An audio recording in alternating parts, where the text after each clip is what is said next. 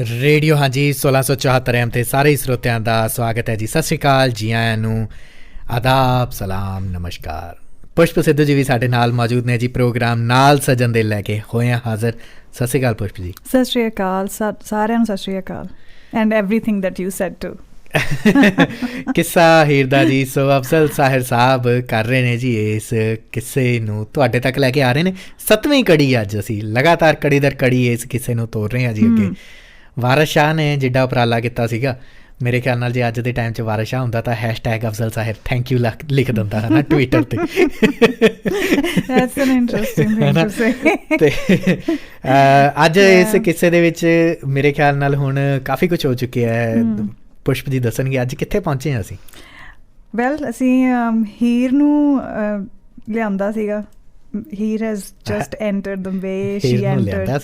ਹਾਂ, ਹੀਰ 'ਚ ਹੀਰ ਆ ਗਈ ਹੈ ਹੁਣ। ਵਾਹ ਜੀ ਵਾਹ। ਪਿਛਲੇ ਹਫ਼ਤੇ ਜੋ ਤਾਰੀਫ ਕੀਤੀ ਸੀਗੀ ਅਫਜ਼ਲ ਸਾਹਿਬ ਨੇ, ਉਸ ਦੇ ਜੋ ਮੈਸੇਜਿਸ ਆਏ ਨੇ, ਉਸ ਤੋਂ ਬਾਅਦ ਜੋ ਪਿਆਰ ਮਿਲਿਆ ਜੀ ਅੱਛਾ ਹੀਰ ਨੂੰ ਜੀ ਨਹੀਂ ਅਫਜ਼ਲ ਸਾਹਿਬ ਨੂੰ, ਔਰ ਵਾਰਿਸ ਸ਼ਾਹ ਦੀ ਇਸ ਲਿਖਤ ਨੂੰ ਇੱਕ ਵਾਰ ਫਿਰ ਤੋਂ ਜ਼ਿੰਦਾ ਕਰ ਦਿੱਤਾ ਜੀ ਅਫਜ਼ਲ ਸਾਹਿਬ ਨੇ। ਰੇਡੀਓ ਦੇ ਉੱਤੇ ਪੰਜਾਬੀ ਦੇ ਵਿੱਚ ਇਸ ਤਰ੍ਹਾਂ ਦਾ ਉੱਦਮ ਕਿਸੇ ਨੇ ਕੀਤਾ ਨਹੀਂ ਹੈਗਾ ਜੀ ਸ਼ਾਇਦ। ਆਈ ਥਿੰਕ ਐਵਰੀ ਟਾਈਮ ਮੈਂ ਜਦੋਂ ਵੀ ਸੋਚਦੀ ਹਾਂ ਇਸ ਬਾਰੇ 'ਚ ਮੈਂ ਰੀਅਲੀ 'ਚ ਆਪਣੇ ਆਪ ਨੂੰ ਲੱਕੀ ਮੰਨਦੀ ਹਾਂ to be a part of this, because ਪਹਿਲੀ ਗੱਲ ਸਾਰ ਸਾਹਿਬ, I mean he's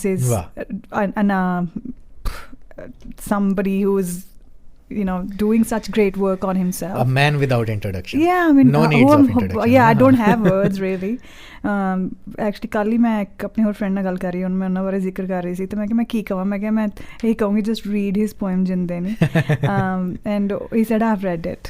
ਐਂਡ ਉਹ ਖੁਦ ਵੀ ਪੋਇਟਰੀ ਕਰਦੇ ਨੇ, ਤਾਂ ਉਹਨਾਂ ਨੇ ਮੈਨੂੰ ਜਦ ਇਹ ਗੱਲ ਕਹੀ like so as like and then ਉਹਨਾਂ ਨੇ ਅੱਗੇ ਫਿਰ ਵਾਰਿਸ ਦੀ ਹੀਰ ਨੂੰ ਪੜ੍ਹਨਾ, ਔਰ ਉਹਦੀ ਮੇਰੇ ਵਾਸਤੇ ਇਟਸ ਲਾਈਕ ਜਿੱਦਾਂ ਉਹ ਜਾਂਦੇ ਆ ਨਾ ਉੱਥੇ ਵਟ ਇਜ਼ ਇਟ ਕਾਲਡ ਜਿਹੜਾ ਮੁਸਲਿਮ ਸਕੂਲ ਹੁੰਦਾ ਹੈ ਜਿੱਥੇ ਮਦਰਸਾ।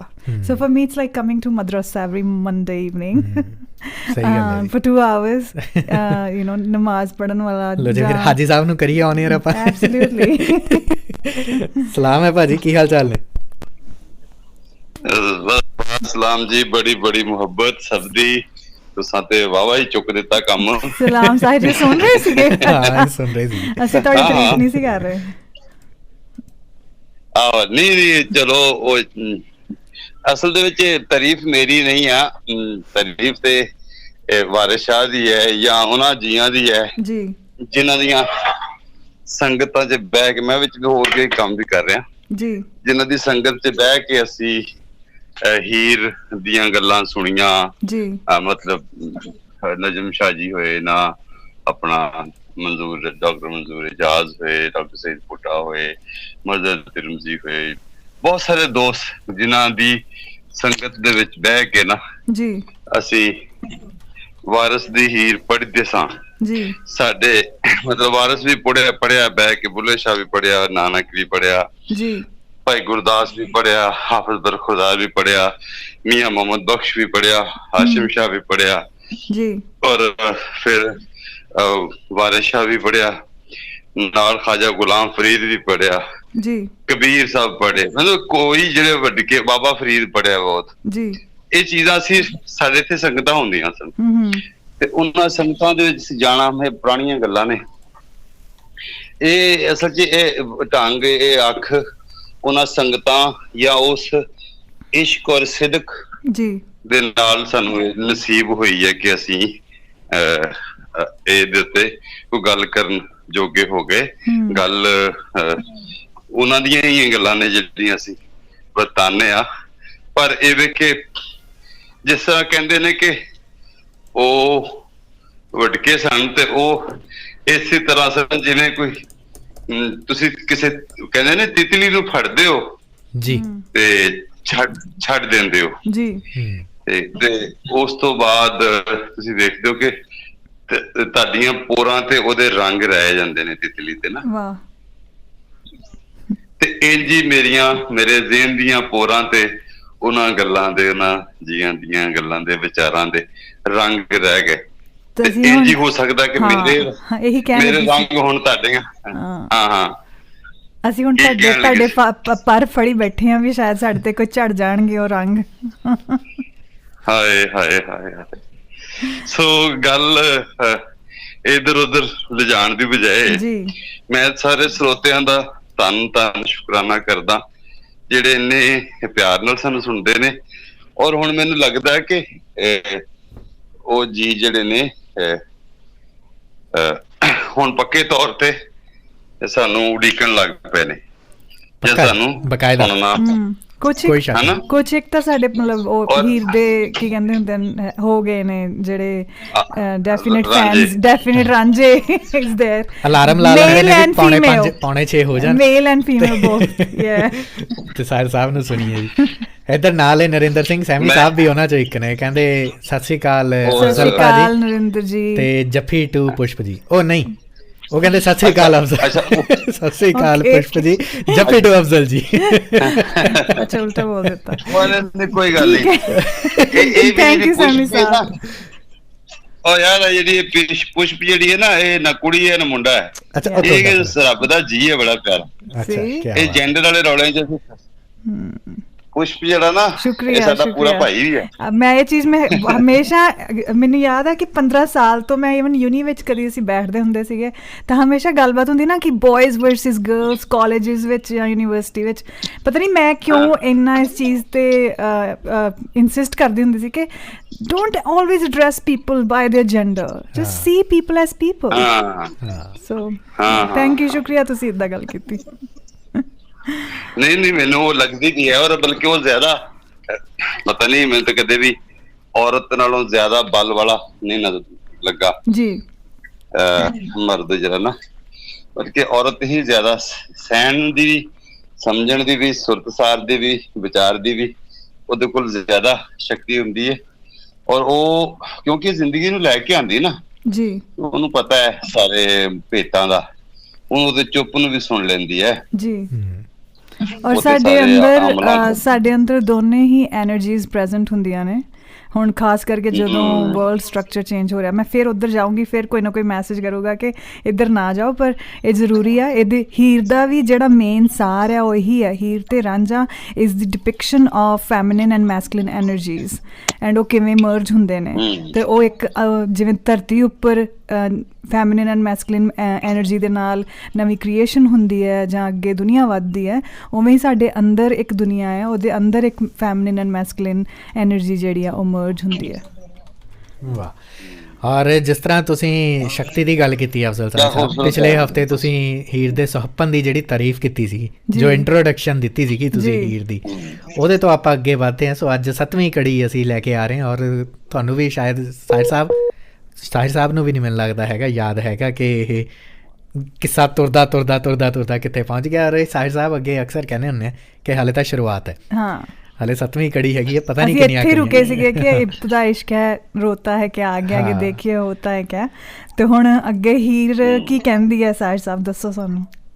ਅੱਗੇ ਹੀਰ ਜਿੱਥੇ ਤੱਕ ਅਸੀਂ ਗੱਲ ਕੀਤੀ ਸੀ ਹੀਰ ਦੇ ਹੁਸਨ ਦੀ, ਉਹ ਭਾਵੇਂ ਸਾਡੀ ਗੱਲ ਥੋੜੀ ਅਧੂਰੀ ਰਹਿ ਗਈ ਸੀ ਜੀ, ਕਿਉਂਕਿ ਉਹ ਕਾਫੀ ਡਿਟੇਲ ਚ ਸੀ। ਔਰ ਜਿਹੜਾ ਹੀਰ ਦੇ ਹੁਸਨ ਦੇ ਨਾਲ ਜਿਹੜੀ ਤਵਾਰੀਖ ਦੇ ਹਵਾਲੇ, ਥਾਵਾਂ ਦੇ ਹਵਾਲੇ, ਉਹ ਮਤਲਬ ਨਕ ਅਲਫ ਹੁਸੈਨੀ ਸੀ, ਜਾਂ ਅਸੀਂ ਉਹ ਵੇਖਿਆ ਸੀ ਚੀਨ ਤੇ ਕਸ਼ਮੀਰ ਦੇ ਦੁਨੀਆ ਦਾ ਨਕਸ਼ਾ ਸੀ ਉਹਦੇ ਤੇ। ਵਾਹ ਕੀ ਬਾਤ ਹੈ। ਹਾਂ, ਪੂਰੀ ਦੁਨੀਆ ਦਾ ਰੰਗ ਉਹਦੇ ਚ ਇੱਕ ਤੋਂ ਇੱਕ ਸ਼ੈ ਜਿਹੜੀ ਨਾ, ਉਹ ਅਗਰ ਉਹਨਾਂ ਦੀ ਮਤਲਬ ਦਲਿਤ ਮਿਸਰੀ ਦੀ ਗੱਲ ਕਰੀਏ ਤੇ ਉਹ ਕਿਹੜੀ ਤਲਵਾਰ ਹੈ ਮਿਸਰ ਦੀ, ਫਿਰ ਕਟਕ ਕੰਧਾਰ ਦੀ ਗੱਲ ਕਰੀਏ ਤੇ ਉਹ ਕਿਹੜਾ ਕਟਕ ਸੀ ਜਿਹੜਾ ਕੰਧਾਰ ਤੋਂ ਨਾਦਰ ਸ਼ਾਹ ਦੇ ਵੈਸੇ ਤੇ ਹਮਲੇ ਵੱਲ ਲੈ ਧਿਆਨ ਹੈ।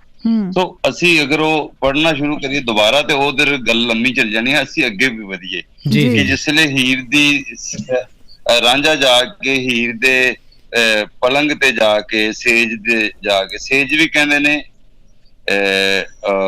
ਔਰ ਪਲੰਗ ਵੀ ਕਿਹਾ, ਜਿੱਥੇ ਸੇਜ ਕਿਹਾ ਪਲੰਗ ਕਿਵੇਂ ਕਿਸ ਗੱਲ ਦੇ ਨਾਲ ਜੋੜ ਕੇ ਕਿਹਾ, ਤੇ ਸੇਜ ਕਦੋਂ ਕਿਹਾ, ਜਦੋਂ ਸੁੰਨੀ ਸੇਜ ਦੀ ਗੱਲ ਹੋਈ ਹੈ ਨਾ, ਉਹ ਉਸ ਵੇਲੇ ਉਹ ਸੇਜ ਨੂੰ ਔਰ ਪਲੰਗ ਨੂੰ ਦੋਵਾਂ ਨੂੰ ਵੱਖੋ ਵੱਖ ਥਾਵਾਂ ਤੇ ਵੱਖ ਵੱਖ ਹਾਲਤਾਂ 'ਚ ਉਹ ਵਰਤਦੇ ਨੇ। ਖੈਰ ਉਹ ਰਾਂਝਾ ਹੁਣ ਪਹਿਲੇ ਤੇ ਜੀ ਘਰੋਂ ਭਾਬੀਆਂ ਤੇ ਭਰਾਵਾਂ ਵੱਲੋਂ ਤੰਗਿਆ ਹੋਇਆ ਮਿਹਣਾ ਖਾ ਕੇ ਹੀਰ ਨੂੰ ਲੈਣ ਟੁਰ ਪਿਆ ਤੇ ਹੀਰ ਵਾਸਤੇ ਰਾਹ 'ਚ ਮੌਲਵੀ ਰਾਤ ਗੁਜ਼ਾਰਦਾ ਮਸੀਤ ਦੇ ਵਿੱਚ, ਉੱਥੇ ਮੌਲਵੀ ਦੇ ਨਾਲ ਜੋ ਧਰਮ ਦਾ ਪੂਰਾ ਮਾਮਲਾ ਹੈ ਉਹਦੇ ਬਾਰੇ ਜਿਹੜੀ ਉਹਦੀ ਸੁਰਤ ਸਾਰ ਹੈ ਉਹ ਵੀ ਇਸ ਵਾਰਿਸ ਸ਼ਾਹ ਉਹ ਸਾਰੀ ਸਾਡੇ ਨਾਲ ਸਾਂਝੀ ਕਰਦੇ ਨੇ। ਉਸ ਤੋਂ ਬਾਅਦ ਮਲਾਹ ਜਿਹੜਾ ਜਿਹਨੇ ਦਰਿਆ ਪਾਰ ਕਰਾਉਣਾ, ਜਿਹਦੇ ਨਾਲ ਟਰਾਂਸਪੋਰਟ ਦਾ ਮਾਮਲਾ ਵੀ ਜੁੜਿਆ, ਪੈਸੇ ਧੇਲੇ ਦਾ ਮਾਮਲਾ ਵੀ ਜੁੜਿਆ।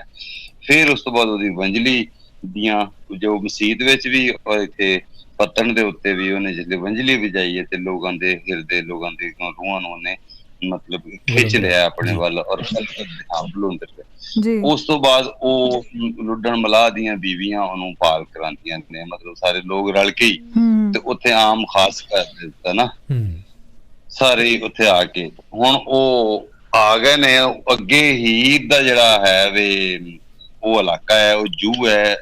ਹੀਰ ਦਾ ਬਾਪ ਜਿਹੜਾ ਉਹ ਉਸ ਇਲਾਕੇ ਦਾ ਚੌਧਰੀ ਹੈ ਤੇ ਮਤਲਬ ਉਹਦੇ ਜੇ ਅਸੀਂ ਗੱਲ ਕਰੀਏ ਕਿ ਵੀ ਉਹ ਕੀ ਸੀਗੇ, ਮਤਲਬ ਜਿਸਲੇ ਹੀ ਉੱਥੇ ਆਈ ਹੈ ਉਹ ਬਾਗ ਦੇ ਵਿੱਚ ਤੇ ਉਹ ਲੈ ਕੇ 60 ਸਹੇਲੀਆਂ, ਹੀਰ ਆਈ ਰੂਪਮਤੜੀ, ਹੀਰ ਲੈ ਕੇ 60 ਸਹੇਲੀਆਂ ਨਾਲ ਆਈ ਹੀਰ ਮਤੜੀ ਰੂਪ ਕੁਮਾਰ ਤੇ ਬੁੱਕ ਮੋਤੀਆਂ ਦੇ ਕੰਨੀ ਚਮਕਦੇ ਸਨ। ਤੁਸੀਂ ਦੇਖੋ ਨਾ ਕਿੰਨੀ ਵਾਰਿਸ ਸ਼ਾਹ ਮੀਆਂ ਜੱਟੀ ਲੋੜ ਲੁੱਟੀ ਭਰੀ ਕਿਬਰ ਹੰਕਾਰ ਤੇ ਮਾਣ ਦੀ ਜੀ ਉਹ ਏਡੀ ਮਤਲਬ ਔਰ ਕਿੱਡੇ ਹੰਕਾਰ ਵਾਲੀ ਔਰ ਜ਼ਾਹਿਰ ਚੌਧਰੀਆਂ ਦੀ ਧੀ ਸ਼ਹਿਜ਼ਾਦੀ ਹੈ।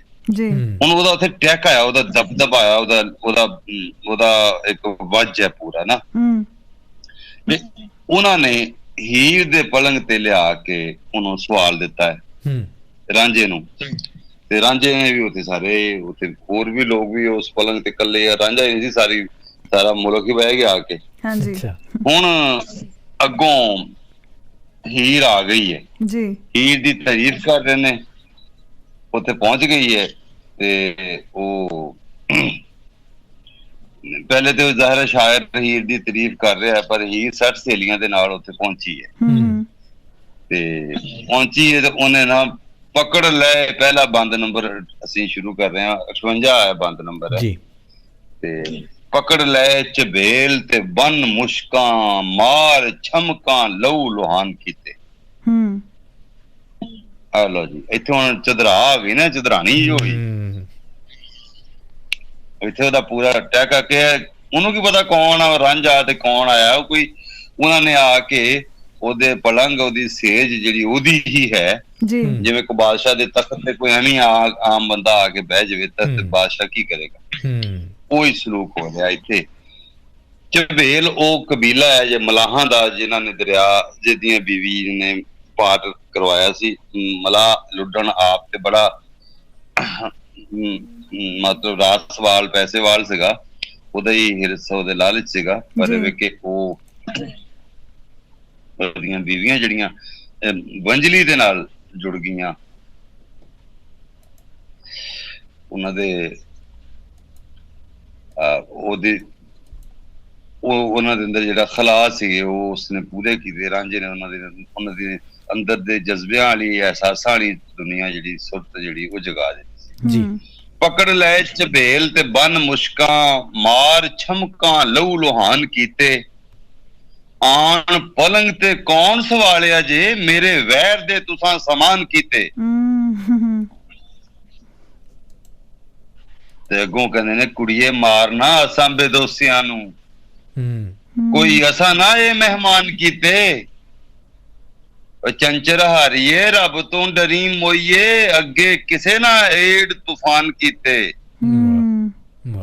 ਇਸ ਇਸ਼ਕ ਦੇ ਨਸ਼ੇ ਨੇ ਨੱਡੀਏ ਨੀ ਵਾਰਿਸ ਸ਼ਾਹ ਹੋਰੀ ਪਰੇਸ਼ਾਨ ਕੀਤੇ। ਕਿਆ ਬਾਤ ਹੈ, ਵਾਹ ਵਾਹ ਵਾਹ।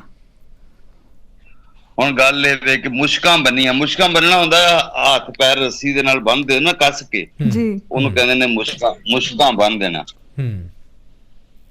ਤੇ ਬੇਦੋਸੀਆਂ ਨੂੰ ਉਹਨਾਂ ਨੇ ਮਤਲਬ ਇਹਦੇ ਵਿੱਚ ਗੱਲ ਸਿੱਧੀ ਹੈ ਕਿ ਹੀਰ ਨੇ ਜਿਹੜਾ ਮਲਾਹ ਨੇ, ਜਿਹੜੇ ਝਬੇਲ ਨੇ ਜਿਹੜੇ ਮਤਲਬ ਮਜ਼ਦੂਰ ਮਾਤੜ ਜਾਤੀ ਦੇ ਬੰਦੇ ਨੇ, ਮਿਹਨਤੀ ਮੇਲ ਦੇ ਬੰਦੇ ਨੇ, ਤਬਕੇ ਦੇ, ਕਾਸ ਦੇ, ਉਹਨਾਂ ਦੇ ਹੱਥ ਪੈਰ ਰੱਸੀ ਨਾਲ ਬੰਨ ਦਿੱਤੇ ਨੇ ਤੇ ਛਮਕਾਂ ਜਿਹੜੀਆਂ ਦਰਖਤ ਦੀਆਂ ਉਹ ਹੁੰਦੀਆਂ ਨੇ ਲਚਕ ਵਾਲੀਆਂ ਜਿਹੜੀਆਂ ਤੋੜੀਆਂ ਹੋਈਆਂ ਟਾਹਣੀਆਂ ਨਹੀਂ ਹੁੰਦੀਆਂ ਜੀ ਜੀ ਜੀ, ਉਹ ਉਹਨਾਂ ਨੂੰ ਛਮਕਾਂ ਕਹਿੰਦੇ ਨੇ, ਜਿਵੇਂ ਤੂਤ ਦੀਆਂ ਛਮਕਾਂ ਹੁੰਦੀਆਂ ਵੱਡੀਆਂ। ਜੀ ਜੀ ਜੀ। ਨਹੀਂ ਛਾਂਟੇ ਦੇ ਵਿੱਚ ਤੇ ਉਹ ਚਮੜਾ ਵੀ ਆ ਜਾਏਗਾ, ਲੇਕਿਨ ਇਹ ਕਿ ਇਹਦੇ ਵਿੱਚ ਛਮਕ ਹੀ ਆ, ਲੰਮੀ ਪਤਲੀ ਲਚਕੀਲੀ ਇੱਕ ਸੋਟੀ ਕਹਿ ਲੋ ਜੀ। ਪਕੜ ਲੈ ਝਬੇਲ ਤੇ ਬੰਨ ਮੁਸ਼ਕਾਂ, ਮਾਰ ਛਮਕਾਂ ਲਹੂ ਲੁਹਾਨ ਕੀਤੇ, ਆਣ ਪਲੰਗ ਤੇ ਕੌਣ ਸਵਾਲਿਆ ਜੇ, ਮੇਰੇ ਵੈਰ ਦੇ ਤੁਸਾਂ ਸਮਾਨ ਕੀਤੇ। ਅੱਗੋਂ ਉਹ ਕਹਿੰਦੇ ਨੇ ਕੁੜੀਏ ਮਾਰਨਾ ਅਸਾਂ ਬਿਦੋਸਿਆਂ ਨੂੰ, ਕੋਈ ਅਸਾਂ ਨਾ ਇਹ ਮਹਿਮਾਨ ਕੀਤੇ, ਚੰਚਰ ਹਾਰੀਏ ਰੱਬ ਤੋਂ ਡਰੀ ਮੋਈਏ, ਅੱਗੇ ਕਿਸੇ ਨਾ ਏਡ ਤੂਫਾਨ ਕੀਤੇ, ਇਸ ਇਸ਼ਕ ਦੇ ਨਸ਼ੇ ਨੇ ਨੱਡੀਏ ਨੀ ਵਾਰੇ ਸ਼ਾਹ ਹੋਰੀ ਪਰੇਸ਼ਾਨ ਕੀਤੇ। ਵਾਹ। ਹੁਣ ਸਿੱਧੀ ਜਿਹੜੀ ਗੱਲ ਉਹ ਇਹ ਹੈ ਕਿ ਤੁਸੀਂ ਮੇਰੇ ਨਾਲ ਦੁਸ਼ਮਣ, ਸਾਡੇ ਹੀਰ ਨੇ ਪੁੱਛਿਆ ਕਿ ਤੁਸੀਂ ਮੇਰੇ ਵੈਰ ਦੇ ਸਮਾਨ ਕਰ ਲਏ, ਤੁਸੀਂ ਕਿਹਨੂੰ ਲਿਆ ਕੇ ਮੇਰੇ ਪਲੰਗ ਤੇ ਸਵਾਲ ਦਿੱਤਾ ਜੇ। ਤੇ ਮਲਾਹਾਂ ਨੇ ਅੱਗੋਂ ਕਿਹਾ ਕੁੜੀਏ ਸਾਨੂੰ ਬੇਗੁਨਾਹਾਂ ਨੂੰ ਨਾ ਮਾਰ, ਕਿਉਂ ਜੇ ਅਸੀਂ ਇਸ ਨੂੰ ਇਸ ਪਲੰਗ ਤੇ ਅਸੀਂ ਨਹੀਂ ਇਹ ਸਵਾਲਿਆ ਜੀ, ਸਾਡੇ ਸਿਰ ਨਾ ਪਏ ਆਪ ਹੀ ਪਿਆ ਜੇ ਆ ਕੇ। ਤੇ ਤੂੰ ਬੜੀ ਇੱਕ ਚੰਚਰ ਹਾਰੀਆਂ ਜਿਹੜੀਆਂ ਬੜੀਆਂ ਸ਼ੌਕ ਜੀਆਂ ਚੁਲਬਲੀਆਂ ਜੀਆਂ ਕੁੜੀਆਂ ਹੁੰਦੀਆਂ ਨੇ, ਉਹਨੂੰ ਕਿਹਾ ਚੰਚਰ ਹਾਰੀਏ ਰੱਬ ਤੋਂ ਡਰੀ ਮੋਈਏ, ਮੈਂ ਜਿਹੜੀ ਬੜੀ ਸ਼ੌਕੀ ਹੁੰਦੀ ਹੈ, ਰੱਬ ਤੋਂ ਡਰੀ ਮੋਈਏ, ਅੱਗੇ ਕਿਸੇ ਨਾ ਏੜ ਤੂਫਾਨ ਕੀਤੇ, ਕਿ ਤੇਰੇ ਤੋਂ ਪਹਿਲਾਂ ਕਦੀ ਕਿਸੇ ਨੇ ਐਡਾ ਤੂਫਾਨ ਨਹੀਂ ਸੀ ਚੁੱਕਿਆ ਜੀ, ਅਸਮਾਨ ਨਹੀਂ ਸੀ ਸਿਰ ਤੇ ਚੁੱਕ ਲਿਆ, ਐਡੀ ਕਿਹੜੀ ਹੋ ਗਈ ਹੈ ਤੂੰ, ਮਤਲਬ ਰੱਬ ਤੋਂ ਡਰ ਤੂੰ ਜੀ।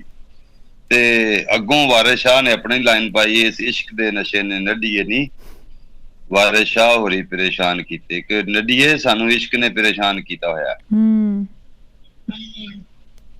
ਸੋ ਇਸ ਮਤਲਬ ਪਲ ਤੱਕ ਹਾਲੇ ਹੀਰ ਤੇ ਇਸ਼ਕ ਜ਼ਾਹਿਰ ਨਹੀਂ ਹੋਇਆ, ਅਜੇ ਤੇ ਪਤਾ ਨਹੀਂ ਉਹ ਰਾਂਝਾ ਹੈ ਕਿ ਨਹੀਂ, ਅਜੇ ਤੇ ਕੋਈ ਬੰਦਾ ਹੈ ਜਿਹਨੂੰ ਲਿਆ ਕੇ ਜਿਹੜਾ ਉਹਦੀ ਸੇਜ ਤੇ ਉਹਦੇ ਪਲੰਗ ਤੇ ਆ ਕੇ ਪੈ ਗਿਆ ਜੀ, ਉਹਦੇ ਬਾਗ 'ਚ, ਉਹਦੀ ਜੂਹ 'ਚ, ਉਹਦੇ ਇਲਾਕੇ 'ਚ, ਉਹਦੇ ਬਾਪ ਦੀ ਚੌਧਰ ਦੇ ਵਿੱਚ, ਉਹਦੀਆਂ ਜ਼ਮੀਨਾਂ 'ਚ, ਬਿਲਕੁਲ ਬਿਲਕੁਲ। ਤੇ ਹੁਣ ਉਹ ਰਾਂਝੇ ਉਹਦੀ ਉੱਥੇ ਪੈ ਗਏ ਨੇ। ਤੇ ਇੱਥੇ ਹੁਣ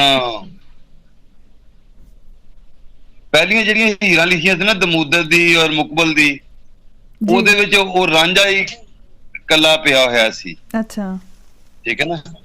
ਇੱਥੇ ਤੇ ਉਹ ਮਤਲਬ ਉਹਨੇ ਉਹ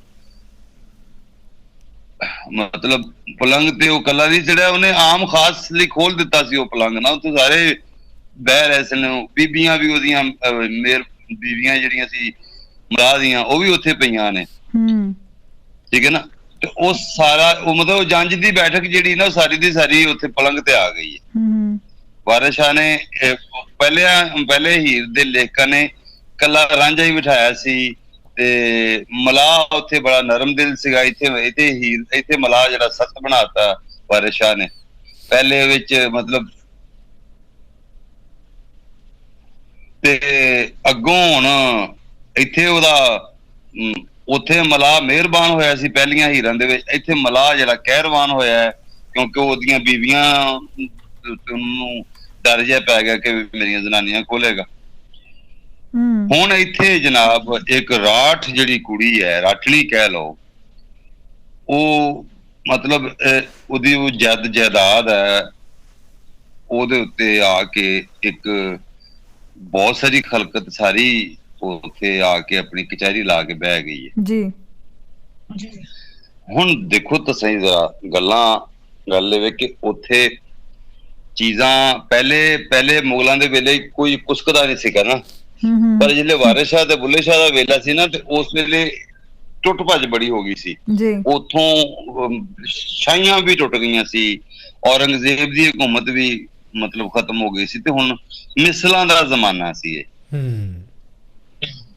ਠੀਕ ਹੈ ਨਾ। ਇਹ ਉੱਥੇ ਜਿਹੜੀ ਇੱਕ ਚੜ੍ਹਤ ਸੀ ਨਾ ਮੁਗਲ ਸ਼ਾਹੀ ਦੀ, ਜ਼ਗੀਰਦਾਰੀ ਤਬਕੇ ਦੀ, ਉਹ ਮਤਲਬ ਉਹ ਵਧਣਾ ਫੁੱਲਣਾ ਸ਼ੁਰੂ ਹੋ ਗਈ ਸੀ। ਜਿਹੜੀ ਫਿਊਡਲ ਸਨ, ਜਿਹੜੇ ਮੁਗਲਾਂ ਦਾ ਜਿਹੜਾ ਹਾਕਮ ਮੇਲ ਸੀ, ਉਹ ਪੰਜਾਬ 'ਚ ਉਸ ਵੇਲੇ ਮੁੱਕ ਰਿਹਾ ਸੀ ਜੀ, ਤੇ ਉਹਦੀ ਥਾਂ ਜਿਹੜੀ ਛੋਟੀ ਛੋਟੀ ਜਟਾਲੀ ਹੈ, ਇਹ ਨਵੇਂ ਹਾਕਮ ਬਣ ਰਹੇ ਸਨ, ਨਵੀਆਂ ਮਿਸਲਾਂ ਵੜ ਰਹੀਆਂ ਸਨ। ਵਾਰਿਸ ਸ਼ਾਹ ਦੇ ਬੁੱਲੇ ਸ਼ਾਹ ਦੇ ਵੇਲੇ 'ਚ ਅਸਲ 'ਚ ਇਹ ਜੱਟ ਲੋਕ ਜਿਹੜੇ ਨੇ ਉਹ ਹਾਕਮ ਬਣ ਗਏ ਸਨ। ਇਹਦਾ ਪਿਓ ਵੀ ਜੱਟ ਹੀ ਸੀਗਾ, ਇਹਦਾ ਰਾਂਝੇ ਦਾ ਪਿਓ ਵੀ ਇੱਕ ਚੌਧਰੀ ਸੀ, ਇਹਦੀ ਜਟਾਲੀ ਸੀ, ਇਹਦੀ ਵੀ ਚੌਧਰ ਸੀ, ਉਹ ਪੂਰੀ ਪਾਂਦ ਵਾਲਾ ਸੀ, ਉੱਥੇ ਉਹਦੀ ਪਰੇ ਪੰਚਾਇਤ ਦਾ ਉਹ ਮੋਰੀ ਸੀ। ਇੱਥੇ ਇਹ ਕੈਟੇਗਰੀਆਂ ਵੀ ਨੇ, ਸੱਥੀ ਦੀਆਂ ਵੀ, ਕੱਥੀ ਦੀਆਂ ਵੀ, ਫਿਰ ਚੌਧਰ ਦੀਆਂ ਵੀ, ਫਿਰ ਪੰਚਾਇਤ ਦੀਆਂ, ਉਹ ਪੂਰੇ ਜਿਹੜੇ ਗ੍ਰੇਡ ਨੇ ਨਾ ਉਹ ਵੀ ਬਣ ਰਹੇ ਸਨ, ਚੁਧਰਾਵਾਂ ਫੈਸਲੇ ਕਰਦੀਆਂ ਸਨ, ਇਲਾਕੇ ਮੱਲੇ ਹੋਏ ਸਨ। ਤੇ ਹੁਣ ਇਹ ਨਵਾਂ ਇੱਕ ਹਾਕਮ ਮੇਲ ਜਿਹੜਾ ਨਾ ਉਹ ਉੱਭਰ ਰਿਹਾ ਸੀ, ਤੇ ਉਹਦੇ ਵਿੱਚ ਉਸ ਹਾਕਮੀ ਦੇ ਮੇਲ ਦੇ ਵਿੱਚ ਹੀਰ ਦਾ ਪਿਓ ਵੀ ਸੀ ਇੱਕ। ਅੱਛਾ। ਤੇ ਹਾਂ, ਤੇ ਉਹ ਰਾਂਝੇ ਦਾ ਪਿਓ ਵੀ ਸੀ, ਲੇਕਿਨ ਰਾਂਝੇ ਦੇ ਪਿਓ ਮਰਨ ਤੋਂ ਬਾਅਦ ਵੰਡੀਆਂ ਪੈ ਗਈਆਂ ਤੇ ਉੱਤੇ ਦੀ ਚੌਧਰ ਦੀ ਹੋਰ ਸ਼ਕਲ ਬਣ ਗਈ। ਚਲੋ ਖੈਰ, ਗੱਲ ਇਹ ਵੇ ਕਿ ਉਹ ਹੁਣ ਆ ਗਏ ਨੇ ਇੱਥੇ, ਰਾਂਝੇ ਹੋਰੀ ਹੁਣ ਅਗਲੇ ਇੱਕ ਬੜੀਆਂ ਸੈਨਤਾ ਨੇ ਕਿ ਇਸ਼ਕ ਦਾ ਵੀ ਮਾਮਲਾ ਹੈ, ਉਹਨੇ ਪਰੇਸ਼ਾਨ ਕੀਤਾ ਹੈ, ਉਹ ਕਿਤੇ ਤੁਰਿਆ ਹੋਇਆ ਅੰਦਰ। ਇਸ਼ਕ ਸਾਰਿਆਂ ਦੇ ਅੰਦਰ ਵਗ ਰਿਹਾ ਇਸ ਵੇਲੇ ਨਾ, ਜਿੱਥੇ ਜਿਹੜੇ ਰਾਂਝੇ ਦੇ ਆਲੇ ਦੁਆਲੇ ਆ, ਸਿਦਕ ਵੀ ਵਗ ਰਿਹਾ, ਸੁਰਤ ਵੀ ਵਗ ਰਹੀ ਹੈ, ਜਿਹੜੀ ਸਾਂਝ ਵੀ ਬਣ ਗਈ ਹੈ, ਸਾਰੇ ਇੱਕ ਦੂਸਰੇ ਨਾਲ ਰਸ ਮਸ ਗਏ ਹੋਏ ਨੇ। ਤੇ ਉਸ ਹਾਲਤ ਦੇ ਵਿੱਚ ਉਹਨਾਂ ਦਾ ਇੱਕ ਉੱਥੇ ਉਤੋਂ ਹੀਰ ਆ ਜਾਂਦੀ ਹੈ ਤੇ ਅੱਗੋਂ ਅਗਲਾ ਬੰਦ ਹੈ, ਜੌਣੀ ਕਮਲੀ ਰਾਜ ਹੈ ਚੂਚਕੇ ਦਾ, ਐਵੇਂ ਕਿਸੇ ਦੀ ਕੀ ਪਰਵਾਹ ਮੈਨੂੰ, ਮੈਂ ਤੇ ਧਰੂ ਕੇ ਪਲੰਗ ਤੋਂ ਚਾ ਸਟਾਂ, ਆਇਆ ਕਿਧਰੋਂ ਇਹ ਬਾਦਸ਼ਾਹ ਮੈਨੂੰ। ਨਾਡੂ ਸ਼ਾਹ ਦਾ ਪੁੱਤ ਕੇ ਸ਼ੇਰ ਹਾਥੀ, ਪਾਸ ਢੁਕਿਆਂ ਲੈ ਗਿਆ ਢਾ ਮੈਨੂੰ, ਨਾ ਹੀ ਪਲੰਗ ਤੇ ਇਸ ਨੂੰ ਟਿਕਣ ਦੇਣਾ, ਲਾ ਰਹੇਗਾ ਲੱਖ ਜੇ ਵਾਹ ਮੈਨੂੰ। ਇਹ ਬੋਦਲਾ ਪੀਰ ਬਗਦਾਦ ਗੁੱਗਾ ਮੇਲੇ ਆਣ ਬੈਠਾ ਵਾਰਿਸ ਸ਼ਾਹ ਮੈਨੂੰ। ਅੱਛਾ, ਮੈਨੂੰ ਨਾ ਇਹ ਜੇ ਕਰਦਾ ਮੇਰਾ, ਚਲੋ ਇਹ ਬੰਦ ਖੋਲ ਕੇ ਨਾ ਫਿਰ ਮੈਨੂੰ ਜ਼ਰਾ ਮੈਂ ਚਾਹ ਦਾ ਘੁੱਟ ਲਾਵਾਂਗਾ ਤੇ ਫਿਰ ਜ਼ਰਾ ਪਕਾਂਗਾ। ਤੇ ਕਿਉਂਕਿ ਮੈਂ ਅਜੇ ਉੱਠਿਆ ਤੇ ਅਜੇ ਮੇਰੇ ਅੱਜ ਬਟਨੀ ਜੇ ਨਿਕਲੇ, ਮੈਨੂੰ ਪ੍ਰਾਹੁਣਿਆਂ ਦਾ ਮੈਂ ਸਾਰੀ ਰਾਤ ਦਾ ਜਗਰਾਤਾ ਵੀ ਹੈ। ਅੱਛਾ, ਉਹ ਜੌਣੀ ਕਮਲੀ ਰਾਤ ਹੈ ਰਾਜ ਹੈ ਚੂਚਕੇ ਦਾ, ਐਵੇਂ ਕਿਸੇ ਦੀ ਕੀ ਪਰਵਾਹ ਮੈਨੂੰ। ਉਹ ਕਹਿੰਦੇ ਨੇ ਕਿ ਤੂੰ ਏਡੀ ਰੱਬ ਦਾ ਕਹਿ ਨਾ ਕਹਿਦਾ, ਤੂੰ ਕਹਿਰ ਨਾ ਕਦੇ ਤੂਫਾਨ ਨਹੀਂ ਕੀਤਾ, ਤੇ ਤੂੰ ਕਿਉਂ ਇਹ ਪਈ ਕਰਦੀ ਐ ਹੀਰੇ ਜੀ। ਉਹ ਹੁਣ ਦਾਰਾ ਕੋ ਕਾਵੜ ਖਾ ਗਈ ਹੈ। ਉਹ ਜੌਣੀ ਜਿਹੜੀ ਨਾ, ਜੌਣੀ ਕਮਲੀ, ਜੌਣੀ ਵੈਸੇ ਤੇ ਇੱਕ ਜਿਹੜੀ ਬਹੁਤ ਤੇਜ਼ ਨੱਸਦੀ ਘੋੜੀ ਹੁੰਦੀ ਉਹਨੂੰ ਕਹਿੰਦੇ ਨੇ। ਅੱਛਾ। ਜੌਣੀ ਕਮਲੀ ਰਾਜ ਹੈ ਚੂਚਕੇ ਦਾ। ਚੂਚਕ ਕੌਣ ਹੈ ਭਲਾ? ਚੂਚਕ ਉਹਦਾ ਚਾਚਾ ਸੀ ਨਾ, ਹੀਰ ਦੇ ਬਾਪ। ਨਹੀਂ ਬਾਪ, ਉਹ ਪਿਓ ਸੀ। ਹਾਂ, ਚੂਚਕ ਹੀਰ ਦੇ ਬਾਪ ਦਾ ਨਾਮ ਚੂਚਕ ਆ, ਉਹਦਾ ਰਾਜ ਹੈ। ਉਹਦਾ ਚਾਚਾ ਉਹ ਕੈਦੋ ਹੈ। ਕੈਦੋ, ਸੌਰੀ, ਚੂਚਕ, ਠੀਕ। ਅੱਛਾ, ਉਹ ਹੁਣ ਇਹ ਹੁਣ ਚੂਚਕੇ ਦਾ ਜਿਹੜਾ ਰਾਜ ਹੈ ਜੀ, ਜੌਣੀ ਕਮਲੀ ਰਾਜ ਹੈ ਚੂਚਕੇ ਦਾ, ਐਵੇਂ ਕਿਸੇ ਦੀ ਕੀ ਪਰਵਾਹ ਮੈਨੂੰ, ਮੈਂ ਆਪਣੀ ਮਸਤੀ 'ਚ ਰਵਾਂ, ਮੈਨੂੰ ਕੀ, ਮੇਰੇ ਤੇ ਚੂਚਕ ਦੇ ਰਾਜ ਦੀਆਂ ਦੇ ਵਿੱਚ ਆ, ਤੇ ਮੈਂ ਤਾਂ ਧਰੂ ਕੇ ਪਲੰਗ ਤੋਂ ਚਾ ਸੁੱਟਾਂ, ਇਹ ਕਿਧਰ ਆਇਆ ਕਿਧਰੋਂ ਇਹ ਬਾਦਸ਼ਾਹ ਮੈਨੂੰ ਜੀ। ਮਤਲਬ ਇਹ ਵੇ ਸਿੱਧਾ ਤੇ ਹੈ ਕਿ ਮੈਂ, ਮੇਰੀ ਜਵਾਨੀ ਜਿਹੜੀ ਹੈ, ਮੇਰਾ ਜਿਹੜਾ ਜੋਬਨ ਹੈ, ਜੌਣੀ ਕਮਲੀ ਹੈ, ਇਹ ਜਵਾਨੀ ਵੀ ਕਮਲੀ ਹੈ, ਇਹ ਮਤਲਬ ਉਹਦੀ ਜਵਾਨੀ ਇੱਕ ਤ੍ਰਿਖੀ ਘੋੜੀ ਵਾਂਗੂ ਹੈ, ਤੇ ਮੁਲਕ ਵਿੱਚ ਮੇਰੇ ਪਿਓ ਚੂਚਕੇ ਦਾ ਰਾਜਾ ਹੈ, ਇਸ ਲਈ ਮੈਨੂੰ ਕਿਸੇ ਦੀ ਪਰਵਾਹ ਨਹੀਂ ਹੈ, ਤੇ ਮੈਂ ਤੇ ਇਹਨੂੰ ਖਿੱਚ ਕੇ ਪਲੰਗ ਤੋਂ ਲਾ ਸੁੱਟਣਾ। ਇਹ ਕਿਹੜਾ ਕੋਈ ਬਾਦਸ਼ਾਹ ਹੈ ਜਿਹੜਾ ਮੇਰੇ ਲਈ ਲਿਆ ਕੇ ਤੁਸੀਂ ਬਾਹ ਛੜਿਆ ਜੇ ਮੈਂ ਇੱਥੇ ਆ ਗਿਆ? ਕਿਹੜਾ ਕੋਈ ਨਾਡੂ ਸ਼ਾਹ ਦਾ ਪੁੱਤ ਹੈ ਜੀ? ਹੈ ਨਾਡੂ ਸ਼ਾਹ ਦਾ ਪੁੱਤ ਹੈ, ਕਹਿੰਦਾ ਨਾਡੂ ਸ਼ਾਹ ਦਾ ਪੁੱਤ ਕੇ ਸ਼ੇਰ ਹਾਥੀ, ਪਾਸ ਢੁਕਿਆਂ ਲੈ ਗਿਆ ਢਾ ਮੈਨੂੰ। ਹੁਣ ਤੁਸੀਂ, ਅੱਛਾ, ਇਹ ਨਾਡੂ ਸ਼ਾਹ ਕੌਣ ਹੈ? ਮੈਂ ਤਾਂ ਸੁਣਿਆ ਜਦੋਂ ਕਹਿੰਦੇ ਨਾ ਨਾਡੂ ਖਾਂ ਸਮਥਿੰਗ, ਨਹੀਂ, Is that the हाँ same नाडू name? खां है ना, ਨਾਡੂ ਖਾਂ ਕਬੱਡੀ आम सुनते हैं ना, ਕੁਸ਼ਤੀ ਦਾ ਬੜਾ ਮਸ਼ਹੂਰ ਖਿਡਾਰੀ ऐसा ਸੀ। तो ऐसा तो ਇੱਕ ਉਹ ਕਹਿੰਦੇ नहीं नहीं ਤੂੰ नाडू ਕੀ ਸਮਝਦਾ ਆਪਣੇ ਆਪ ਨੂੰ ਨਾਡੂ ਖਾਨ? नाडू शाह ਇਹ हाँ, ਨਾਡੂ नाडू ਸ਼ਾਹ। शाह ਨਾਡੂ ਸ਼ਾਹ नाडू खां भी चल रहा है, नाडू शाह भी चल रहा है, लेकिन नाडू शाह बेसिकली है। नाडू शाह जी पंजाब का एक मशहूर सुनियारा सी। ਅੱਛਾ ਜੀ। हाँ जी, जेड़े मतलब धन दौलत ते गुरूर दी एक मिसाल बन गया। ਰਾਈਟ। ਤੇ ਇੱਕ ਪਾਸੇ ਇਹ ਵੀ ਕਿਹਾ ਜਾਂਦਾ ਸੀ ਕਿ ਵੀ ਉਹ ਗੁਜਰਾਤ ਸ਼ਹਿਰ ਦਾ ਇੱਕ ਗੁਰੂਰਿਆ ਹੋਇਆ ਫਕੀਰ ਸੀ, ਜਿਸ ਨੂੰ ਸ਼ਹਿਨशाह ਹਮਾਯੂੰ ਨੇ ਮਰਗਟ ਦਾ ਇੱਕ ਦਰੋਗਾ ਬਣਾਇਆ ਜੀ। ਮਤਲਬ ਮਰਗਟ ਦਾ ਹੁੰਦਾ ਕਿ ਉਹਦੀ ਇਜਾਜ਼ਤ ਤੋਂ ਬਿਨਾ ਜਿਹੜਾ ਮਰਗਟ ਦੇ ਉੱਤੇ ਕੋਈ ਮੁਰਦਾ ਨਹੀਂ ਸੀ ਸਾੜਿਆ ਜਾਂਦਾ। ਤੇ ਇਹ ਮਜ਼ਹਬੀ ਜਿਹੜੀ ਨਫ਼ਰਤ ਭਾਰੋਂ ਨਾ ਲੋਕਾਂ ਨੂੰ ਬੜਾ ਤੰਗ ਕਰਦਾ ਸੀ ਜੀ। ਇੱਕ ਇਹ ਹੈ, ਅੱਗੋਂ ਹੈ ਕਿ ਉਹ ਕਹਿੰਦੀ ਹੈ ਕਿ ਮੈਂ ਇਹ ਕੋਈ ਨਾਡੂ ਸ਼ਾਹ ਦਾ ਪੁੱਤ ਹੈ ਜਾਂ ਸ਼ੇਰ ਹੈ ਜਾਂ ਹਾਥੀ, ਜੇ ਮੈਨੂੰ ਲਾਗੇ ਜਾਣ ਤੇ ਢਾ ਲਏਗਾ। ਹਾਂਜੀ। ਨਾ ਹੀ ਪਲੰਗ ਤੇ ਇਸ ਨੂੰ ਟਿਕਣ ਦੇਣਾ, ਲਾ ਰਹੇਗਾ ਲੱਖ ਜੇ ਵਾਹ ਮੈਨੂੰ। ਕਹਿੰਦੀ ਮੈਂ ਤੇ ਇਹਨੂੰ ਨਹੀਂ ਟਿਕਣ ਦਿੰਦੀ ਇੱਥੇ, ਇਹ ਭਾਵੇਂ ਜਿੰਨੀਆਂ ਮਰਜ਼ੀ ਮੇਰੇ ਮਿੰਤਾਂ ਤਰਲੇ ਕਰ ਲੈ, ਮੈਂ ਇਹਨੂੰ ਇਸ ਪਲੰਗ ਤੇ ਟਿਕਣ ਨਹੀਂ ਦੇਣਾ। ਹਾਂਜੀ। ਤੇ ਅੱਗੇ ਕੀ ਹੈ, ਇਹ ਬੋਦਲਾ ਪੀਰ ਬਗਦਾਦ ਗੁੱਗਾ ਮੇਲੇ ਆਣ ਬੈਠਾ ਵਾਰੇ ਸ਼ਾਹ ਮੈਨੂੰ। ਇਹ ਹੁਣ ਇਹ ਕਿਹੜਾ ਬੋਦਲਾ ਪੀਰ ਹੈ? ਬੋਦਲੇ ਇੱਥੇ ਨਾ ਸਾਡੇ ਸਾਹੀਵਾਲ ਦੇ ਕੋਲ ਬੜੇ ਮਸ਼ਹੂਰ ਪੀਰ ਨੇ। ਅੱਛਾ ਜੀ।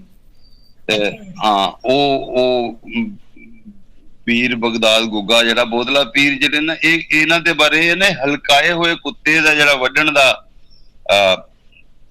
ਦਮ ਕਰਨ ਲਈ ਬੜੇ ਮਸ਼ਹੂਰ ਸਨ। ਅੱਛਾ ਜੀ। ਪੀਰ ਬਗਦਾਦ ਤੋਂ ਮੁਰਾਦ ਤੇ ਉਹ ਵੀ ਹੋ ਸਕਦਾ ਨਾ ਜਿਹੜਾ ਅਬਦੁਲ ਕਾਦਰ ਜਿਲਾਨੀ 11ਵੀਂ ਵਾਲਾ ਇੱਕ ਪੀਰ ਹੈ ਜੀ, ਬਗਦਾਦ ਦਾ ਸੀ। ਅੱਛਾ। ਉਹ ਅਹਿਲੇ ਸੁਨਨਤ ਦਾ ਸਮਝੋ ਕਿ ਮੋਢੀ ਸੀ। ਉਹਨਾਂ ਬਾਰੇ ਮਸ਼ਹੂਰ ਸੀ ਕਿ ਉਹ 12 ਸਾਲਾਂ ਦਾ ਡੁੱਬੀ ਹੋਈ ਬੇੜੀ ਉਸਨੇ ਤਾਰ ਦਿੱਤੀ ਸੀ। ਅੱਛਾ। ਮਤਲਬ ਇਹ ਗੱਲਾਂ ਅਬਦੁਲ ਕਾਦਰ ਜਿਲਾਨੀ ਬਾਰੇ ਮਸ਼ਹੂਰ ਹੈ ਕਿ ਉਹ ਬੜੀ ਕਰਨੀ ਵਾਲਾ ਸੀ।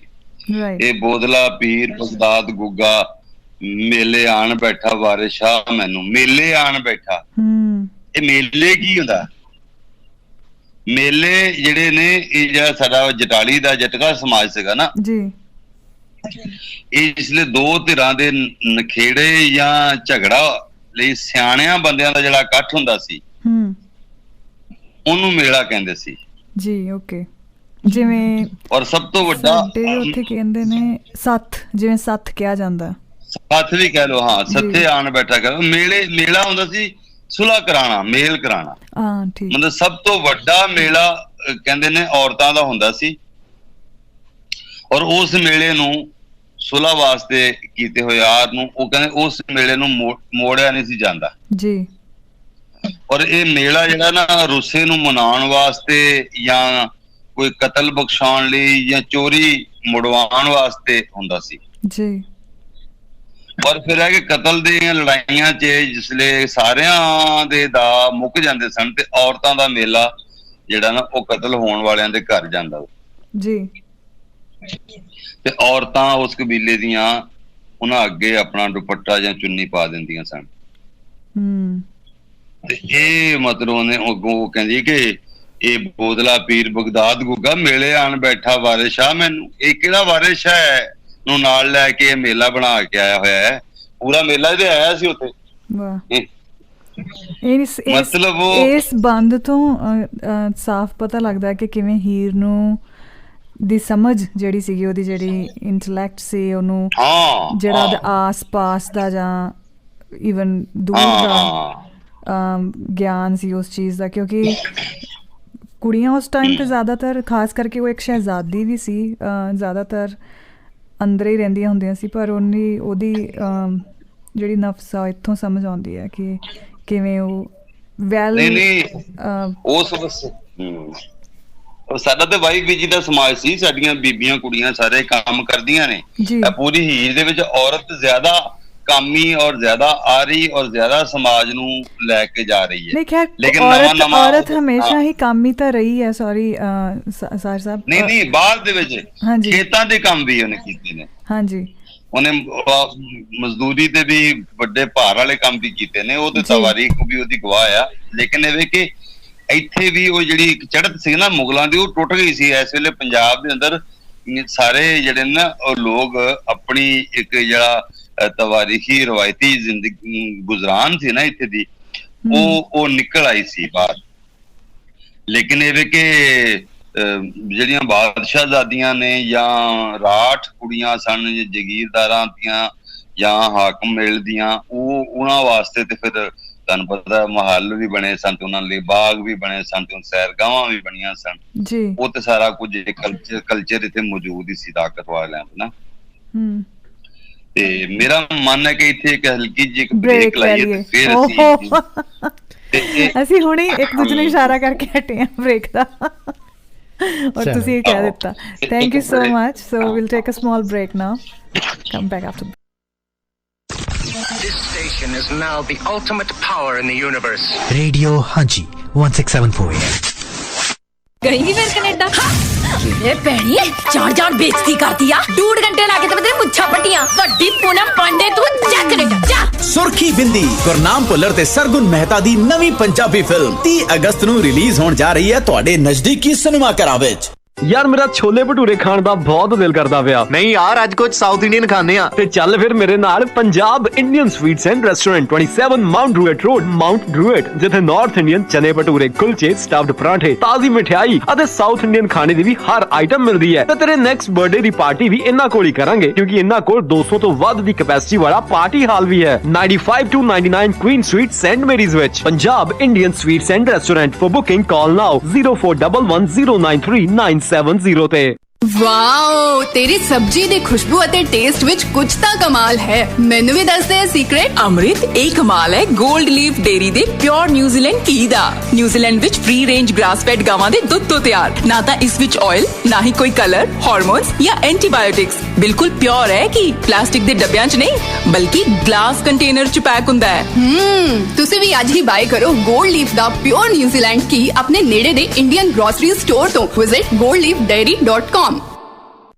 ਹੁੰਦਾ ਹੈ ਜਦੋਂ ਇੱਕ ਫੌਜੀ ਇਸ਼ਕ ਦੀ ਬਾਜ਼ੀ ਲੜਦਾ ਹੈ। ਸਾਕ Minhas films presents romantic comedy ਸਾਕ। ਤੇਰੀ ਹਿੰਮਤ ਉਦੋਂ ਆਉਂਦੀ ਆ ਜਦੋਂ ਬੰਦਾ ਦਿਲ ਤੋਂ ਪਿਆਰ ਕਰਦਾ, ਤੇ ਮੈਂ ਤੇਰੇ ਨਾਲ ਵਿਆਹ ਕਰਾਉਣਾ ਚਾਹੁੰਦਾ। Starring Mandy Takhar, Mukul Dev, introducing Jobanpreet Singh. Releasing worldwide on 6th September 2019. For more info, visit whitehillstudios.com. ਨਵੇਂ ਸਾਲ ਦੀ ਇੱਕ ਚੰਗੀ advice, choose English wise PTE and NAATI expert. 2019 ਵਿੱਚ ਆਪਣੀ PR ਪੱਕੀ ਕਰੋ ਐਕਸਟਰਾ 25 ਪੁਆਇੰਟ ਲੈ ਕੇ। NI ਨਹੀਂ, ਪਾਓ ਹੁਣੇ ਅਪਲਾਈ ਕਰਨ ਤੇ ਪੂਰੇ $200 ਦਾ ਡਿਸਕਾਊਂਟ PTE ਅਤੇ ਨਾਟੀ CCL ਤੇ। 7 days classes, expert staff, Sydney, Canberra ਅਤੇ Brisbane ਤੋਂ ਬਾਅਦ ਹੁਣ ਮੈਲਬੌਰਨ ਵਿੱਚ ਵੀ ਇੰਗਲਿਸ਼ ਵਾਈਜ਼। ਕਾਲ ਕਰੋ 0286287293 और visit englishwise.com.au। ਖੁਸ਼ਖਬਰੀ। ਜੀ ਹਾਂ, ਵੈਸਟਰਨ ਯੂਨੀਅਨ ਤੁਹਾਡੇ ਸਭ ਦੇ ਲਈ ਲੈ ਕੇ ਆਏ ਨੇ ਇੱਕ ਵੱਡੀ ਖੁਸ਼ਖਬਰੀ। ਹੁਣ ਵੈਸਟਰਨ ਯੂਨੀਅਨ ਦੀ transfer fee starting from just $2.90। ਜੀ ਹਾਂ, ਟ੍ਰਾਂਸਫਰ ਫੀਸ ਸਿਰਫ $2.90 ਤੋਂ ਸ਼ੁਰੂ। ਚਾਹੇ ਕੈਸ਼ ਪਿਕਅਪ ਕਰੋ ਜਾਂ ਬੈਂਕ ਦੇ ਖਾਤੇ ਵਿੱਚ ਟ੍ਰਾਂਸਫਰ। ਵਧੇਰੇ ਜਾਣਕਾਰੀ ਲਈ ਆਪਣੇ ਲਾਗਲੇ ਵੈਸਟਰਨ ਯੂਨੀਅਨ ਡੀਲਰ ਨਾਲ ਸੰਪਰਕ ਕਰੋ। Conditions apply. ਹੁਣ ਤੱਕ ਦੀ ਸਭ ਤੋਂ ਘੱਟ ਮਨੀ ਟ੍ਰਾਂਸਫਰ ਫੀ ਦੇ ਨਾਲ ਆਪਣੇ ਪਿਆਰਿਆਂ ਨੂੰ ਭੇਜੋ ਪੈਸੇ। Western Union, moving money for better. ਕਿ ਆਸਟ੍ਰੇਲੀਆ ਆ ਕੇ ਸਟੂਡੈਂਟ ਵੀਜ਼ਾ ਤੇ ਸਟਰਗਲ ਕਰ ਰਹੇ ਹੋ, ਕਿ PR ਕੇਸ ਨੂੰ ਲੈ ਕੇ ਟੈਨਸ਼ਨ ਵਿੱਚ ਹੋ, ਕਿ ਰੀਜਨਲ ਏਰੀਆ ਆਪਸ਼ਨਸ ਨੂੰ ਲੈ ਕੇ ਕਨਫਿਊਜ਼ ਹੋ, ਕਿ ਕੈਨੇਡਾ ਪੱਕੇ ਹੋਣ ਬਾਰੇ ਜਾਣਨਾ ਚਾਹੁੰਦੇ ਹੋ। ਸਵਾਲ ਇੰਨੇ ਸਾਰੇ, ਜਵਾਬ ਕੌਣ ਦੇਵੇ? ਹੁਣ ਨਾ ਲਵੋ ਟੈਨਸ਼ਨ, ਕਿਉਂਕਿ ਸਿਡਨੀ ਨੂੰ ਵੀ ਮਿਲ ਗਿਆ ਹੈ ਸੋਲੂਸ਼ਨ। OECC ਹੁਣ ਸਿਡਨੀ ਵਿੱਚ ਵੀ। Suite 4 Level 5 428 George Street, Dymox Building, Sydney। Student visa ਅਤੇ tourist visa services, overseas education ਅਤੇ career consultants. Call now on 0292351859 or visit oeccglobaleducation.com। ਇਸ਼ਕ ਅਤੇ ਮਜ਼ਹਬ ਦੀ ਲੜਾਈ ਦੇ ਵਿੱਚ ਜਿੱਤ ਇਸ਼ਕ ਦੀ ਹੋਈ ਜਾਂ ਮਜ਼ਹਬ ਦੀ, ਇਹ ਜਾਣਨ ਲਈ ਦੇਖੋ ਲਵ ਜਿਹਾਦ ਤੇ ਬਣੀ ਗੁਰਦੀਪ ਢਿੱਲੋਂ ਦੀ ਫਿਲਮ ਇਸ਼ਕ ਮਾਈ ਰਿਲੀਜਨ। ਇੰਟਰੋਡਿਊਸਿੰਗ ਬੌਬੀ ਢਿੱਲੋਂ ਅਤੇ ਸਿਮਰਨ ਸਬਰਵਾਲ। 30 ਅਗਸਤ ਨੂੰ ਤੁਹਾਡੇ ਨਜ਼ਦੀਕੀ ਸਿਨੇਮਾ ਘਰਾਂ ਵਿੱਚ। You are listening. Haji Haji Haji Haji Haji Haji radio हांजी 1674 AM 24/7 इंडियन रेडियो, सिडनी का अपना इंडियन रेडियो स्टेशन। रेडियो हांजी। Stay tuned.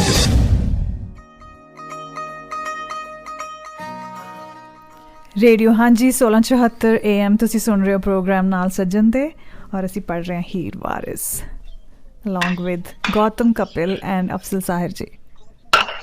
ਅੱਛਾ, ਮੈਨੂੰ ਲੱਗਿਆ ਲੌਂਗ ਕਹਿ ਰਹੇ ਹੋ। ਮੈਂ ਲੌਂਗ ਦੀ ਗੱਲ ਨਾ ਕਰੋ, ਅਫਜ਼ਲ ਭਾਜੀ ਉਧਰ ਚਾਹ ਤਰਨ ਲੱਗੇ ਹੋਏ ਨੇ। ਲੌਂਗ ਇੱਥੋਂ ਭੇਜ ਦਿੰਦੇ ਆ। ਹਾਂਜੀ ਜਨਾਬ। ਮੈਂ ਲੌਂਗ ਲੈਚੀ ਨਹੀਂ ਪਾਉਂਦਾ ਚਾਹ ਦੇ ਵਿੱਚ ਨਾ। ਅੱਛਾ। ਚਾਹ ਦਾ ਆਪਣਾ ਇੱਕ ਵੱਖਰਾ ਹੀ ਕਹਿ ਲਓ ਕਿ ਸਵਾਦ, ਇਹਦੀ ਪਵਿੱਤਰਤਾ ਹੈ ਭਾਈ, ਇਹਦੀ ਖਾਸ ਇੱਕ ਇਹਦਾ, ਮੈਂ ਤੇ ਕਹਿਣਾ ਕਿ ਅਸੀਂ ਜੇ ਕਿਧਰੇ ਜੰਨਤ 'ਚ ਗਏ ਨਾ, ਜੰਨਤ 'ਚ ਕਿਧਰੇ ਗਏ ਨਾ, ਜੇ ਸਾਡੇ ਵੈਸੇ ਤਾਂ ਪਤਾ ਨਹੀਂ ਸਾਡੇ ਲੱਛਣ ਹੈਗੇ ਕਿ ਨਹੀਂ ਜਾਣ ਵਾਲੇ, ਪਰ ਜੇ ਕਿਧਰੇ ਚਲ ਗਏ ਤੇ ਰੱਬ ਸੋਹਣੇ ਨੇ ਕਿਹਾ ਹਿਸਾਬ ਕਿਤਾਬ ਤੁਹਾਡਾ ਕੀ ਕਰਨਾ, ਤੁਸੀਂ ਕੀ ਕਰਦੇ ਆ ਹਿਸਾਬ ਦਿਓ ਜੀ, ਤੇ ਅਸੀਂ ਕਵਾਂਗੇ ਸਾਰਾ ਹਿਸਾਬ ਦੇਾਂਗੇ, ਜੋ ਮੌਲਾ ਸਹੀ ਜੋ ਕਹੋਗੇ ਹਾਜ਼ਰ ਆ, ਪਹਿਲੇ ਇੱਕ ਕੱਪ ਚਾਹ ਦਾ ਪਿਆ ਦਿਓ। ਫਿਰ ਉਹ ਜਿਵੇਂ ਕਹਿੰਦੇ ਆ ਸਾਰੇ ਜਿੰਨੇ ਵੀ ਹੁਣ ਰੀਅਲਾਈਜ਼ਡ ਇਨਲਾਈਟਨਡ ਲੋਕ ਨੇ, ਉਹ ਤਾਂ ਬੁੱਧਾ ਵੀ ਇਹ ਕਹਿ ਕੇ ਗਿਆ ਵੀ ਇੱਥੇ ਹੀ ਜੰਨਤ ਹੈ, ਇੱਥੇ ਹੀ ਜਹੰਨਮ ਹੈ, ਤਾਂ ਫਿਰ ਤੁਸੀਂ ਚਾਹ ਦਾ ਕੱਪ ਪੀ ਲਓ ਤੇ ਹਿਸਾਬ ਕਰ ਲਓ। ਨਹੀਂ ਮੈਂ ਤੇ ਜੇ ਦੀ ਗੱਲ ਕੀਤੀ, ਜੇ ਕਿਉਂਕਿ ਬਹੁਤ ਸਾਰੇ ਲੋਕ ਪੱਕੇ ਹੋਏ ਨੇ ਔਰ ਬਹੁਤ ਸਾਰੇ ਤੇ ਲੋਕ ਇਹ ਸਮਝਦੇ ਨੇ ਨਾ, ਉਹਦੇ ਚੋਂ ਨਿਕਲਦੇ ਨਹੀਂ ਜੀ, ਉਹ ਰੱਬ ਨੂੰ ਇੱਥੇ ਆਪਣੇ ਕੋਲ ਸਮਝਦੇ ਨਹੀਂ ਹੈਗੇ ਜੀ ਜੀ, ਉਹ ਉਹਨਾਂ ਨੇ ਕਿਤੇ ਬਾਹਰ ਹੀ ਰੱਖ ਲਿਆ।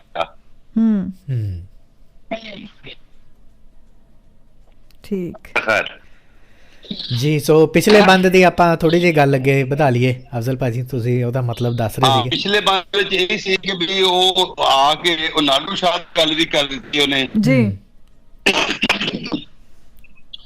ਤੇ ਮਤਲਬ ਉਹ ਜਿਹੜਾ ਬੰਦਾ ਆ ਕੇ ਚੜ ਗਿਆ ਉਹਦੀ ਸੇਜ ਤੇ ਪਲੰਗ ਤੇ ਜੀ, ਉੱਥੇ ਕਿਹੋ ਜਿਹੇ ਬੰਦੇ ਆ ਸਕਦੇ ਨੇ ਤੇ ਕਿਹੋ ਜਿਹੇ ਬੰਦਿਆਂ ਦਾ ਭਾਰ ਹੈ, ਜ਼ੋਰ ਹੈ, ਜਿਹਨੂੰ ਉਹ ਸਿਆਣਦੀ ਹੈ, ਮੰਨਦੀ ਹੈ। ਜੀ ਜੀ, ਸਿੱਧੀ ਜੀ ਗੱਲ ਹੈ, ਇਹ ਕਹਿਰੀ ਜੀ ਗੱਲ ਕਰੀਏ ਵੀ ਇਹ ਵਾਲੇ ਅਲਾਉਡ ਨਹੀਂ, ਉਸ ਦੇ ਪਲੰਗ ਤੇ ਇਹ ਵਾਲੇ ਅਲਾਉਡ ਨਹੀਂ, ਜਾਂ ਕੋਈ ਬਾਦਸ਼ਾਹ ਹੋਏ ਜਾਂ ਕੋਈ ਨਾਡੂ ਸ਼ਾਹ ਦਾ ਪੁੱਤ ਹੋਵੇ, ਨਾਡੂ ਖਾਂ ਹੋਏਗਾ ਜਾਂ ਬੋਤਲਾ ਪੀਰ ਬਗਦਾਦ ਗੁੱਗਾ ਹੋਵੇ, ਜਿਨ੍ਹਾਂ ਦਾ ਮਤਲਬ ਜਿਹੜੇ ਇੱਕ ਤਰ੍ਹਾਂ ਆਪਣੇ ਆਪ 'ਚ ਥੰਮ ਹੁੰਦੇ ਨੇ, ਉਹਦੇ ਪਲੰਗ ਤੇ ਚੜਨ ਵਾਲਾ ਕੋਈ ਵੱਡੇ ਥੰਮ ਜਿਹੜੇ ਨੇ ਨਾ ਜੀ, ਵੱਡੇ ਨਾਮੇ ਵਾਲੇ ਮਰਾਤਬੇ ਵਾਲੇ, ਉਹ ਆ ਕੇ ਚੜ ਸਕਦੇ ਨੇ, ਜਿਨ੍ਹਾਂ ਦੇ ਮਤਲਬ ਉਹ ਕੋਈ ਜਿਨ੍ਹਾਂ ਦੀ ਕੋਈ ਮਸ਼ਹੂਰੀ ਹੈ ਜੀ, ਕਿਉਂਕਿ ਉਹ ਆਮ ਬੰਦਿਆਂ ਨੂੰ, ਆਮਾਂ ਨੂੰ ਤੇ ਉਹ ਚੜਨ ਹੀ ਨਹੀਂ ਦੇਵੇਗੀ। ਹੁਣ ਉਹਦੀ ਸੋਚ ਅਜੇ ਤੱਕ ਕੀ ਹੈ ਜੀ, ਰਾਂਝੇ ਨੇ ਤੇ ਆਮ ਨੂੰ ਖਾਸ ਨੂੰ ਆਮ ਕਰ ਦਿੱਤਾ ਜੀ। ਰਾਂਝਾ ਤਾਂ ਪੂਰੀ ਇੱਕ ਜਿਹੜੀ ਅਸਾਂਝਤਾ ਸੀਗੀ, ਉਸਨੂੰ ਉਹ ਸਾਂਝ ਦੇ ਵਿੱਚ ਜਿਹੜੇ ਬੰਦੇ ਤੋਂ ਟੁੱਟੇ ਹੋਏ ਸੀ ਉਹਨਾਂ ਨੂੰ ਜੋੜ ਕੇ ਲਿਆ ਹੋਇਆ। ਸੋ ਰਾਂਝਾ ਉਹਨੇ ਜਿਵੇਂ ਤੁਸੀਂ ਕਹਿੰਦੇ ਹੁੰਦੇ ਵੀ ਜੋਗੀ ਵਾਲਾ ਇੱਕ ਫੇਰਾ ਪਾ ਲਿਆ ਹੁਣ, ਉਹਨੇ ਆਪਣੇ ਆਪ ਨੂੰ ਵੀ ਪਾ ਲਿਆ ਔਰ ਉਹਨੇ ਆਪਣਾ ਅਸਰ ਵੀ ਦੂਸਰਿਆਂ ਤੇ ਚਾੜਿਆ ਹੋਇਆ ਜੀ, ਔਰ ਇੱਕ ਸੁਰਤ ਵੀ ਬਣਾ ਦੇ ਲੋਕਾਂ ਦੇ ਨਾਲ ਨਾ ਜੀ। ਹੀਰ ਅਜੇ ਚੌਧਰਾਣੀ ਹੈ, ਰਾਠਣੀ ਹੈ, ਅਜੇ ਹੀਰ ਨਹੀਂ ਬਣੀ। ਹਾਲੇ ਨਾਮ ਦੀ ਹੀਰ ਹੈ, ਇਸ ਲਈ ਉਹ ਹੀਰ ਬਣਦੀ ਹੈ। ਉਹ ਜਿਹੜੇ ਹੀਰ ਬਣੇਗੀ ਉਹ ਰਾਂਝੇ ਦੇ ਵਿਚਾਰ ਹੱਥ ਅੱਗੇ ਹੋਏਗੀ ਜੀ, ਆਪਣੀ ਸੁਰਤ ਸਾਰ ਵੱਲੋਂ, ਆਪਣੇ ਆਰ ਵਿਚਾਰ ਵੱਲੋਂ ਉਹ ਹੋਏਗੀ, ਲੇਕਿਨ ਅਜੇ ਕਿਸੇ ਦੇ ਵਿੱਚ ਜਿਸ ਮੁਕਾਮ ਤੇ ਹੈ ਉਹ ਅਜੇ ਉਹ ਰਾਠਣੀ ਹੈ, ਉਹ ਅਜੇ ਹਾਕਮ ਦੀ ਧੀ ਹੈ ਜੀ, ਬਲ ਔਰ ਟੈਕੇ ਔਰ ਤਾਕਤ ਵਾਲੀ ਹੈ ਜੀ। ਜਿਵੇਂ ਹਾਥੀ ਮਸਤ ਜੋ ਫਿਰੇ ਨਵਾਬ ਦਾ ਜੀ, ਉਹਦਾ ਨਾ ਹੀਰ ਦੀ ਤਾਰੀਫ ਕਰਦਿਆਂ ਉਹਨੇ ਕਿਹਾ ਸੀ ਕਿ ਇੰਜ ਉਹਦੇ ਉੱਤੇ ਪਿੱਛੇ ਉਹ ਤੇ ਇਹ ਹਾਲਤ ਸੀ। ਸੋ ਹਾਲੇ ਉਹਦੀ ਆਈਡੈਂਟੀਫਿਕੇਸ਼ਨ ਜਿਹੜੀ ਆ ਉਹਦੀ ਆਪਣੀ ਉਹਦੀਆਂ ਅੱਖਾਂ ਕਜ਼ਲਬਾਸ਼ ਉਹਦੇ ਫਾਦਰ ਦੀ ਜਿਹੜਾ ਚੂਚਕ ਦੀ ਬੇਟੀ ਹੋਣਾ, ਜੋ ਕਿ ਬਾਅਦ ਵਿੱਚ ਵੀ ਉਹਦੀ ਬੇਟੀ ਹੀ ਰਹਿੰਦੀ ਆ, ਪਰ ਜਿਹੜਾ ਉਹਦੀ ਆਈਡੈਂਟੀਫਿਕੇਸ਼ਨ ਹਾਲੇ ਇਹੀ ਆ ਜਿਹੜੀ ਉਹਦੀ ਫਿਜ਼ੀਕਲ ਵਰਲਡ ਵਿੱਚ ਹੈ ਕਿ ਮੈਂ ਮੇਰਾ ਨਾਮ ਹੈ ਔਰ ਮੈਂ ਇੱਥੇ ਦੀ ਰਾਜਕੁਮਾਰੀ ਹਾਂ, ਜਾਂ ਇਹ ਮੇਰਾ ਪਲੰਗ ਹੈ, ਜਾਂ ਮੇਰ ਹੈ ਹਾਲੇ ਤੱਕ ਮੈਂ ਆ। ਔਰ ਜਦੋਂ ਉਹਨੇ ਤੂੰ ਹੋਣਾ ਆ ਉਦੋਂ ਉਹ ਵਾਲਾ ਜੇ ਪਲ ਆਇਆ ਨਹੀਂ ਆ ਉਹਦੀ ਜ਼ਿੰਦਗੀ 'ਚ। ਲੇਕਿਨ ਵਾਰਿਸ ਸ਼ਾਹ ਦੀ ਕਾਰੀਗਰੀ ਵੇਖੋ ਨਾ ਜੀ, ਉਹ ਦੱਸਦਾ ਕਿ ਆਮ ਬੰਦਿਆਂ ਦਾ ਨਹੀਂ, ਇੱਥੇ ਹਾਕਮ ਮੇਲ ਤੋਂ ਉਤਲੀ ਪੌੜੀ ਵਾਲੇ ਜਾਂ ਵੱਡੇ ਲੋਕ ਹੀ, ਵੱਡੇ ਤਬਕੇ ਦੇ ਲੋਕ ਇੱਥੇ ਜੁੜੇ ਹੋਣ ਜਿਨ੍ਹਾਂ ਨੂੰ ਪਲੰਗ ਤੋਂ ਨਹੀਂ ਲਾ ਸਕਦੀ, ਕੋਈ ਨਾਡੂ ਖਾਂ ਹੋਵੇ, ਕੋਈ ਫਲਾਨਾ ਹੋਵੇ ਜੀ, ਉਹਦਾ ਪੂਰਾ ਦਬਦਬਾ ਬੰਨਿਆ ਹੋਇਆ ਨਾ ਵਾਰਿਸ ਸ਼ਾਹ ਨੇ ਕਹਾਣੀ ਦੇ ਵਿੱਚ। ਕਿੱਸਾ ਹੈ ਨਾ, ਕਰੈਕਟਰ ਆਉਂਦਾ ਹੈ, ਉਹ ਕਰੈਕਟਰ ਆਪਣੀ ਗੱਲ ਕਰਦਾ ਫਿਰ ਨਾ, ਉਹਦੇ ਪਿਓ ਦਾ ਰਾਜ ਹੈ ਉਹਨੂੰ। ਹੁਣ ਤੁਸੀਂ ਉਹ ਅਥਰੀ ਘੋੜੀ ਵਾਂਗ ਹੈ ਜੀ, ਤੇ ਉਹ ਜਵਾਨੀ ਉਹਦਾ ਜੋਨੀ ਕਮਲੀ ਵੀ ਕਹਿ ਲਓ ਤੇ ਉਹਦੀ ਜਵਾਨੀ ਕਮਲੀ ਦਾ ਵੀ ਰਾਜ ਹੈ ਜੀ। ਸੋ ਉਹ ਕਿਸੇ ਨਾਲ ਜ਼ੋਰਾਵਰੀ ਵੀ ਕਰ ਸਕਦੀ ਹੈ, ਕਿਸੇ ਨਾਲ ਧਗਾਣਾ ਵੀ ਕਰ ਸਕਦੀ ਹੈ, ਕਿਸੇ ਨੂੰ ਛਮਕਾਂ ਵੀ ਮਾਰ ਸਕਦੀ ਹੈ, ਕਿਸੇ ਨੂੰ ਲਹੂ ਲੁਹਾਨ ਕਰ ਸਕਦੀ ਹੈ। ਉਹ ਹੁਣ ਇਸ ਹਾਲਤ 'ਚ ਹੁਣ ਦੇਖੋ ਨਾ, ਹੀਰ ਦੀ ਜਿਹੜੀ ਰਮਜ਼ ਹੈ, ਹੀਰ ਦੇ ਕਿੱਸੇ ਦੇ ਵਿੱਚ ਹੀਰ ਇੱਕ ਐਸਾ ਕਰੈਕਟਰ ਵੀ ਹੈ ਜਿਹੜੀ ਮਿਹਨਤੀਆਂ ਨੂੰ, ਮਾੜਿਆਂ ਨੂੰ, ਰਿਆਇਆ ਨੂੰ, ਜਿਹੜੇ ਥੱਲੇ ਤਬਕੇ ਦੇ ਲੋਕ ਨੇ ਉਹਨਾਂ ਨੂੰ ਕੁੱਟ ਵੀ ਰਹੀ ਹੈ ਜੀ, ਇਸ ਗੱਲ ਤੋਂ ਕਿ ਵੀ ਮੇਰੇ ਪਲੰਗ ਤੇ, ਮੇਰੀ ਜਦ ਪ੍ਰਾਪਰਟੀ ਤੇ, ਮੇਰੀ ਮਾਲਕੀ ਤੇ ਤੁਸੀਂ ਕੌਣ ਹੁੰਦੇ ਹੋ ਆ ਕੇ ਇਸ ਤਰ੍ਹਾਂ ਮਤਲਬ ਆਮ ਖਾਸ ਹੋਏ ਬੈਠੇ ਹੋ। ਜੀ ਜੀ ਬਿਲਕੁਲ। ਹੁਣ ਉਹਦੀ ਜਿਹੜੀ ਪੂਰੀ ਚੜ੍ਹਤ ਹੈ, ਉਹਦਾ ਜਿਹੜਾ ਤਗਾਨ ਹੈ, ਉਹਦੀ ਗੱਲ ਹੈ। ਹੁਣ ਉਸ ਵੇਲੇ ਜਟਾਲੀ ਵੀ ਚੜ੍ਹਤ ਸੀਗੀ, ਇਹ ਉਦੋਂ ਹੱਥ ਨਹੀਂ ਸੀ ਆਉਂਦੇ ਜੀ। ਉਹ ਮਤਲਬ ਇਹ ਹੈ ਕਿ ਉਹ ਜਿਹੜਾ ਵੇਲਾ ਸੀ, ਵਾਰਿਸ ਸ਼ਾਹ ਦਾ ਵੇਲਾ ਜਿਹੜਾ ਸੀ, ਇਹ ਪੰਜਾਬ ਜਿਹੜਾ ਨਾ ਵੱਖੋ ਵੱਖ ਇਲਾਕਿਆਂ ਦੇ ਵਿੱਚ ਲੋਕਾਂ ਨੇ ਨਾ ਬਾਦਸ਼ਾਹ ਨੂੰ ਟੈਕਸ ਦੇਣਾ ਬੰਦ ਕਰ ਦਿੱਤਾ ਸੀ। ਜਿਹੜੇ ਮਿਸਲਾਂ ਬਣੀਆਂ ਇਹ ਟੈਕਸ ਬੰਦ ਕਰ ਦਿੱਤਾ ਸੀ ਇਹਨਾਂ ਨੇ। ਉਹ ਨਵੇਂ ਜਿਹੜੇ ਹੋਇਆ ਇਹਨਾਂ ਨੇ ਥੋੜੀ ਜਿਹੀ ਫੀਸ ਦੇ ਕੇ ਉਹਨਾਂ ਦੀ ਪਨਾਹ ਲੈ ਲੈਂਦੇ ਸੀ ਕਿ ਮਤਲਬ ਜਿਵੇਂ ਨਵਾਂ ਜਿਹੜਾ ਕੋਈ ਲੋਕ ਹੁੰਦੇ ਸਨ, ਜਿਵੇਂ ਹੁਣ ਇਹ ਮਲਾਹ ਹੈ, ਇਹ ਇਹਨਾਂ ਦੇ ਵਾਲਦ ਨੂੰ ਥੋੜਾ ਬਹੁਤਾ ਉਹ ਜਿਹੜਾ ਟਕੇ ਤਾਰ ਦਿੰਦਾ ਸੀ ਪੈਸੇ। ਤੇ ਹੁਣ ਪਲੰਗ ਤੇ ਨਹੀਂ ਕਿਸੇ ਨੂੰ ਟਿਕਣ ਦੇਣਾ ਚਾਹੁੰਦੀ ਨਾ, ਮਤਲਬ ਉਹ ਆਪਣੀ ਪਲੰਗ ਜਿਹੜਾ ਉਹਦਾ ਨਾਂ, ਉਹਦੀ ਮੱਲ ਦਾ, ਮਾਲਕੀ ਦਾ ਇੱਕ ਨਿਸ਼ਾਨ ਹੈ ਤੇ ਉਹਦੇ ਤੇ ਕਿਵੇਂ ਕੋਈ ਆ ਜਾਵੇ ਨਾ। ਤੇ ਉਹ ਹੁਣ ਰਾਂਝੇ ਨੂੰ ਜਗਾਉਂਦੀ ਹੈ ਅੱਗੇ। ਹਾਂ ਜ਼ਾਹਿਰ ਹੈ ਹੁਣ ਰਾਂਝੇ ਨੂੰ ਜਗਾਉਂਦੀ ਹੈ, ਅਜੇ ਉਹਦਾ ਚਿਹਰਾ ਨਹੀਂ ਵੇਖਿਆ ਉਹਨੇ, ਅਜੇ ਤਾਂ ਸੁੱਤਾ ਹੀ ਪਿਆ ਜੀ। ਤੇ ਉਹ ਅਗਲਾ ਜਿਹੜਾ ਬੰਦ ਹੈ ਉਹ ਜ਼ਰਾ ਪੜੋ ਖਾਂ।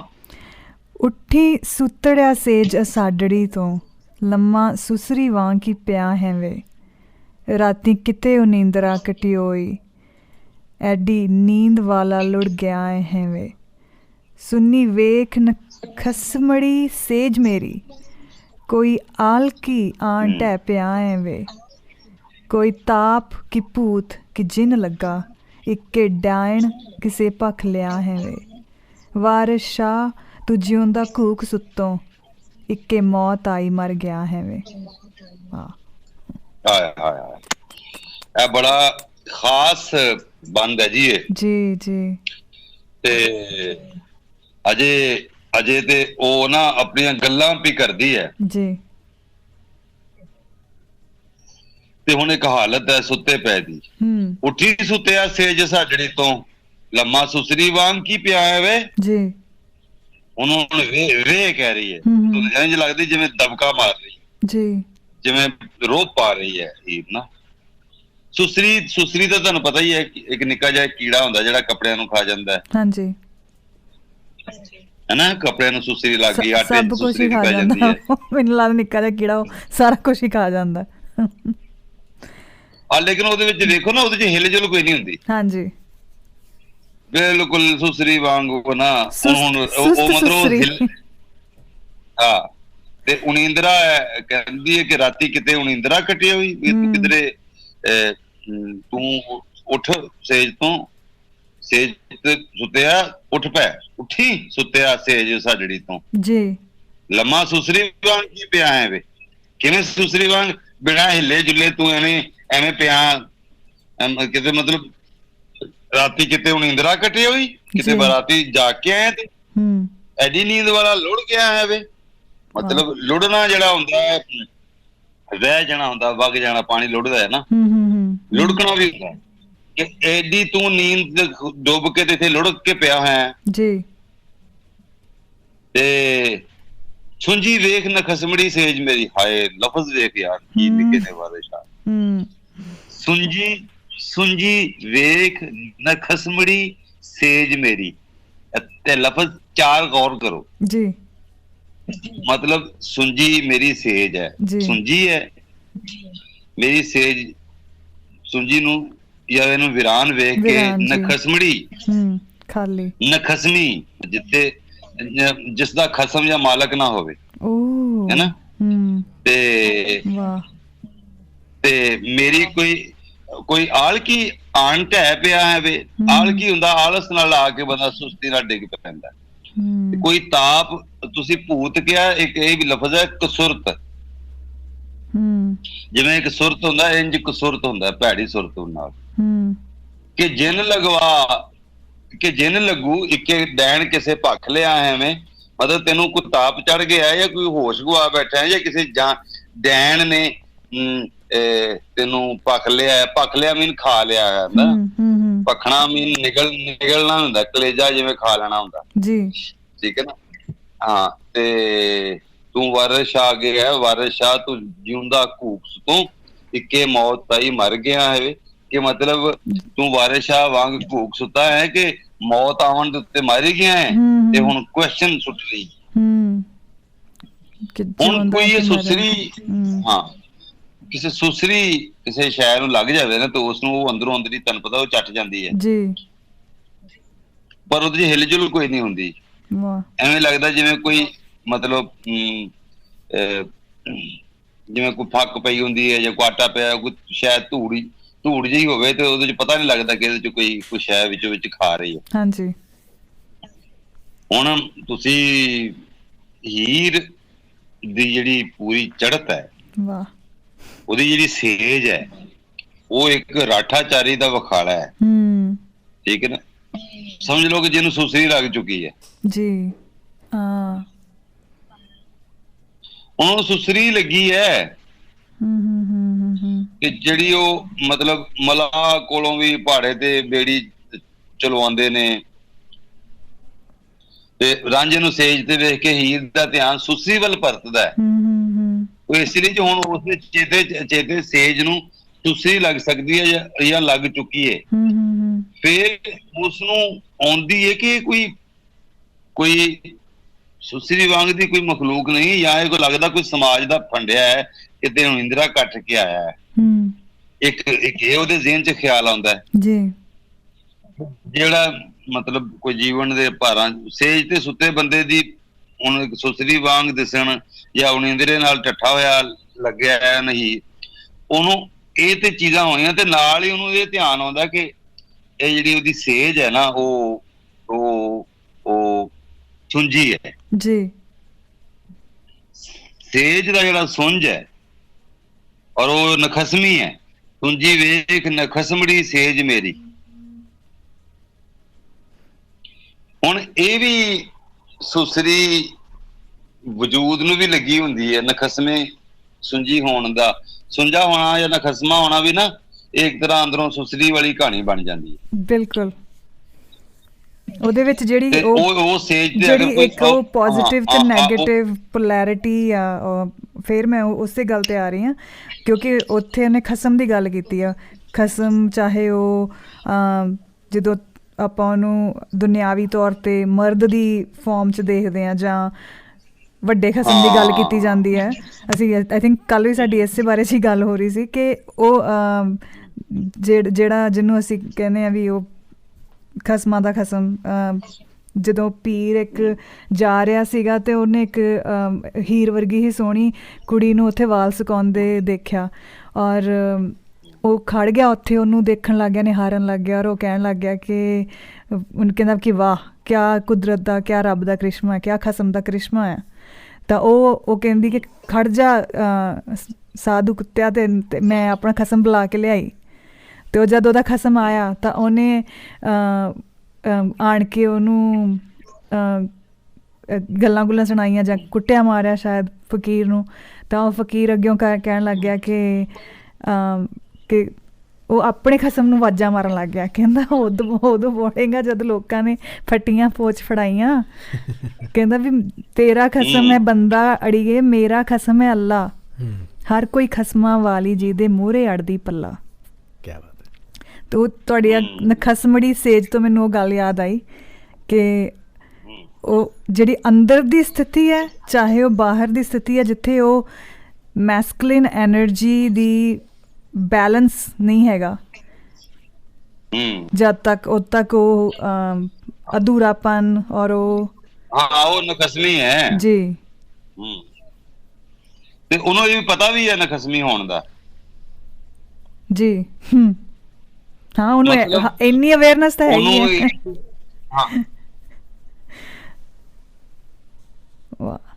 ਮਤਲਬ ਉਹਨੂੰ ਇਹ ਨਹੀਂ ਸਮਝ ਆ ਰਹੀ, ਕਿਉਂਕਿ ਇਸ ਵੇਲੇ ਅਗਲੇ ਬੰਦ ਦੇ ਵਿੱਚ ਚੀਜ਼ਾਂ ਹੋਰ ਤਰ੍ਹਾਂ ਖੁੱਲ ਜਾਣਗੀਆਂ। ਤੁਸੀਂ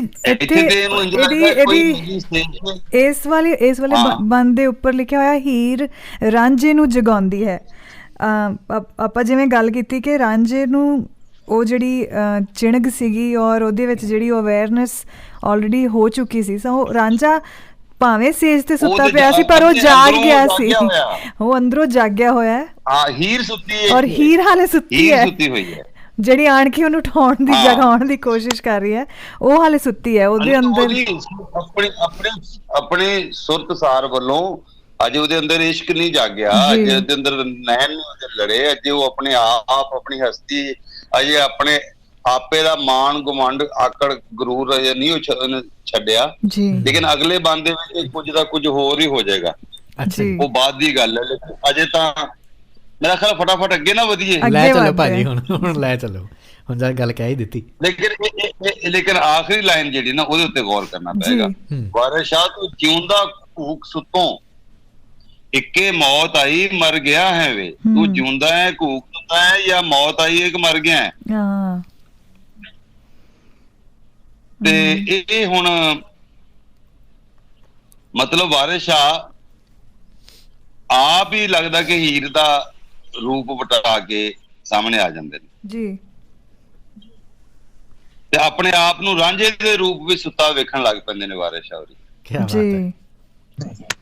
ਤੇ ਉਹ ਇਸ ਗੱਲ ਦਾ ਨਤਾਰਾ ਸ਼ੁਰੂ ਕਰ ਦਿੰਦੇ ਨੇ ਜਦੋਂ ਘੂਕ ਸੁੱਤੇ ਨੇ ਜਾਂ ਮਰ ਗਏ ਨੇ। ਵੈਸੇ ਤੇ ਸੁੱਤੇ ਤੇ ਮੋਏ ਬੰਦੇ ਕਹਿੰਦਾ ਸੁੱਤਾ ਮੋਇਆ ਇੱਕ ਬਰਾਬਰ ਹੁੰਦਾ, ਇਹ ਦੋਵੇਂ ਸੁਰਤ ਵਿੱਚ ਨਹੀਂ ਹੁੰਦੇ, ਜੋ ਭਾਵੇਂ ਸੁੱਤਾ ਹੋਵੇ ਭਾਵੇਂ ਮੋਇਆ ਹੋਵੇ ਜੀ। ਸਿਰਫ ਫਰਕ ਇੰਨਾ ਹੈ ਕਿ ਜਿਹੜਾ ਸੁੱਤਾ ਹੋਇਆ ਘੂਕ ਸੁੱਤਾ ਉਹਨੂੰ ਜਗਾਇਆ ਜਾ ਸਕਦਾ ਹੈ, ਜਾਗ ਸਕਦਾ ਹੈ, ਪਰ ਮੋਇਆ ਉੱਠ ਨਹੀਂ ਸਕਦਾ ਜੀ। ਮਤਲਬ ਇੱਕੇ ਮੌਤ ਆਈ ਮਰ ਗਿਆ ਹੈ ਵੇ ਵਿੱਚ ਇੱਕੇ ਦੀ ਸੈਂਤ ਤੋਂ ਲੱਗਦਾ ਹੈ ਜੋ ਸੌਣ ਦੇ ਭੁਲੇਖੇ ਵਿੱਚ ਕਿਤੇ ਮੌਤ ਹੀ ਆ ਗਈ ਹੈ। ਹੁਣ ਸਮਾਜ ਵੀ ਸੁੱਤਿਆਂ ਤੇ ਜਾਗਦਿਆਂ ਜਾਂ ਸੁੱਤਿਆਂ ਤੇ ਮਰਿਆਂ ਦਾ ਇੱਕ ਜੋੜ ਹੈ। ਇਹਦੇ ਵਿੱਚ ਕੁਝ ਲੋਕ ਜਾਗ ਕੇ ਆਪਣੀ ਹਸਤੀ ਨੂੰ ਪਛਾਣ ਸਕਦੇ ਨੇ ਤੇ ਕੁਝ ਮੁਰਦਿਆਂ ਵਾਂਗ ਟੁਰੀ ਫਿਰਦੇ ਨੇ ਸਾਰੀ ਜ਼ਿੰਦਗੀ ਹੁਣ। ਬਿਲਕੁਲ। ਔਰ ਮਰਨ ਦਾ ਵਖਾਲਾ ਸੁਸਰੀ ਵਾਂਗ ਵੀ ਹੋ ਸਕਦਾ ਹੈ ਤੇ ਜਿੰਨਾ ਡੈਣਾ ਵਾਂਗ ਵੀ ਹੋ ਸਕਦਾ, ਜਿਹੜਾ ਉੱਤੇ ਪਿੱਛੇ ਉਹਨਾਂ ਨੇ ਇੱਕ ਬੰਦ ਵਿੱਚ ਡੈਣਾ ਔਰ ਜਿੰਨਾ ਦਾ ਵੀ ਜ਼ਿਕਰ ਕੀਤਾ ਨਾ, ਤੁਸੀਂ ਤੀਸਰੀ ਲੇਅਰ ਖੋਲੀ ਹੈ ਇਸ ਬੰਦ ਦੀ। ਤੀਸਰੀ ਵਾਰ ਤੁਸੀਂ ਸੁਸਰੀ ਨੂੰ ਤੀਜੀ ਸ਼ਕਲ ਦੇ ਦਿੱਤੀ ਹੈ ਉਹਨੂੰ ਹੁਣ, ਹੈਨਾ। ਇਹ ਵੀ ਇੱਕ ਸੁਸਰੀ ਹੈ। ਇਹਦੇ ਵਿੱਚ ਵੀ ਜਿੰਨ ਔਰ ਡੈਣਾ, ਕੋਈ ਤਾਪ ਕੁਸੁਰਤ ਕਿ ਜਿੰਨ ਲੱਗੂ ਕਿ ਡੈਣ ਕਿਸੇ ਭੱਕ ਲਿਆ ਐਵੇਂ। ਇਹ ਲੋਕਾਂ ਨੂੰ ਜਿੰਨ ਵੀ ਲੱਗੇ ਹੋਏ ਨੇ, ਕਈਆਂ ਨੂੰ ਡੈਣਾ ਚੰਬੜੀਆਂ ਹੋਈਆਂ ਨੇ, ਉਹ ਡੈਣਾ ਕਈ ਸ਼ਕਲਾਂ ਦੀਆਂ ਨੇ ਜੀ। ਉਹ ਹਵਸਾਂ ਦੀਆਂ ਡੈਣਾ ਵੀ ਹੋ ਸਕਦੀਆਂ ਨੇ ਜੀ, ਉਹਨਾਂ ਨੂੰ ਸੁਰਤੀ ਦੀਆਂ ਵੀ ਹੋ ਸਕਦੀਆਂ ਨੇ, ਉਹਨਾਂ ਨੂੰ ਲੋਭਾ ਉਹ ਭੁੱਖੇ ਹੋ ਸਕਦੇ ਨੇ। ਹੁਣ ਵਾਰਿਸ ਸ਼ਾਹ ਆਪਣੇ ਆਪ ਨੂੰ ਵੇਖ ਰਹੇ ਨੇ ਜੀ, ਜੋ ਉਹ ਸੋਣਾ ਕਿੱਥੋਂ ਸ਼ੁਰੂ ਹੁੰਦਾ ਹੈ ਤੇ ਮਰਨਾ ਕਿੱਥੋਂ ਹੈ। ਹੀਰ ਦੀ ਸੇਜ ਤੇ ਲਮਲੇਟ ਜਿਹੜਾ ਬੰਦਾ ਮਰਿਆ ਹੈ ਜਾਂ ਘੂਕਸਤਾ ਹੈ, ਵਾਰਿਸ ਸ਼ਾਹ ਜਿਹੜਾ ਨੇ ਉਹ ਸੌਣ ਦੀ ਔਰ ਜਾਗਣ ਦੀ ਖੇਡ ਦਾ ਸਾਰਾ ਕਿੱਸਾ ਖੇਡ ਜਾਂਦੇ ਨੇ ਇਹਦੇ ਵਿੱਚ ਹੀ। ਔਰ ਵਾਰਿਸ ਸ਼ਾਹ ਦਾ ਇਹ ਹੈ ਕਿ ਪੂਰੇ ਕਿੱਸੇ ਦੇ ਵਿੱਚ ਉਹ ਕਦੀ ਹੀਰ ਦੀ ਜਗ੍ਹਾ ਤੇ ਆ ਜਾਂਦੇ ਨੇ, ਕਦੀ ਰਾਂਝੇ ਦੀ ਜਗ੍ਹਾ ਖਲੋ ਕੇ ਗੱਲ ਕਰਦੇ ਨੇ। ਅੱਛਾ, ਹੁਣ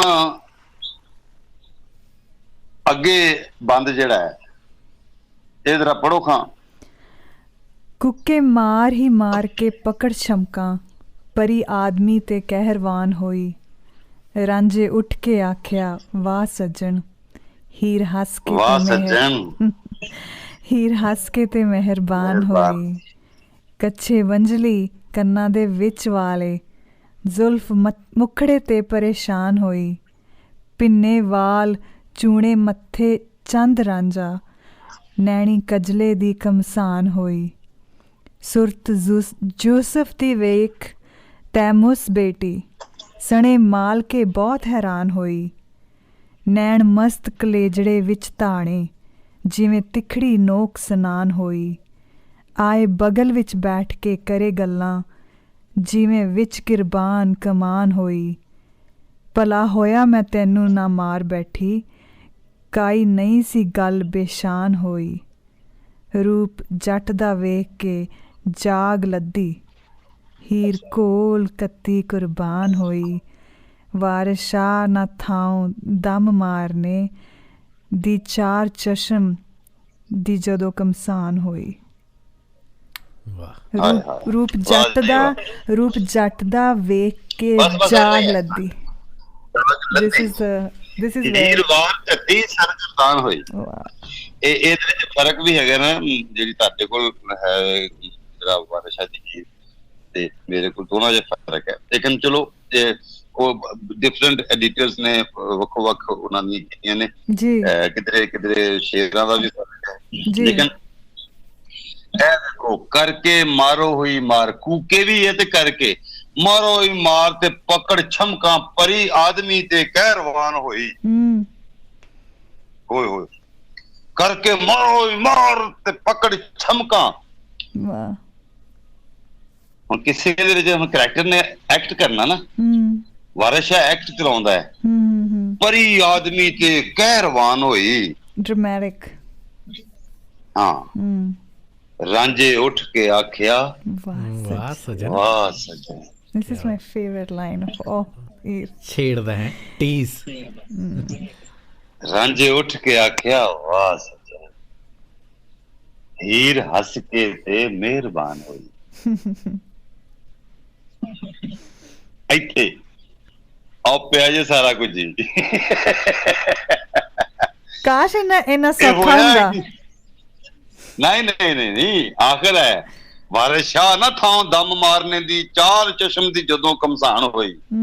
ਇੱਥੇ ਦਮ ਮਾਰਨ ਦੀ ਥਾਂ ਨਹੀਂ ਹੁੰਦੀ ਜਿਸਲੇ ਚਾਰਾਂ ਚਸ਼ਮਾਂ, ਚਾਰੇ ਨੈਣ ਜਿਹੜੇ ਲੜ ਜਾਂਦੇ ਉਹਨਾਂ ਦਾ ਜਿਸਲੇ ਕਸਮਾਨ ਹੁੰਦੀ ਨਾ, ਉੱਥੇ ਦਮ ਮਾਰਨ ਦੀ ਕੋਈ ਨਹੀਂ। ਇੰਝ ਹੀ ਜਿਵੇਂ ਬੱਤੀ ਜਾਂਦੀ ਤੇ ਬੱਤੀ ਆ ਜਾਂਦੀ ਹੈ, ਇਹ ਇੰਝ ਹੀ ਜਿਵੇਂ ਬੁਝਦੀ ਹੈ ਤੇ ਬਲਦੀ ਹੈ।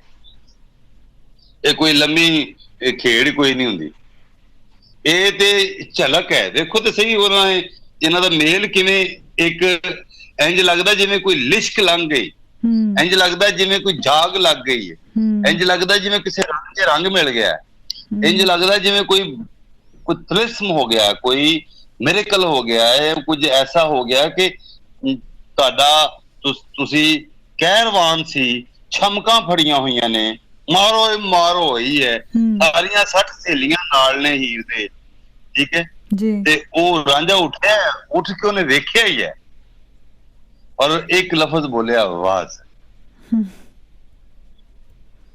ਤੇ ਅੱਗੋਂ ਕੀ ਹੈ, ਅੱਗੋਂ ਰਾਂਝੇ ਦਾ ਉਹਨੇ ਸਰਾਪਾ ਵਿਖਾਇਆ।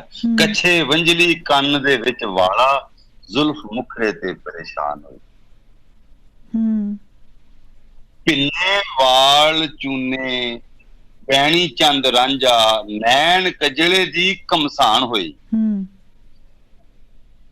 ਸੂਰਤ ਯੂਸਫ ਦੀ ਵੇਖ ਤੈਮੂਸ ਬੇਟੀ ਸਣੇ ਮਾਲ ਕੇ ਬਹੁਤ ਹੈਰਾਨ ਹੋਈ। ਵਾਹ। ਨੈਣ ਮਸਤ ਕਲੇਜੜੇ ਵਿੱਚ ਤਾਣੇ ਹੀਰ ਕੋਲ ਕੱਤੀ ਕੁਰਬਾਨ ਹੋਈ। ਆ ਬਗਲ ਵਿੱਚ ਬੈਠ ਕੇ ਕਰੇ ਗੱਲਾਂ ਜਿਵੇਂ ਵਿੱਚ ਕੁਰਬਾਨ ਕਮਾਨ ਹੋਈ। ਅੱਗੋਂ ਕਹਿੰਦੀ ਭਲਾ ਹੋਇਆ ਮੈਂ ਤੈਨੂੰ ਨਾ ਮਾਰ ਬੈਠੀ, ਕਾਈ ਨਹੀਂ ਸੀ ਗੱਲ ਬੇਸ਼ਾਨ। ਵਾਹ। ਤੇ ਰੂਪ ਜੱਟ ਦਾ ਵੇਖ ਕੇ ਜਾਗ ਅੱਧੀ ਹੀਰ ਵਾਰ ਕੱਤੀ ਸਰਗਰਦਾਨ ਹੋਈ। ਵਾਰਿਸ ਸ਼ਾਹ ਨੂੰ ਦਮ ਮਾਰਨੇ ਦੀ ਚਾਰ ਚਸ਼ਮ ਦੀ ਜਦੋਂ ਕਮਸਾਨ ਹੋਈ। ਵਾਹ ਬਹੁਤ। ਹੁਣ ਗੱਲ ਇਹ ਵੇ ਕਿ ਹੀਰ ਛਮਕਾਂ ਫੜ ਕੇ ਮਾਰੋ ਮਾਰ ਕਰਦੀ ਰਾਂਝੇ ਵੱਲ ਗਈ ਹੈ, ਜਿਵੇਂ ਕੋਈ ਪਰੀ ਇਨਸਾਨ ਤੇ ਕਹਿਰਵਾਨ ਹੋ ਕੇ ਆ ਜਾਂਦੀ ਹੈ। ਤੇ ਰਾਂਝੇ ਨੇ ਉੱਠ ਕੇ ਹੀਰ ਨੂੰ ਵਾਹ ਸੱਜਣ ਆਖਿਆ ਹੈ ਤੇ ਹੱਸ ਕੇ ਮਿਹਰਬਾਨ ਹੋ। ਰਾਂਝੇ ਦੀ ਬਗਲ ਦੇ ਵਿੱਚ ਬੰਜੇ ਸੀ, ਉਹਦੇ ਉਸਦੀਆਂ ਜ਼ੁਲਫਾਂ ਉਸਦੇ ਮੁਖੜੇ ਤੇ ਖਿਲਰੀਆਂ ਹੋਈਆਂ ਸਨ ਤੇ ਰਾਂਝੇ ਦੇ ਵਾਲ ਸੰਵਰੇ ਹੋਏ ਸਨ ਤੇ ਉਹ ਬੈਣੀ ਚੰਦ ਭਗਤ ਵਾਂਗ ਲੱਗ ਰਿਹਾ ਸੀ। ਬੈਣੀ ਚੰਦ ਇੱਕ ਮਤਲਬ ਇੱਕ ਭਗਤ ਦਾ ਨਾਂ ਆ। ਅੱਛਾ ਜੀ। ਇੱਕ ਫਕੀਰ ਦਾ ਨਾਂ। ਤੇ ਤੈਮੂਸ ਬੇਟੀ ਜਿਹੜੀ ਉਹ ਬੀਬੀ ਜ਼ੁਲੈਖਾ, ਜਿਹੜੀ ਯੂਸਫ ਦਾ ਜ਼ੁਲੈਖਾ ਦਾ ਕਿੱਸਾ, ਕਿਉਂਕਿ ਜ਼ੁਲੈਖਾ ਦਾ ਜਿਹੜਾ ਵਾਲਿਦ ਸੀ ਉਹਦਾ ਨਾਂ ਸੀ ਤੈਮੂਸ ਜੀ। ਮਤਲਬ ਉਹ ਤੇ ਅੱਗੇ ਸਣੇ ਮਾਲ ਕੇ ਕੀ ਹੈ, ਹਾਂ ਸਣੇ ਮਾਲ ਕੇ ਬਹੁਤ ਹੈਰਾਨ ਹੋਈ। ਤੇ ਮਾਲਕੇ ਜਿਹੜੇ ਸਨ ਉਹ ਤਾਜਰ ਜਿਸ ਦੇ ਗੁਲਾਮਾਂ ਹਜ਼ਰਤ ਯੂਸਫ ਨੂੰ ਖੂਹ ਚੋਂ ਕੱਢਿਆ ਸੀ ਜੀ। ਮਤਲਬ ਉਹ ਤਾਜਰ ਵੀ ਹਜ਼ਰਤ ਯੂਸਫ ਦਾ ਹੁਸਨ ਵੇਖ ਕੇ ਹੈਰਾਨ ਹੋ ਗਿਆ ਸੀ। ਤੇ ਅੱਗੋਂ ਕੁਰਬਾਨ ਜਿਹੜਾ ਇੱਕ ਲਫ਼ਜ਼ ਹੈ, ਕਮਾਨਦਾਨ ਹੈ, ਜਿਹਦੇ ਵਿੱਚ ਅਸੀਂ ਕਮਾਨ ਨਹੀਂ ਰੱਖੀ ਦੀ, ਜਿਹਦੇ ਵਿੱਚ ਕਮਾਨ ਹੁੰਦੀ ਨਾ, ਉਹ ਕਮਾਨ ਰੱਖਣ ਦੀ ਇੱਕ ਜਗ੍ਹਾ ਜਿਹੜਾ ਹੁੰਦਾ ਨਾ ਕਵਰ ਜਿਹਾ, ਉਹਨੂੰ ਕੁਰਬਾਨ ਕਹਿੰਦੇ। ਅੱਛਾ ਜੀ। ਤੇ ਅੱਗੋਂ ਸਾਰੇ ਲਫ਼ਜ਼ਾਂ ਦਾ ਸਾਰਿਆਂ ਨੂੰ ਪਤਾ ਹੀ ਹੈ, ਲੇਕਿਨ ਅਸੀਂ ਹੁਣ ਥੋੜਾ ਜਿਹਾ ਇਹ ਵੇਖ ਕੇ ਦੱਸ ਦਿੰਦੇ ਹਾਂ ਕਿ ਵੀ ਜਿਵੇਂ ਉਹ ਇੰਨਾ ਸੋਹਣਾ ਲੱਗ ਰਿਹਾ ਸੀ, ਵਾਲ ਇੰਨੇ ਸੰਵਰੇ ਸੀ ਜਿਵੇਂ ਬੈਣੀ ਚੰਦ ਭਗਤ ਲੱਗ ਰਿਹਾ ਹੋਵੇ। ਹੀਰ ਤੇ ਰਾਂਝੇ ਦੀਆਂ ਨਜ਼ਰਾਂ ਦੇ ਵਿਚਕਾਰ ਜੰਗ ਹੋਈ ਹੈ ਤੇ ਰਾਂਝੇ ਨੂੰ ਰਾਂਝਾ ਮਤਲਬ ਐਵੇਂ ਹੀ ਦਿਸਿਆ ਜਿਵੇਂ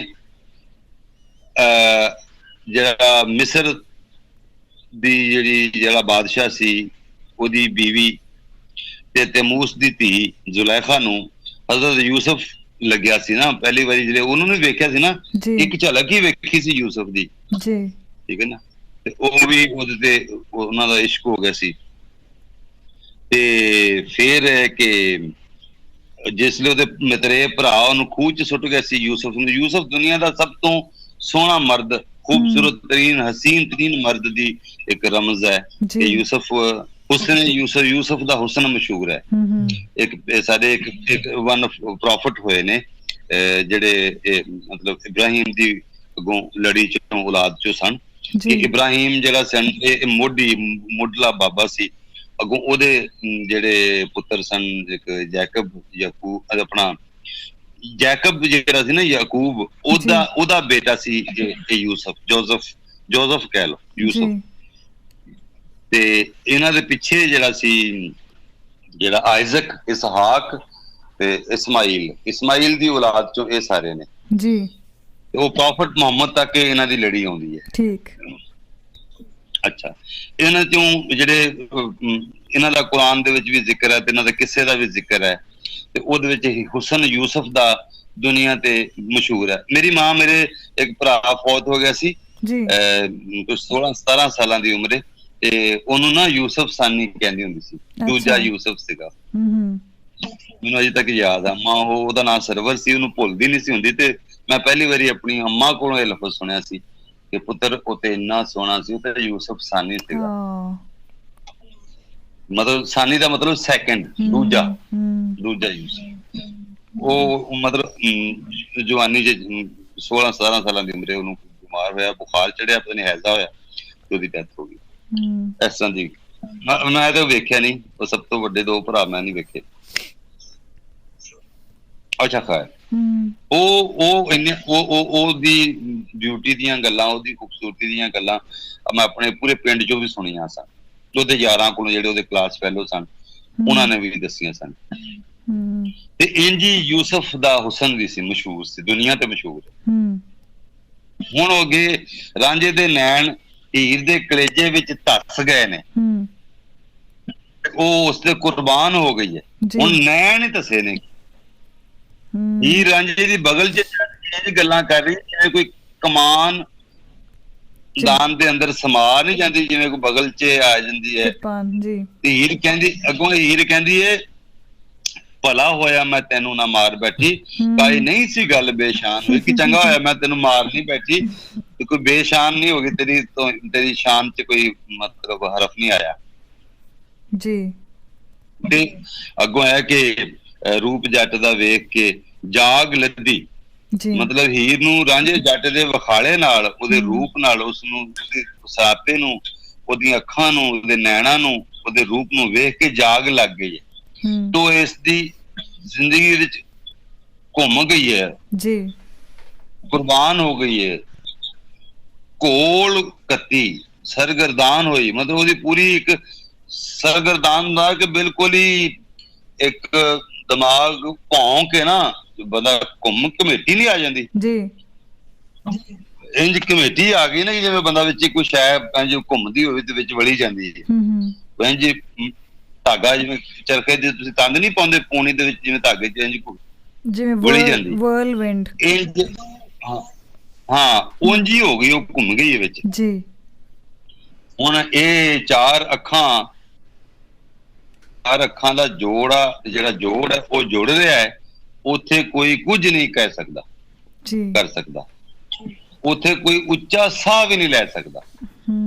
ਵਾਰਿਸ਼ਾ ਨਾ ਥਾਂ ਦਮ ਮਾਰਨੇ ਦੀ, ਚਾਰ ਚਸ਼ਮ ਦੀ ਜਦੋਂ ਕਮਸਾਨ ਹੋਈ। ਚਾਰ ਅੱਖ ਮਤਲਬ ਦੋ ਅੱਖਾਂ ਰਾਂਝੇ ਦੀਆਂ ਤੇ ਦੋ ਉਹਦੀਆਂ ਚਾਰ ਚਸ਼ਮ, ਚਸ਼ਮ ਅੱਖ ਨੂੰ ਕਹਿੰਦੇ ਨੇ ਜੀ। ਮਾਹਿਰ ਅਮਰਾਜ਼ ਦੇ ਚਸ਼ਮ ਅਸੀਂ ਕਹਿੰਦੇ, ਜਿਹੜਾ ਆਈ ਸਪੈਸ਼ਲਿਸਟ ਹੁੰਦੇ ਨੇ ਉਹਨੂੰ ਮਾਹਿਰ ਅਮਰਾਜ਼ ਦੇ ਚਸ਼ਮ ਕਹਿੰਦੇ, ਚਸ਼ਮਾ। ਹਾਂ ਚਸ਼ਮੇ ਬਦ ਦੂਰ ਵੀ ਹੈ ਨਾ, ਉਹਦਾ ਮਤਲਬ ਪੂਰੀ ਨਜ਼ਰ ਨਾ ਲੱਗੇ, ਵੱਧ ਜਿਹੜੀ ਨਜ਼ਰ ਹੈ ਉਹ ਦੂਰ ਰਵੇ। ਹੁਣ ਗੱਲ ਕੀ ਪਹੁੰਚ ਗਈ ਹੈ, ਵਾਹ। ਸੋ ਇਸ ਹੁਣ ਵਾਰਿਸ ਸ਼ਾਹ ਇੰਜ ਸ਼ੁਰੂ ਕਰਦਾ। ਹਾਂ ਇਸ ਇੱਕ ਪਲ ਵਿੱਚ ਹੀਰ ਦੀ ਜਿਹੜੀ ਅਸੀਂ ਪਹਿਲਾਂ ਗੱਲ ਕਰ ਰਹੇ ਸੀ ਕਿ ਉਹ ਆਪਣੀ ਆਈਡੈਂਟਿਟੀ ਵਿੱਚ ਬਹੁਤ ਜ਼ਿਆਦਾ ਆਪਣੀ ਜਿਹੜੀ ਉਹਦੀ ਆਲਾ ਦੁਆਲਾ ਸੀ, ਫਿਜ਼ੀਕਲ ਵਰਲਡ ਸੀ, ਉਹਦੇ ਨਾਲ ਬਹੁਤ ਆਈਡੈਂਟੀਫਾਈਡ ਸੀ, ਪਰ ਸਿਰਫ ਇੱਕ ਇੰਨੀ ਜੀ ਹੀ ਇੱਕ ਉਹਦੀ ਝਾਕੀ ਨੇ ਹੀ ਉਹਨੂੰ ਜਗਾ ਦਿੱਤਾ। ਆਈ ਥਿੰਕ ਆਪਾਂ ਛੋਟੀ ਜਿਹੀ ਬ੍ਰੇਕ ਲੈਂਦੇ ਹਾਂ, ਇੱਥੋਂ ਹੀ ਕੰਟੀਨਿਊ ਕਰਦੇ ਹਾਂ ਵਾਪਿਸ ਆ ਕੇ। ਬਿਲਕੁਲ ਬਿਲਕੁਲ।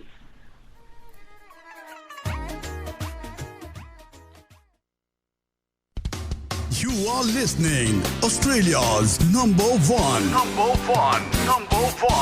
Radio Hanji। ਗਈ ਨਹੀਂ ਫਿਰ ਕੈਨੇਡਾ? ਇਹ ਭੈਣੀ ਜਾਣ ਬੇਇੱਜ਼ਤੀ ਕਰਦੀ ਆ। 2 ਘੰਟੇ ਲਾ ਕੇ ਤੇ ਮੇਰੇ ਮੁੱਛਾਂ ਪੱਟੀਆਂ। ਵੱਡੀ ਪੂਨਮ ਪਾਂਡੇ ਤੂੰ ਜਾ ਕੈਨੇਡਾ ਜਾ। ਸੁਰਖੀ ਬਿੰਦੀ ਗੁਰਨਾਮ ਭੁੱਲਰ ਤੇ ਸਰਗੁਣ ਮਹਿਤਾ ਦੀ ਨਵੀਂ ਪੰਜਾਬੀ ਫਿਲਮ 30 ਅਗਸਤ ਨੂੰ ਰਿਲੀਜ਼ ਹੋਣ ਜਾ ਰਹੀ ਹੈ ਤੁਹਾਡੇ ਨਜ਼ਦੀਕੀ ਸਿਨੇਮਾ ਘਰਾਂ ਵਿੱਚ।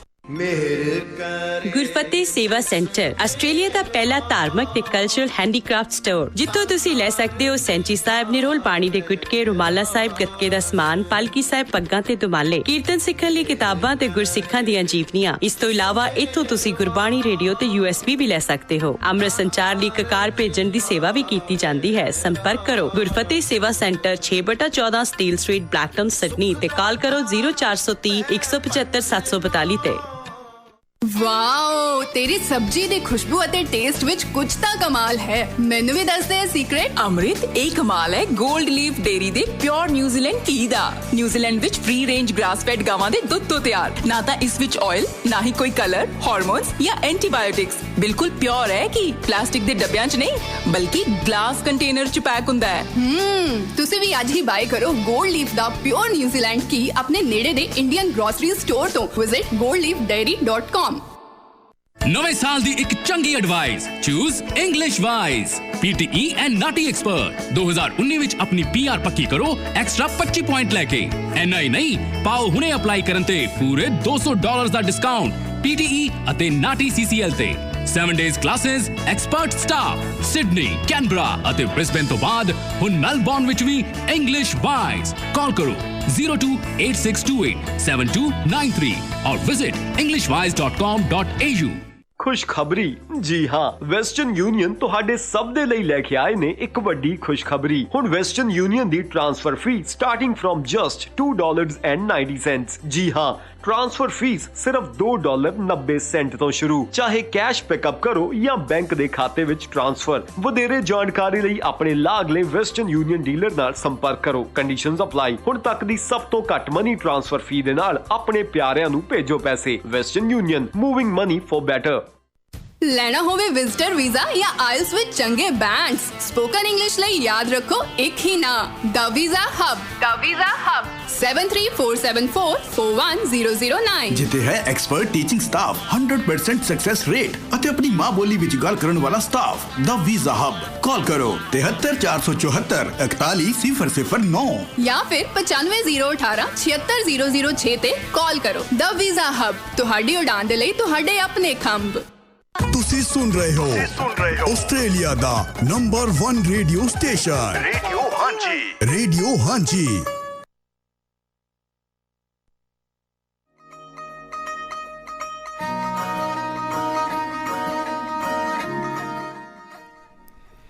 रेडियो हाँ जी 1674 है। लो जी, किस्सा हीर दा 7वीं कड़ी ते इधर पुष्प जी अफसल भाजी अगे वधिए। आपां 2-4 सुनेहे आए, फटाफट वो ले लिए जी। सादुल जया साहब कह रहे ने बहुत वधिया, शुक्रिया। नीरज शर्मा जी ने सांच पाई है जी स्टूडियो नंबर देते। इंज लगदा जिवें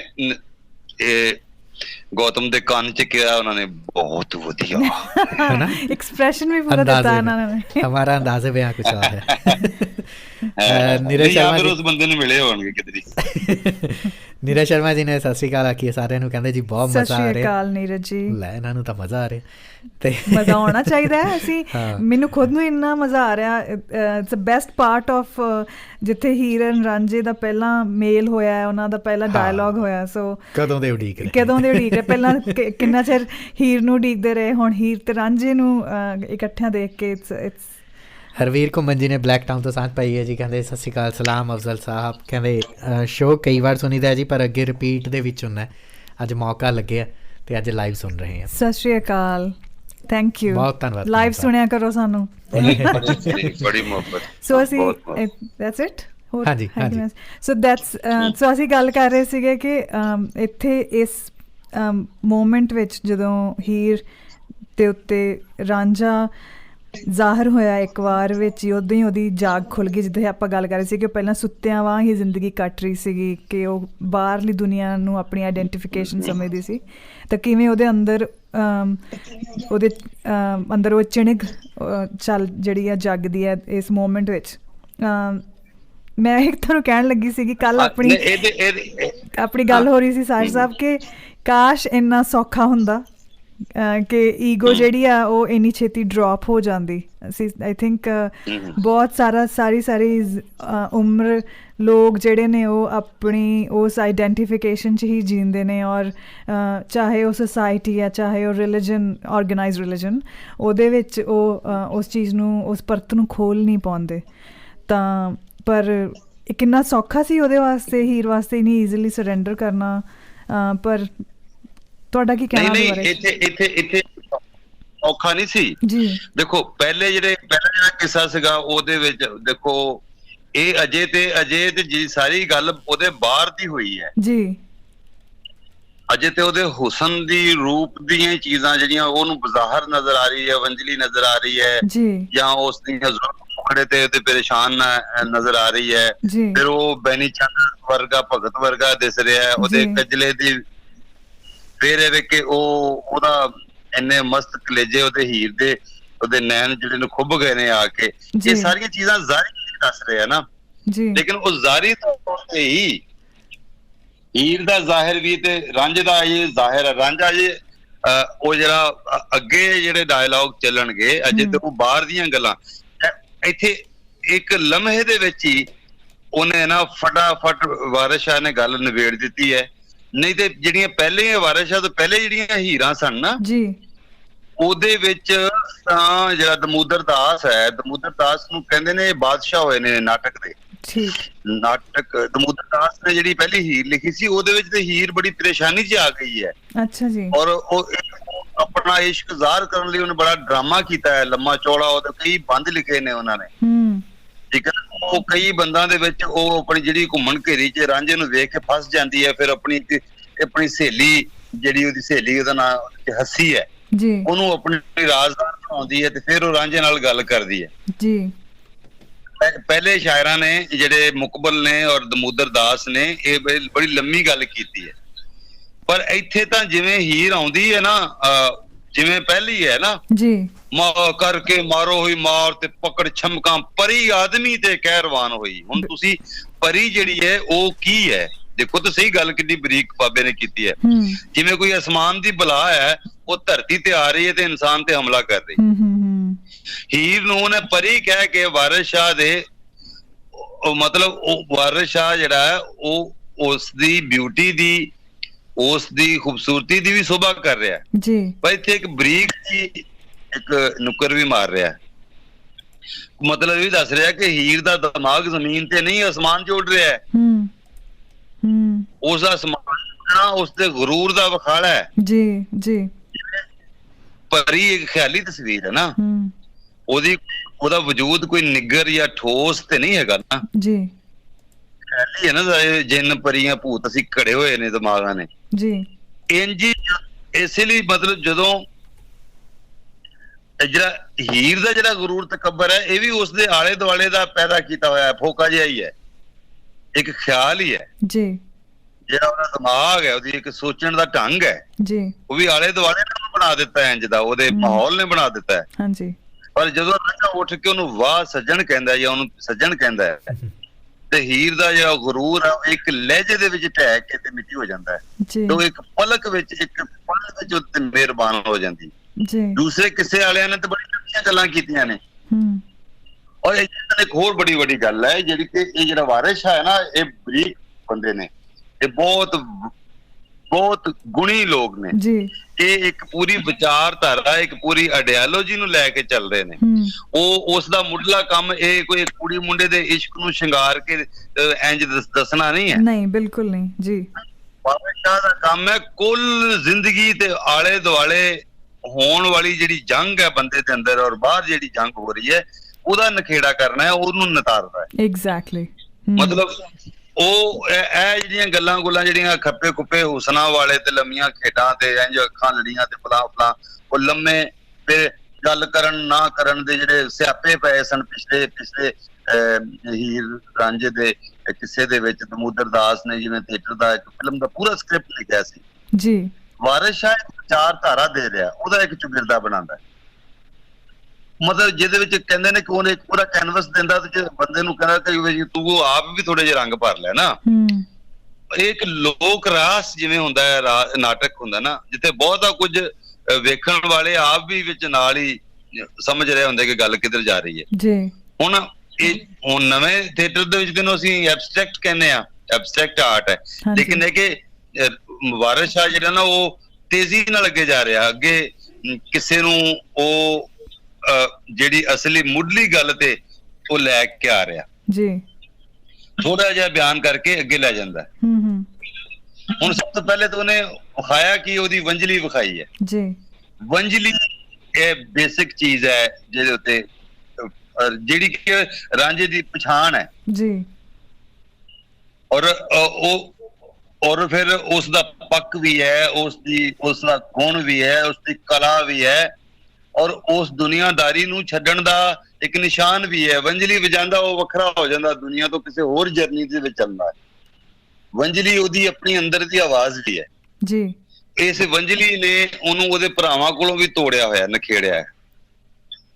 ਇਸ ਵੰਜਲੀ ਦੀ ਆਵਾਜ਼ ਨੇ ਉਹਨੇ ਪੂਰਾ ਮਸੀਤ ਦੇ ਵਿੱਚ ਪਿੰਡ ਇਕੱਠਾ ਕਰ ਲਿਆ।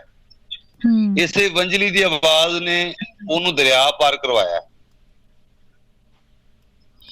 ਇਸ ਲਈ ਹੀਰ ਦੇ ਸਾਹਮਣੇ ਪਹਿਲੇ ਵੰਜਲੀ ਆ ਰਹੀ ਹੈ ਜੀ, ਉਹ ਕੋਈ ਅਨੋਖੀ ਗੱਲ ਨਹੀਂ ਹੈ। ਫਿਰ ਇਵੰਜਲੀ ਦੇ ਨਾਲ ਉਹਦੀਆਂ ਜ਼ੁਲਫਾਂ ਵੀ ਨਜ਼ਰ ਆ ਰਹੀਆਂ ਨੇ। ਔਰ ਉਹ ਬੈਨੀ ਚੰਦ ਕਹਿੰਦੇ ਨੇ ਬਹੁਤ ਖੂਬਸੂਰਤ ਭਗਤ ਸੀ, ਉਹਦੇ ਵਰਗਾ ਹੁਸਨ, ਜਿਵੇਂ ਅਸੀਂ ਯੂਸਫ ਦੇ ਹੁਸਨ ਦੀ ਗੱਲ ਕੀਤੀ, ਇੰਜੀ ਉਹਦੇ ਉੱਤੇ ਵੀ ਉਹਦੀਆਂ ਉਹਦੇ ਉੱਤੇ ਉਹਦੇ ਨਾਲ ਇੱਕ ਉਚੇਚਾ, ਇੱਕ ਰਸ ਜਿਹਾ, ਇੱਕ ਮੋਹ ਜਿਹਾ ਜਾਗ ਗਿਆ ਉਹਦੇ ਨਾਲ ਜੀ। ਉਹਨੂੰ ਇੱਕ ਭਗਤ ਵੀ ਬਣਾ ਦਿੱਤਾ ਹੈ। ਅਚਾਨਕ ਇੱਕ ਕਰੈਕਟਰ ਭਗਤ ਦਾ ਲੈ ਕੇ ਆਇਆ, ਇੱਕ ਪ੍ਰੋਫਟ ਦਾ ਲੈ ਕੇ ਆਇਆ, ਇੱਕ ਕੁਰਾਨ ਦਾ ਰੈਫਰੈਂਸ ਲੈ ਕੇ ਆਇਆ ਯੂਸਫ ਦਾ ਜੀ। ਮਤਲਬ ਵਾਰਿਸ ਸ਼ਾਹ ਉਹਨੂੰ ਕਿਸੇ ਆਮ ਜਿਹੇ ਕਰੈਕਟਰਾਂ ਦੇ ਨਾਲ ਨਹੀਂ ਜੋੜ ਰਿਹਾ। ਬਿਲਕੁਲ ਐਵੇਂ ਇੱਕ ਅਲੜ ਜਿਹਾ ਕੋਈ ਮੁੰਡਾ, ਕੋਈ ਜਵਾਨ ਜਿਹਾ, ਕੋਈ ਬਹੁਤਾ ਹੀ ਅਟਰੈਕਟਿਵ ਜਿਹਾ, ਇਸ ਤਰ੍ਹਾਂ ਦੀ ਕੋਈ ਗੱਲ ਨਹੀਂ ਕਰ ਰਿਹਾ। ਨਹੀਂ, ਹਰਗਿਜ਼ ਨਹੀਂ ਇਹ ਗੱਲ ਤਾਂ ਮੈਂ ਠੀਕ ਹੈ ਨਾ। ਹੁਣ ਉਹ ਮੈਨੂੰ ਪਤਾ ਤੁਸੀਂ ਵੀ ਨਹੀਂ ਕਹਿ ਰਹੇ, ਪਰ ਇੱਥੇ ਉਹ ਦੇਖੋ ਨਾ ਕਿੱਥੇ ਕਿੱਥੇ ਗੱਲ ਯੂਸਫ ਤੱਕ ਲੈ ਜਾਂਦਾ ਹੈ। ਔਰ ਉਹ ਹੁਸਨ ਦੀ ਔਰ ਚੰਨ ਦੇ ਨਾਲ ਉਸ ਦੀ ਚਮਕ ਵੀ ਜੋੜ ਦਿੰਦਾ ਹੈ। ਫਿਰ ਇਹ ਕਿ ਵਾਰਿਸ ਸ਼ਾਹ ਜਦ ਨੈਣਾ ਦੇ ਕਜਲੇ ਦੀ ਕੁਸਮਾਨ ਹੁੰਦੀ ਹੈ, ਉੱਥੇ ਵੀ ਦੋ ਗੱਲਾਂ ਸਾਹਮਣੇ ਆਉਂਦੀਆਂ। ਇੱਕ ਪਾਸੇ ਭਗਤ ਵਿਚਾਰ ਨੇ, ਸੂਫੀ ਫਕੀਰੀ ਵਿਚਾਰ ਨੇ, ਇੱਕ ਪਾਸੇ ਰਾਠਾਚਾਰੀ ਹੈ ਜਿਹਦਾ ਗਰੂਰ ਥੱਲੇ ਢਹਿ ਰਿਹਾ ਹੈ। ਇਹ ਨੈਣਾ ਦੇ ਕੁਸਮਾਨ ਨੇ। ਇਹ ਦੋ ਕਲਾਸਿਸ ਨੇ ਜਿਹੜੀਆਂ, ਦੋ ਸਿਸਟਮ ਨੇ ਜਿਹੜੇ ਆਪਸ 'ਚ ਲੜ ਪਏ ਨੇ, ਦੋਵਾਂ ਦੀ ਲੜਾਈ ਹੋ ਗਈ ਹੈ ਜੀ। ਇਹ ਜਿਹੜੇ ਦੋ ਨੈਣ ਨੇ, ਦੋ ਰਾਂਝੇ ਦੇ ਨੈਣ ਨੇ, ਜਿਹੜਾ ਜਿਹਨੇ ਮਾਲਕੀਆਂ ਵਾਲਾ ਸਾਂਝ ਤੋੜ ਦਿੱਤਾ ਹੋਇਆ ਹੈ ਨਾ। ਇਹ ਉਹੀ ਗੱਲਾਂ ਹੈ ਜਿਹੜੀਆਂ ਮੁਗਲ ਸ਼ਾਹੀ ਤੇ ਫਿਰ ਜਟਾਲੀ ਦਾ ਭਾਅ ਚੱਲ ਗਿਆ ਨਾ। ਇਸੇ ਤਰ੍ਹਾਂ ਹੁਣ ਅਖੀਰ ਜੰਗ ਮੁੱਕ ਜਾਂਦੀ ਹੈ ਜਦੋਂ ਕਮਾਨਦਾਨ ਦੇ ਅੰਦਰ ਆ ਜਾਂਦੀ, ਕਿਰਵਾਨ ਦੇ ਅੰਦਰ ਆ ਜਾਂਦੀ। ਮਤਲਬ ਜਿਸਲੇ ਹੀਰ ਇੱਕ ਕਮਾਨ ਸੀ ਜੀ, ਜਿਸ ਵਿੱਚੋਂ ਗਰੂਰ ਨਿਕਲ ਰਿਹਾ, ਆਕੜ ਨਿਕਲ ਰਹੀ ਹੈ, ਰਾਠ ਨਿਕਲ ਰਹੇ ਨੇ, ਉਹਦੇ ਤੀਰ ਛੁੱਟਦੇ ਪਏ ਨੇ। ਅਜੇ ਤੱਕ ਕੋਈ ਐਸਾ ਮਰਦ ਨਹੀਂ ਸੀ ਜੋ ਉਸ ਦਾ ਕਮਾਨਦਾਨ ਬਣ ਸਕੇ, ਜਿਹਦੇ ਵਿੱਚ ਉਹ ਸਮਾ ਜਾਵੇ ਜੀ। ਹੁਣ ਰਾਂਝਾ ਉਹ ਮਰਦ ਹੈ ਜਿਸ ਨੂੰ ਵੇਖ ਕੇ, ਉਸ ਨੂੰ ਮਿਲ ਕੇ ਹੀਰ ਦਾ ਮਾਣ, ਗੁਮਾਨ, ਆਕੜ, ਗਰੂਰ ਟੁੱਟ ਗਿਆ ਹੈ ਤੇ ਉਸ ਦੇ ਅੰਦਰ ਦੀ ਜਿਹੜੀ ਨਿਮਾਣਤਾ ਹੈ, ਮਿਠਾਸ ਹੈ, ਉਹ ਜਾਗ ਪਈ ਹੈ। ਉਹ ਸੁੱਤੀ ਸੀ ਪਰ ਉਹ ਜੱਟ ਦਾ ਰੂਪ ਵੇਖ ਕੇ ਜਾਗ ਪਈ ਹੈ। ਉਹ ਕੱਚੀ ਸੀ, ਉਹ ਪੱਕ ਗਈ, ਉਹਨੂੰ ਜਾਗ ਲੱਗ ਗਈ। ਉਸ ਦੇ ਅਸਲੀ ਬੰਦਿਆਈ ਵਾਲਾ ਜਿਹੜਾ ਹਸਤੀ ਵਾਲਾ, ਜ਼ਾਤ ਵਾਲਾ ਅਸਲੀ ਗੁਣ, ਅਸਲੀ ਜਿਹੜੀ ਸੁਰਤ, ਉਹ ਵੀ ਬਾਹਰ ਆ ਗਈ ਹੈ। ਉਸ ਦੀ ਪੂਰੀ ਹਸਤੀ ਬਦਲ ਰਹੀ ਹੈ ਜੀ। ਹੁਣ ਦੇਖੋ ਨਾ ਕਿਵੇਂ ਉਹ ਕਹਿ ਰਿਹਾ ਕਿ ਰੂਪ ਜੱਟ ਦਾ ਜੀ। ਅਜੇ ਜਿੱਥੇ ਅੱਛਾ ਰਾਂਝੇ ਔਰ ਜੱਟ ਦਾ ਵੀ ਫਰਕ ਇਹ ਤੁਸੀਂ ਜ਼ਰਾ ਵੇਖਣਾ। ਰੂਪ ਜੱਟ ਦਾ ਵੇਖ ਕੇ ਜਾਗ ਲੱਦੀ ਜੀ। ਹੀਰ ਵਾਰ ਕਤੀ ਸਰਗਰਦਾਨ ਹੋਈ। ਹੁਣ ਉਹ ਹੈ ਕਿ ਹੁਣ ਜੱਟ ਜਿਹੜਾ ਹੈ, ਇੱਕ ਮਿੰਟ ਜ਼ਰਾ ਜੀ। ਸੋ ਉਹਦੇ ਵਿੱਚ ਜਿਹੜੇ ਜਿਵੇਂ ਰਾਂਝੇ ਦੀ ਅਸੀਂ ਗੱਲ ਕੀਤੀ ਸੀਗੀ ਕਿ ਰਾਂਝਾ ਜਦੋਂ ਉੱਥੋਂ ਆਪਣਾ ਘਰ-ਬਾਰ ਛੱਡ ਕੇ ਆਇਆ, ਫਿਰ ਉਹਨੇ ਜਦੋਂ ਆਪਣੀ ਹੈਸੀਅਤ ਨੂੰ ਉਹ ਜਾਂ ਆਪਣੀ ਜਿਵੇਂ ਤੁਸੀਂ ਕਹਿੰਦੇ ਕਿ ਰੁਤਬੇ ਨੂੰ ਤਿਆਗ ਗਿਆ। ਹਾਂ, ਔਰ ਰਿਨੰਸੀਏਸ਼ਨ ਤੋਂ ਬਾਅਦ ਜਿਹੜੀ ਉਹਦੀ ਅਵੇਕਨਿੰਗ ਹੋਈ ਹੈ, ਜਿੱਥੇ ਉਹ ਜਾਗਰਿਤ ਹੋਇਆ ਆ, ਉਹਦੇ ਵਿੱਚ ਇੱਕ ਚੇਤਨਾ ਆਈ ਹੈ।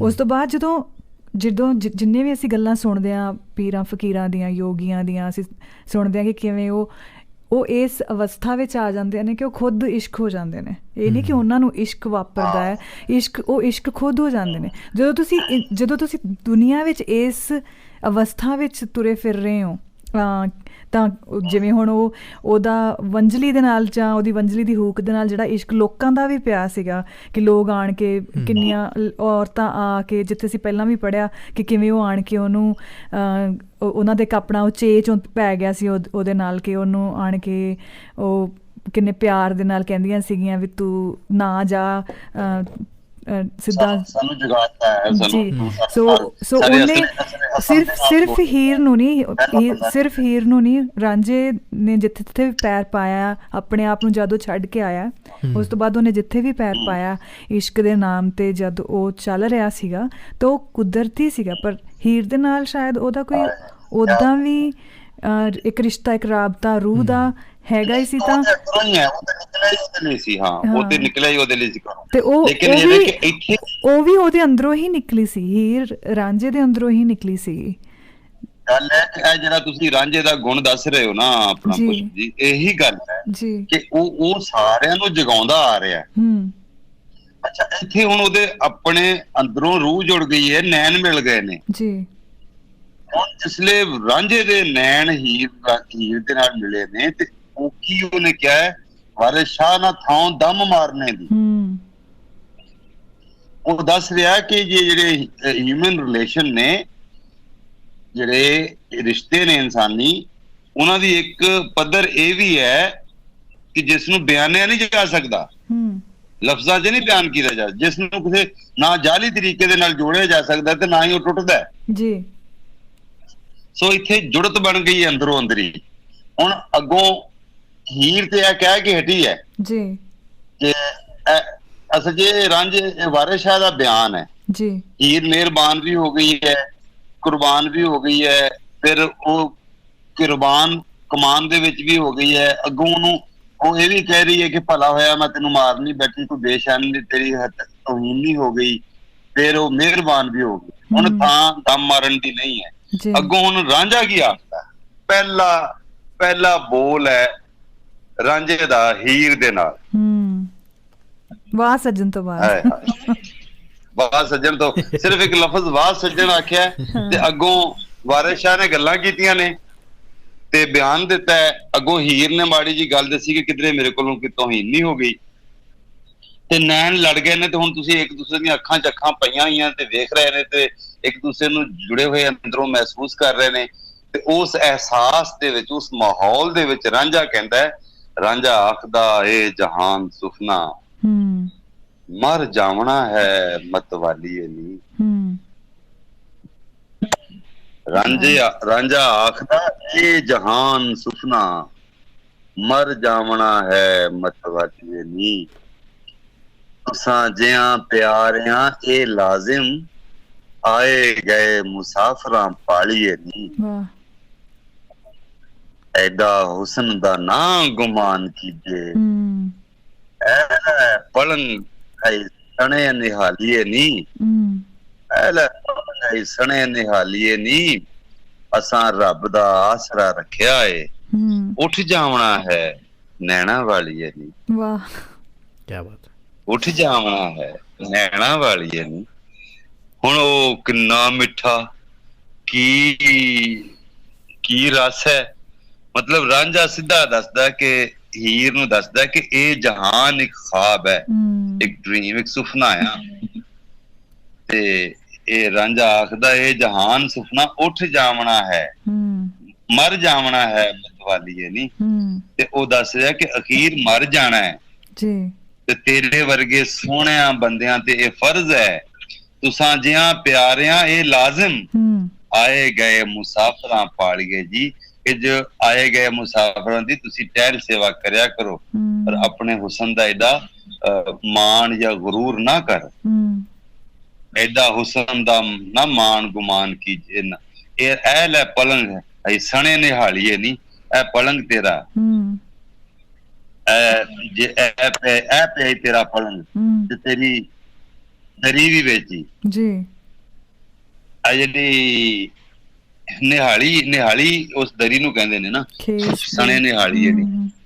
ਹਾਂ ਇਹ ਜਿਹੜੀ ਉੱਤੇ ਵਿਛੀ ਹੋਈ ਸੀ ਇਹ ਵੀ ਵਿੱਚ ਹੀ ਲੈ ਲੈ। ਇਹ ਤੇਰਾ ਪਲੰਗ ਪਿਆ, ਤੂੰ ਏਡਾ ਮਾਣ ਕਰਨੀ ਹੈ। ਸਾਨੂੰ ਤੇ ਰੱਬ ਦਾ ਹੀ ਆਸਰਾ ਹੈ, ਅਸਾਂ ਰੱਬ ਦਾ ਆਸਰਾ ਰੱਖਿਆ ਹੈ ਜੀ। ਉੱਠ ਜਾਵਣਾ ਹੈ ਨੈਣਾ ਵਾਲੀਏ। ਅਸੀਂ ਇਹ ਜਾਣਨੇ ਆ ਜੋ ਇੱਥੋਂ ਉੱਠ ਜਾਵਣਾ ਹੈ, ਭਾਵੇਂ ਤੂੰ ਸੋਹਣੇ ਨੈਣਾ ਵਾਲੀ ਹੈ, ਬਹੁਤ ਸੋਹਣੀ ਹੈ ਤੂੰ। ਤੇ ਹੁਣ ਇਹ ਰਾਂਝੇ ਦਾ ਤੇ ਹੀਰ ਦਾ ਮੇਲ ਹੋ ਗਿਆ ਜੀ। ਹੀਰ ਇੱਕ ਰਾਠਾਂ ਦੀ, ਹਾਕਮਾਂ ਦੀ, ਆਕੜ ਦੀ, ਹੁਸਨ ਤੇ ਗਰੂਰ ਦੀ ਨਿਸ਼ਾਨੀ ਹੈ। ਬਿਲਕੁਲ ਜਿਵੇਂ ਤੁਸੀਂ ਅੱਗੇ ਕਿਹਾ ਉਹਦੀ ਹਯਾਤੀ, ਉਹਨੂੰ ਉਹਦੀ ਜ਼ਿੰਦਗੀ 'ਚ ਆਉਣ ਵਾਲਾ ਹਰ ਬੰਦਾ ਉਸ ਨੂੰ ਇਹਨਾਂ ਦੋ ਪੱਖਾਂ ਤੋਂ ਵੇਖਦਾ ਹੈ ਕਿ ਇੱਕ ਤੇ ਉਹ ਡਾਢਿਆਂ ਦੀ ਹਾਕਮਾਂ ਦੀ ਧੀ ਹੈ ਤੇ ਉਤੋਂ ਸੋਹਣੀ ਹੈ, ਉਤੋਂ ਆਕੜ ਹੈ ਜੀ। ਇਹ ਹੀ ਉਹਨੂੰ ਪਤਾ ਸੀ ਕਿ ਸਾਰੇ ਉਹਨੂੰ ਇੰਝ ਹੀ ਵੇਖਦੇ ਨੇ। ਇਸੇ ਲਈ ਉਹਦਾ ਪੂਰਾ ਬਿਹੇਵੀਅਰ ਜਿਹੜਾ ਹੀਰ ਦਾ ਹੈ ਸਮਾਜ ਦੇ ਪ੍ਰਤੀ, ਉਹ ਇੱਕ ਹਾਕਮੀ ਵਾਲਾ, ਦਾਬੇ ਵਾਲਾ ਹੈ ਜੀ। ਤੇ ਉਹਨਾਂ ਗੁਣਾਂ ਨੂੰ ਵੇਖ ਕੇ ਹਰ ਕੋਈ ਆਪਣੇ ਆਪ ਨੂੰ ਹੀਣਾ ਵੀ ਸਮਝ ਲੈਂਦਾ ਹੈ ਜੀ। ਨਾਲ ਅੰਗ ਜੋੜਨ ਦਾ ਸੋਚਦਾ ਵੀ ਨਹੀਂ ਹੈ। ਇੱਥੇ ਇਸ ਬੰਦ, ਪਿਛਲੇ ਬੰਦ ਦੇ ਵਿੱਚ ਉਹ ਬਗਲ 'ਚ ਬਹਿ ਗਈ ਹੈ ਜੀ, ਠੀਕ ਹੈ ਨਾ। ਹੁਣ ਇਸ ਲਈ ਹੁਣ ਤੱਕ ਬੰਦਿਆਂ ਵਿਚਕਾਰ ਇੱਕੋ ਹੀ ਸੰਗ ਉਹ ਸਮਝਦੀ ਰਹੀ ਹੈ ਕਿ ਇੱਕ ਧਿਰ ਦੱਬਦੀ ਹੈ ਤੇ ਦੂਜੀ ਧਿਰ ਦਿੰਦੀ ਹੈ। ਜਿਹੜੀ ਇੱਕ ਇਹ ਜ਼ਾਲਮ ਹੈ, ਇੱਕ ਮਜ਼ਲੂਮ ਹੈ, ਇੱਕ ਤਾਕਤ ਵਾਲਾ ਹੈ, ਇੱਕ ਮਾੜਾ ਹੈ। ਇਹ ਮਤਲਬ ਕਿਸੇ ਨੂੰ ਉਹਦੇ ਲਈ ਕੋਈ ਐਸਾ ਰਿਸ਼ਤਾ, ਇਨਸਾਨੀ ਰਿਸ਼ਤਾ ਨਹੀਂ ਜਿਸਨੇ ਕਿਸੇ ਨੂੰ ਅੰਦਰੋਂ ਕਿਸੇ ਦੂਜੇ ਨਾਲ ਜੋੜਿਆ ਹੋਵੇ ਜੀ। ਹੁਣ ਹੀਰ ਨੂੰ, ਰਾਂਝੇ ਨੂੰ ਵੇਖ ਕੇ ਹੀਰ ਦੇ ਅੰਦਰ ਇੱਕ ਬੰਦਿਆਈ ਦਾ ਰਿਸ਼ਤਾ ਜਾਗਿਆ, ਜਿਹਨੂੰ ਉਹ ਕਹਿੰਦਾ ਨਾ, ਰੂਪ ਜੱਟ ਦਾ ਵੇਖ ਕੇ ਜਾਗ ਲੱਦੀ ਜੀ, ਜਿਹਨੂੰ ਜਾਗ ਲੱਗ ਗਈ, ਜੱਟ ਦਾ ਰੂਪ ਵੇਖ ਕੇ। ਮਤਲਬ ਹੁਣ ਰਾਂਝਾ ਜਿਹੜਾ ਉਸਦੇ ਜਿਹੜੇ ਉਹਦੇ ਅੰਦਰ ਜਿਹੜਾ ਹਨੇਰਾ ਹੈ ਜੀ, ਉਹਨੂੰ ਲਾ ਕੇ ਸਭ ਤੋਂ ਪਹਿਲਾਂ ਉਸਦੇ ਵਿਖਾੜੇ ਤੇ ਉਸਦੀ ਅਸਲੀਅਤ ਵਿਖਾਉਂਦਾ ਹੈ ਉਹਨੂੰ। ਇਹਦੇ ਵਿੱਚ ਉਸਨੂੰ ਕਹਿੰਦਾ ਹੈ ਕਿ ਤੂੰ ਆਪਣੇ ਹੁਸਨ ਤੇ ਏਡਾ ਮਾਣ ਕਰਕੇ ਬੈਠੀ ਹੋਈ ਆ, ਪਰ ਇੱਥੇ ਤੇ ਪੂਰਾ ਜਹਾਨ ਹੀ ਇੱਕ ਸੁਪਨਾ ਹੈ, ਇਹ ਅਸਲ ਨਹੀਂ, ਇਹ ਇੱਕ ਪਲ ਦੀ ਖੇਡ ਹੈ, ਇਹਨੇ ਮੁੱਕ ਜਾਣਾ ਹੈ। ਇਹ ਜੀਵਨ ਇੱਕ ਸੁਪਨੇ ਵਾਂਗ ਨਿੱਕਾ ਜਿਹਾ ਹੈ, ਛੋਟਾ ਜਿਹਾ ਹੈ, ਕਿਵੇਂ ਪਲ ਛਿਣ ਵਰਗਾ ਕੰਮ ਹੈ। ਅਖੀਰ ਸਾਰਿਆਂ ਨੇ ਅਸੀਂ ਇਥੋਂ ਉੱਡ ਜਾਣਾ, ਅਸੀਂ ਇਥੋਂ ਆਏ, ਇਥੋਂ ਲੰਘਣਾ ਹੈ ਬਸ ਜੀ। ਇਹ ਜ਼ਿੰਦਗੀ ਇੱਕ ਲੰਘਾ ਆ, ਇਹ ਜਿਹੜਾ ਸਾਹ ਜਿਹੜਾ ਹੈ, ਫਿਰ ਮਤਲਬ ਮੁੱਕ ਜਾਣਾ ਹੈ। ਤੇ ਇਹਦੇ ਉੱਤੇ ਜਿਹੜੀ ਸ਼ਾਇਦ ਨੇ ਮੁੱਕ ਹੀ ਜਾਣਾ ਹੈ, ਉਹਦੇ ਤੇ ਏਡਾ ਮਾਣ ਜਾਂ ਗਰੂਰ ਜਾਂ ਆਕੜ ਕਰਨ ਦੀ ਕੀ ਲੋੜ ਹੈ? ਇਹ ਰਾਂਝਾ ਉਹਨੂੰ ਕਹਿ ਰਿਹਾ, ਪਹਿਲਾ ਬੋਲ ਜੀ। ਮਤਲਬ ਉਹਨੂੰ ਉਹ ਦੱਸਦਾ ਹੈ ਕਿ ਇਹਦਾ ਇਲਾਜ ਕੀ ਹੈ। ਤੁਸਾਂ ਜਿਹਾਂ ਪਿਆਰਿਆਂ ਇਹ ਲਾਜ਼ਮ, ਆਏ ਗਏ ਮੁਸਾਫਰਾਂ ਪਾਲੀਏ ਜੀ।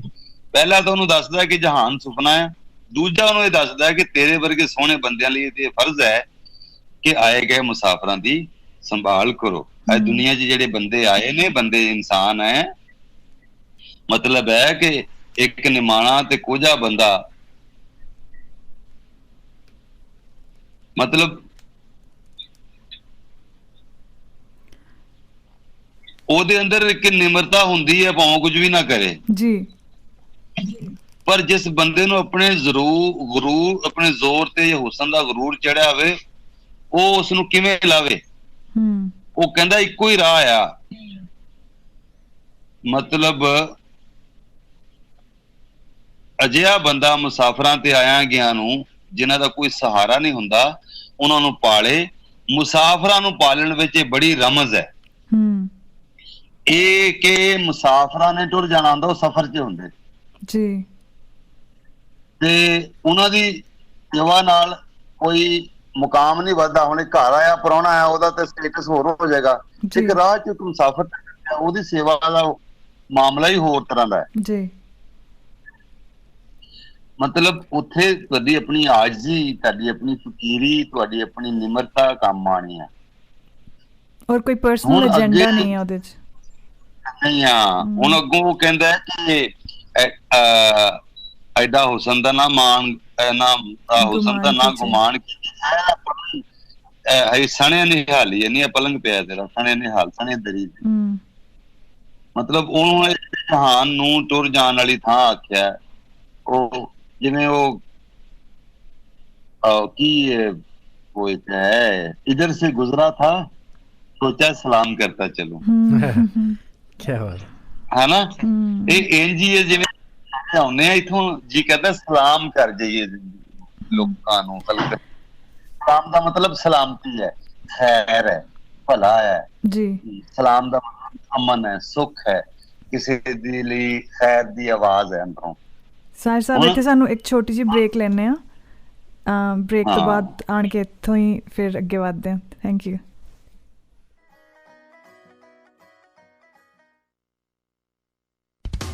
You are listening Australia's number one Radio Hanji। ਗਈ ਫਿਰ ਕੈਨੇਡਾ। ये भैनी जान जान बेइज्जती करती आ 2 घंटे लाके ते तेरी मुੱਛਾਂ पट्टियां ਵੱਡੀ पूनम पांडे तू जा कनेडा जा ਸੁਰਖੀ ਬਿੰਦੀ ਗੁਰਨਾਮ ਭੁੱਲਰ ਤੇ ਸਰਗੁਣ ਮਹਿਤਾ ਦੀ ਨਵੀਂ ਪੰਜਾਬੀ ਫਿਲਮ 30 ਅਗਸਤ ਨੂੰ ਰਿਲੀਜ਼ ਹੋਣ ਜਾ ਰਹੀ ਹੈ ਤੁਹਾਡੇ ਨਜ਼ਦੀਕੀ ਸਿਨੇਮਾ ਘਰਾਂ ਵਿੱਚ। ਗੁਰਫਤਿਹ ਸੇਵਾ ਸੈਂਟਰ ਆਸਟ੍ਰੇਲੀਆ ਦਾ ਪਹਿਲਾ ਧਾਰਮਿਕ ਤੇ ਕਲਚਰਲ ਹੈਂਡੀਕ੍ਰਾਫਟ ਸਟੋਰ ਜਿੱਥੋਂ ਤੁਸੀਂ ਲੈ ਸਕਦੇ ਹੋ ਸੈਂਚੀ ਸਾਹਿਬ ਨਿਰੋਲ ਪਾਣੀ ਦੇ ਗੁਟਕੇ ਰੁਮਾਲਾ ਸਾਹਿਬ ਗੱਤਕੇ ਦਾ ਸਮਾਨ ਪਾਲਕੀ ਸਾਹਿਬ ਪੱਗਾਂ ਤੇ ਦੁਮਾਲੇ ਕੀਰਤਨ ਸਿੱਖਣ ਲਈ ਕਿਤਾਬਾਂ ਤੇ ਗੁਰਸਿੱਖਾਂ ਦੀਆਂ ਜੀਵਨੀਆਂ। ਇਸ ਤੋਂ ਇਲਾਵਾ ਇੱਥੋਂ ਤੁਸੀਂ ਗੁਰਬਾਣੀ ਰੇਡੀਓ ਤੇ USB ਵੀ ਲੈ ਸਕਦੇ ਹੋ। ਅੰਮ੍ਰਿਤ ਸੰਚਾਰ ਲਈ ਕਕਾਰ ਭੇਜਣ ਦੀ ਸੇਵਾ ਵੀ ਕੀਤੀ ਜਾਂਦੀ ਹੈ। ਸੰਪਰਕ ਕਰੋ ਗੁਰਫਤਿਹ ਸੇਵਾ centre 6/14 steel street Blacktown Sydney ਤੇ ਕਾਲ ਕਰੋ 0430 175 742 ਤੇ। ਵਾਓ ਤੇਰੀ ਸਬਜ਼ੀ ਦੀ ਖੁਸ਼ਬੂ ਅਤੇ ਟੇਸਟ ਵਿੱਚ ਕੁਝ ਤਾਂ ਕਮਾਲ ਹੈ। ਮੈਨੂੰ ਵੀ ਦੱਸ ਦੇ ਸੀਕ੍ਰੇਟ। ਅੰਮ੍ਰਿਤ ਇਹ ਕਮਾਲ ਹੈ 골ਡ ਲੀਫ ਡੇਰੀ ਦੇ ਪਿਓਰ ਨਿਊਜ਼ੀਲੈਂਡ ਘੀ ਦਾ। ਨਿਊਜ਼ੀਲੈਂਡ ਵਿੱਚ ਫ੍ਰੀ ਰੇਂਜ ਗ੍ਰਾਸ ਫੈਡ ਗਾਵਾਂ ਦੇ ਦੁੱਧ ਤੋਂ ਤਿਆਰ। ਨਾ ਤਾਂ ਇਸ ਵਿੱਚ ਆਇਲ ਨਾ ਹੀ ਕੋਈ ਕਲਰ ਹਾਰਮੋਨਸ ਜਾਂ ਐਂਟੀਬਾਇਓਟਿਕਸ। ਬਿਲਕੁਲ ਪਿਓਰ ਹੈ ਕਿ ਪਲਾਸਟਿਕ ਦੇ ਡੱਬਿਆਂ 'ਚ ਨਹੀਂ ਬਲਕਿ ਗਲਾਸ ਕੰਟੇਨਰ 'ਚ ਪੈਕ ਹੁੰਦਾ ਹੈ। ਤੁਸੀਂ ਵੀ ਅੱਜ ਹੀ ਬਾਏ ਕਰੋ 골ਡ ਲੀਫ ਦਾ ਪਿਓਰ ਨਿਊਜ਼ੀਲੈਂਡ ਘੀ ਆਪਣੇ ਨੇੜੇ ਦੇ ਇੰਡੀਅਨ ਗ੍ਰੋਸਰੀ ਸਟੋਰ ਤੋਂ। Visit goldleafdairy.com। ਨਵੇਂ ਸਾਲ ਦੀ ਇੱਕ ਚੰਗੀ advice choose English wise PTE and NAATI expert 2019 ਵਿੱਚ ਆਪਣੀ PR ਪੱਕੀ ਕਰੋ ਐਕਸਟਰਾ 25 ਪੁਆਇੰਟ ਲੈ ਕੇ। NI ਨਹੀਂ ਪਾਓ ਹੁਣੇ ਅਪਲਾਈ ਕਰਨ ਤੇ ਪੂਰੇ $200 ਦਾ ਡਿਸਕਾਊਂਟ PTE ਅਤੇ ਨਾਟੀ CCL ਤੇ 7 days classes expert staff Sydney Canberra ਅਤੇ ਬ੍ਰਿਸਬੇਨ ਤੋਂ ਬਾਅਦ ਹੁਣ ਮੈਲਬੌਰਨ ਵਿੱਚ ਵੀ ਇੰਗਲਿਸ਼ ਵਾਈਜ਼। ਕਾਲ ਕਰੋ 0286287293 और visit englishwise.com.au। ਖੁਸ਼ਖਬਰੀ ਜੀ ਹਾਂ ਵੈਸਟਰਨ ਯੂਨੀਅਨ ਤੁਹਾਡੇ ਸਭ ਦੇ ਲਈ ਲੈ ਕੇ ਆਏ ਨੇ ਇੱਕ ਵੱਡੀ ਖੁਸ਼ਖਬਰੀ। ਹੁਣ ਵੈਸਟਰਨ ਯੂਨੀਅਨ ਦੀ transfer fee starting from just $2.90। ਜੀ ਹਾਂ ट्रांसफर फीस सिर्फ $2.90 ਤੋਂ ਸ਼ੁਰੂ। ਚਾਹੇ ਕੈਸ਼ ਪਿਕਅਪ ਕਰੋ ਜਾਂ ਬੈਂਕ ਦੇ ਖਾਤੇ ਵਿੱਚ ਟ੍ਰਾਂਸਫਰ। ਵਧੇਰੇ ਜਾਣਕਾਰੀ ਲਈ ਆਪਣੇ ਲਾਗਲੇ ਵੈਸਟਰਨ ਯੂਨੀਅਨ ਡੀਲਰ ਨਾਲ ਸੰਪਰਕ ਕਰੋ। Conditions apply. ਹੁਣ ਤੱਕ ਦੀ ਸਭ ਤੋਂ ਘੱਟ ਮਨੀ ਟ੍ਰਾਂਸਫਰ ਫੀ ਦੇ ਨਾਲ ਆਪਣੇ ਪਿਆਰਿਆਂ ਨੂੰ ਭੇਜੋ ਪੈਸੇ। Western Union moving money for better. ਲੈਣਾ ਹੋਵੇ ਵਿਜ਼ਟਰ ਵੀਜ਼ਾ ਜਾਂ ਆਇਲਸ ਵਿੱਚ ਚੰਗੇ ਬੈਂਡਸ ਸਪੋਕਨ ਇੰਗਲਿਸ਼ ਲਈ ਯਾਦ ਰੱਖੋ ਇੱਕ ਹੀ ਨਾਮ ਦਾ ਵੀਜ਼ਾ ਹਬ। 7347441009 ਜਿੱਥੇ ਹੈ expert teaching staff 100% success rate ਅਤੇ ਆਪਣੀ ਮਾਂ ਬੋਲੀ ਵਿੱਚ ਗੱਲ ਕਰਨ ਵਾਲਾ ਸਟਾਫ। ਦਾ ਵੀਜ਼ਾ ਹਬ। ਕਾਲ ਕਰੋ 73 474 41009 ਜਾਂ ਫਿਰ 95 018 76006 ਤੇ ਕਾਲ ਕਰੋ। ਦਾ ਵੀਜ਼ਾ ਹਬ ਤੁਹਾਡੀ ਉਡਾਨ ਦੇ ਲਈ ਤੁਹਾਡੇ ਆਪਣੇ ਖੰਭ। ਤੁਸੀਂ ਸੁਣ ਰਹੇ ਹੋ ਆਸਟ੍ਰੇਲੀਆ ਦਾ ਨੰਬਰ 1 ਰੇਡੀਓ ਸਟੇਸ਼ਨ ਰੇਡੀਓ ਹਾਂਜੀ।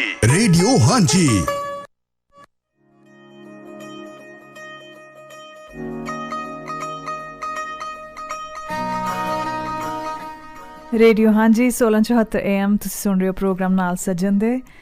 ਸਾਡੇ ਨਾਲ ਨੇ ਗੌਤਮ ਕਪਿਲ ਔਰ ਅਫਸਲ ਸਾਹਿਰ ਜੀ। ਅਸੀਂ ਪੜ੍ਹ ਰਹੇ ਹਾਂ Heer Waris episode number 7 Yo. So, Sahir Saab, are you there? जी. हाँ. So Ranja कह रहे जी।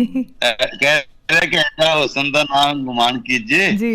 ऐला पलंग आई सने निहाली। हुन की है आखिरी मिसरा जड़ा ना इस बंद दा। ਪਤਾ ਨਹੀਂ ਇਹਦੇ ਚ ਤੂੰ ਗੱਲ ਕੋ ਕਰਨੀ ਚਾਹ ਰਹੀ ਸੀ। ਨਹੀਂ ਮੈਂ ਚਾਹੁੰਦੀ ਸੀ ਪਰ ਮੈਨੂੰ ਲੱਗਦਾ ਤੁਹਾਡਾ ਫਲੋ ਬਣਿਆ ਹੋਇਆ ਮੈਂ ਨਹੀਂ ਰੋਕਣਾ ਹੁਣ। ਚੱਕ ਦੋ ਭਾਜੀ। ਮੈਂ ਅਸਲ ਜੇ ਬ੍ਰੇਕ ਦੇ ਵਿੱਚ ਨਾ ਮੈਂ ਤਾਂ ਗੌਰ ਕਰਨ ਰਿਹਾ ਸੀ ਜੀ ਇਹਦੇ ਤੇ ਕਿ ਅਸਾਂ ਰੱਬ ਦਾ ਆਸਰਾ ਰੱਖਿਆ ਏ ਉੱਠ ਜਾਵਣਾ ਹੈ ਨੈਣਾ ਮੈਂ ਕਰ ਰਹੀ ਸੀ। ਮੈਂ ਆਪਣੇ ਹੱਥ ਉੱਪਰ ਨੋਟਸ ਬਣਾਏ ਹੋਏ ਸੀਗੇ। ਹਾਂ ਉਹ ਤਾਂ ਜ਼ਰੂਰ ਕਰਨਾ। ਹਾਂ ਜੀ ਨਹੀਂ ਪਹਿਲਾਂ ਤੁਸੀਂ ਮਤਲਬ ਉਹਦੇ ਵਿੱਚ ਉਹਨੂੰ ਰਾਂਝਾ ਉਹਨੂੰ ਦੱਸਦਾ ਹੈ ਕਿ ਵੀ ਤੂੰ ਹੁਸਨ ਤੇ ਏਡਾ ਉਹ ਟੋਕ ਕਰਦਾ ਨਾ ਉਹਦੇ ਤੇ ਜੀ। ਕਹਿੰਦਾ ਜਿਹੜੀਆਂ ਚੀਜ਼ਾਂ ਤੂੰ ਸੇਜ ਹੈ ਪਲੰਗ ਹੈ ਤੇ ਦਰੀਆਂ ਨੇ ਤੇਰੀਆਂ ਮਾਲ ਹੈ ਚੀਜ਼ਾਂ ਨੇ ਰੱਖ ਲੈ ਕੋਲ ਇਹਨਾਂ ਨੂੰ ਜੀ। ਤੇਰੇ ਹੁਸਨ ਦੀ ਤੇ ਤੇਰੇ ਪਲੰਗ ਦੀ ਕੋਈ ਲੋੜ ਨਹੀਂ ਹੈ ਕਿਉਂ ਜੀ ਅਸੀਂ ਤੇ ਸ਼ਾਮਾਂ ਦੇ ਆਸਰੇ ਨਹੀਂ ਅਸੀਂ ਤੇ ਰੱਬ ਦੇ ਆਸਰੇ ਤੇ ਜਿਉਂਦੇ ਆ। ਮਤਲਬ ਇਹ ਗੱਲ ਇਸ ਲਈ ਆਖਦਾ ਹੈ ਉਹ ਤੇ ਰਾਂਝਾ ਤੇ ਪਹਿਲੇ ਹੀ ਆਪਣੀ ਸਾਰੀਆਂ ਜ਼ਮੀਨਾਂ ਤੇ ਮਾਲਕੀਆਂ ਛੱਡ ਕੇ ਆਇਆ ਹੋਇਆ ਜੀ। ਉਹ ਆਪਣਾ ਹਰ ਤਰ੍ਹਾਂ ਦਾ ਮਾਨ ਤਰਾਨ ਆਕੜ ਗਰੂਰ ਤੋੜ ਕੇ ਨਿਕਲਿਆ ਹੋਇਆ ਹਾਂਜੀ। ਤੇ ਉਹਨੂੰ ਹੀਰ ਦਾ ਹੁਸਨ ਆਪ ਵੀ ਸੋਹਣਾ ਹੈ ਉਹ ਜੀ। ਉਹ ਚੀਜ਼ਾਂ ਸਿਰਫ ਚੀਜ਼ਾਂ ਹੀ ਉਹਨੂੰ ਕਿਵੇਂ ਖਿੱਚ ਸਕਦੀਆਂ ਸਨ ਤੇ ਅਖੀਰ ਤੇ ਉਹਨੂੰ ਉਹ ਖਬਰਦਾਰ ਵੀ ਕਰਦਾ ਹੈ ਜੋ ਰੱਬ ਦਾ ਆਸਰਾ ਇਸ ਲਈ ਕਾਫੀ ਹੈ ਕਿ ਅਖੀਰ ਇੱਥੋਂ ਹੀ ਉੱਠ ਹੀ ਜਾਣਾ ਹੈ, ਉੱਠ ਜਾਵਣਾ ਹੈ, ਨੈਣਾ ਵਾਲੀ ਹੈ ਜੀ। ਹੁਣ ਬਾਬੇ ਫਰੀਦ ਕੋ ਹੈ ਜੀ ਕਿ ਜਿਨ ਲੋਇਨ ਜਗ ਮੋਹਾ ਸੋ ਲੋਇਨ ਮੈਂ ਡਿਠ, ਜਿਨ ਲੋਇਨ ਜਗ ਮੋਹਿਆ ਸੋ ਲੋਇਨ ਮੈਂ ਡਿਠ, ਕੱਜਲ ਰੇਖ ਨਾ ਸਹਿੰਦੀਆਂ ਸੈ ਪੰਖੀ ਸੂਏ ਬਿਠ। ਹੁਣ ਉਹ ਨੈਣਾ ਦੀ ਗੱਲ ਕਰ ਰਹੇ ਨੇ, ਨੈਣ ਲੜੇ ਹੋਏ ਨੇ, ਨੈਣਾ ਦਾ ਕਸਮਾਨ ਹੋ ਗਿਆ ਤੇ ਨੈਣਾ ਦੀ ਜਿਹੜੀ ਨੈਣਾ ਨੇ ਵੀ ਮਿੱਟੀ ਹੋ ਜਾਣਾ।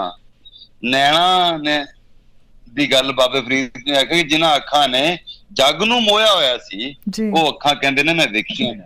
ਜਿਨ ਲੋਇਨ ਜੱਗ ਮੋਹਿਆ ਸੈ ਲੋਇਨ ਮੈਂ ਡਿਠ, ਕੱਜਲ ਰੇਖ ਨਾ ਸਹਿੰਦੀਆਂ। ਕਦੀ ਉਹ ਅੱਖਾਂ ਜਿਹੜੀਆਂ ਕਜਲੇ ਦੀ ਧਾਰ ਦਾ ਭਾਰ ਨਹੀਂ ਸੀ ਸਹਿੰਦੀਆਂ ਜੀ, ਉਹਨਾਂ ਵਿੱਚ ਮੈਂ ਪੱਖੀਆਂ ਨੂੰ ਪੰਛੀਆਂ ਨੂੰ ਬਿਠਾ ਕਰਦਿਆਂ ਵੇਖਿਆ ਜੀ। ਹੁਣ ਇੱਥੇ ਜਿਹੜੀ ਖੇਡ ਨਾ ਚੀਜ਼ਾਂ ਦੀ, ਬੋਡੀ ਦੀ, ਮਟੀਰੀਅਲ ਦੀ, ਉਹ ਤੇ ਨਿਬੇੜ ਦਿੱਤੀ ਜੀ, ਉਹ ਤੇ ਨਿਬੇੜ ਦਿੱਤੀ। ਅੱਗੋਂ ਹੀਰ ਕਹਿੰਦੀ ਹੈ ਅਜੀ ਹੀਰ ਤੇ ਪਲੰਗ ਸਭ ਥਾਂ ਤੇਰੇ, ਇੱਥੇ ਆ ਗਈ ਨੇ ਹੀਰ, ਹੋਰ ਤਰ੍ਹਾਂ ਹੋ ਗਈ। ਇਹ ਜਿਹੜੇ 5-7 ਅਗਲੇ ਬੰਦ ਨੇ ਬੜੇ ਕਮਾਲ ਦੇ ਨੇ ਜੀ। ਅਸਲ ਦੇ ਵਿੱਚ ਪੂਰਾ ਐਸੈਂਸ ਹੈ। ਅਗਲਾ ਪ੍ਰੋਗਰਾਮ ਸਾਰੇ ਸੁਣਨਾ, ਮੈਂ ਜ਼ਰੂਰ ਕਹਾਂਗਾ ਕਿ ਅਗਲਾ ਪ੍ਰੋਗਰਾਮ ਜ਼ਰੂਰ ਵੇਖਣ।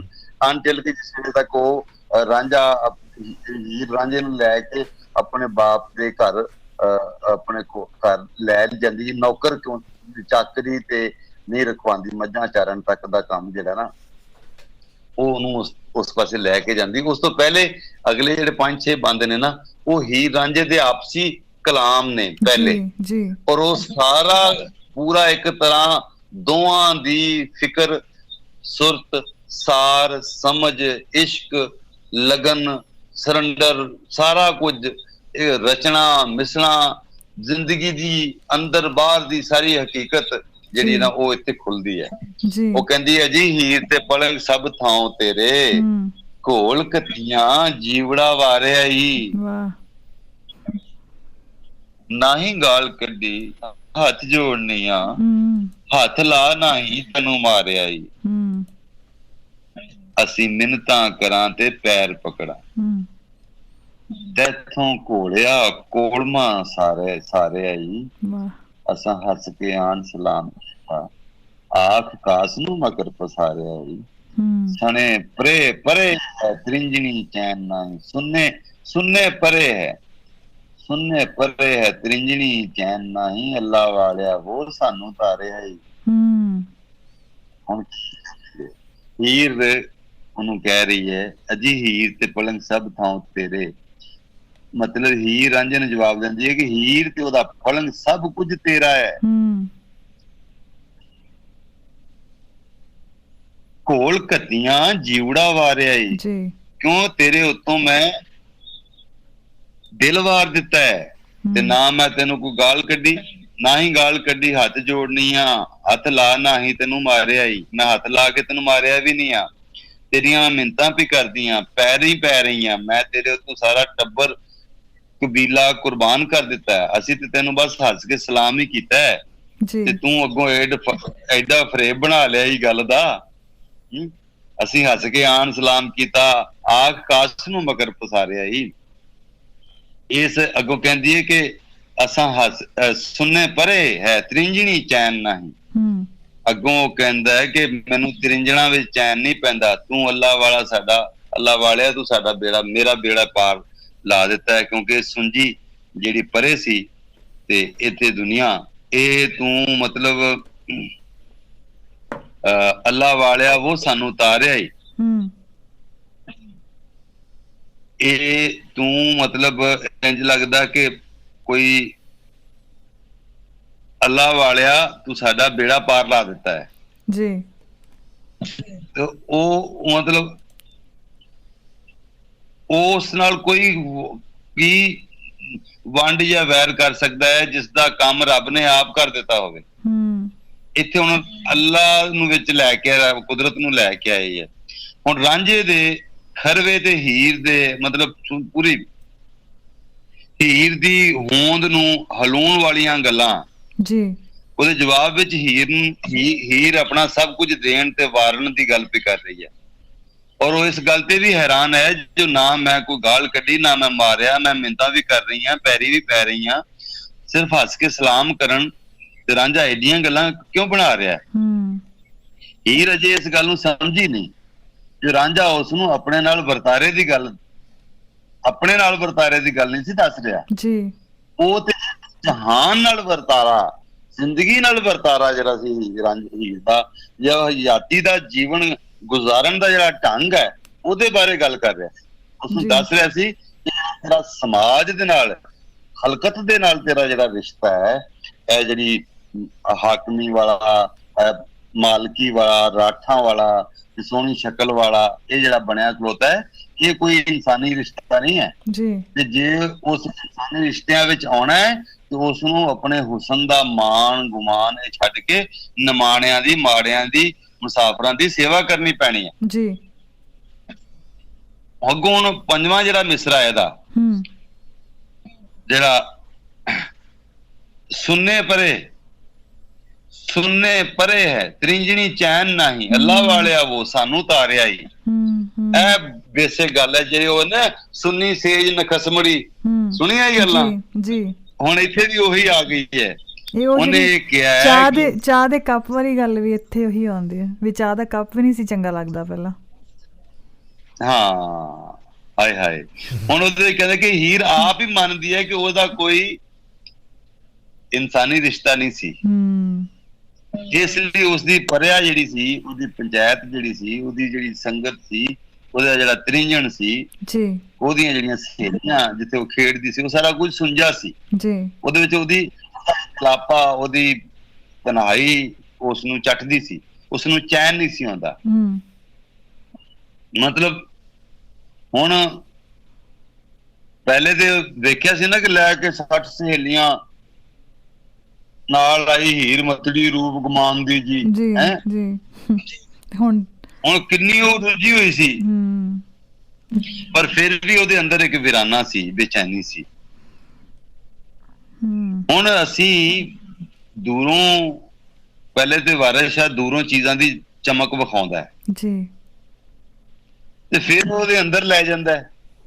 ਬਾਹਰੋਂ ਹੀਰ ਦਾ ਸੁਹੱਪਣ, 60 ਸਹੇਲੀਆਂ, ਬੁੱਕ ਮੋਤੀਆਂ ਦੇ ਕੰਨੀ ਚੁਮਕਦੇ, ਹੂਰ ਪਰੀ ਦੀ ਸ਼ਾਨ ਤੇ ਵਿੱਚੋਂ ਸੁੰਝ ਸੁੰਨੀ ਵੀਰਾਨ ਹੈ ਨਾ, ਐਸੀ ਫਿਰ ਕੋਝ ਵੀ ਉਹ ਸਾਰਾ ਕੁਝ ਵਿਖਾਉਂਦਾ, ਅੰਦਰ ਪੂਰਾ ਉਹ ਚੀਜ਼ ਫਾੜ ਕਰਕੇ ਵਿਖਾਉਂਦਾ ਕਿ ਅੰਦਰੋਂ ਕੀ ਤੇ ਨੰਗ ਹੈ, ਉਹ ਸਾਰਾ ਕੁਝ ਵਿਖਾ ਦਿੰਦਾ।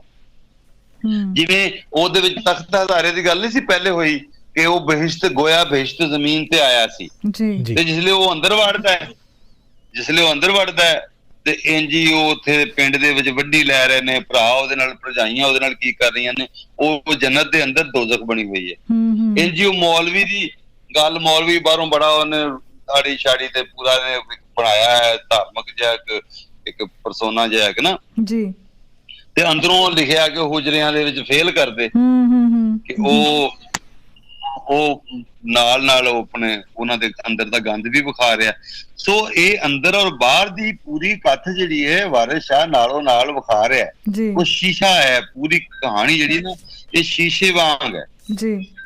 ਸੋ ਮਤਲਬ ਹੁਣ ਉਹ ਰਾਂਝਾ ਕਿਵੇਂ ਉਹਦੀ ਜਿਹੜੀ ਰਾਂਝੇ ਦੀ ਜਰਨੀ ਸ਼ੁਰੂ ਹੋਈ ਸੀ, ਤੁਸੀਂ ਜਿੱਦਾਂ ਪਿੱਛੇ ਲੈ ਕੇ ਗਏ ਸਾਨੂੰ, ਤਾਂ ਉਹਦੇ ਵਿੱਚ ਜਿੱਥੋਂ ਵੀ ਰਾਂਝੇ ਦੀ ਉਹ ਜਰਨੀ ਸ਼ੁਰੂ ਹੋਈ ਆ ਔਰ ਉਹਨੇ ਆਪਣੇ ਆਪ ਦੀ ਅੰਦਰ ਦੀ ਸਫਾਈ ਕੀਤੀ ਹੈ ਤੇ ਨਾਲ ਦੇ ਨਾਲ ਜਿੰਨੇ ਲੋਕ ਵੀ ਉਹਦੇ ਨਾਲ ਜੁੜੇ ਨੇ, ਉਹਦੇ ਅੱਗੇ ਆਏ ਨੇ, ਉਹ ਸਾਰਿਆਂ ਦੀ ਉਹ ਸਫਾਈ ਕਹਿ ਲਓ ਜਿਵੇਂ, ਜਾਂ ਉਹ ਜਾਗਰਣ ਉਹਨਾਂ 'ਚ ਹੋਇਆ ਹੈ ਨਾ।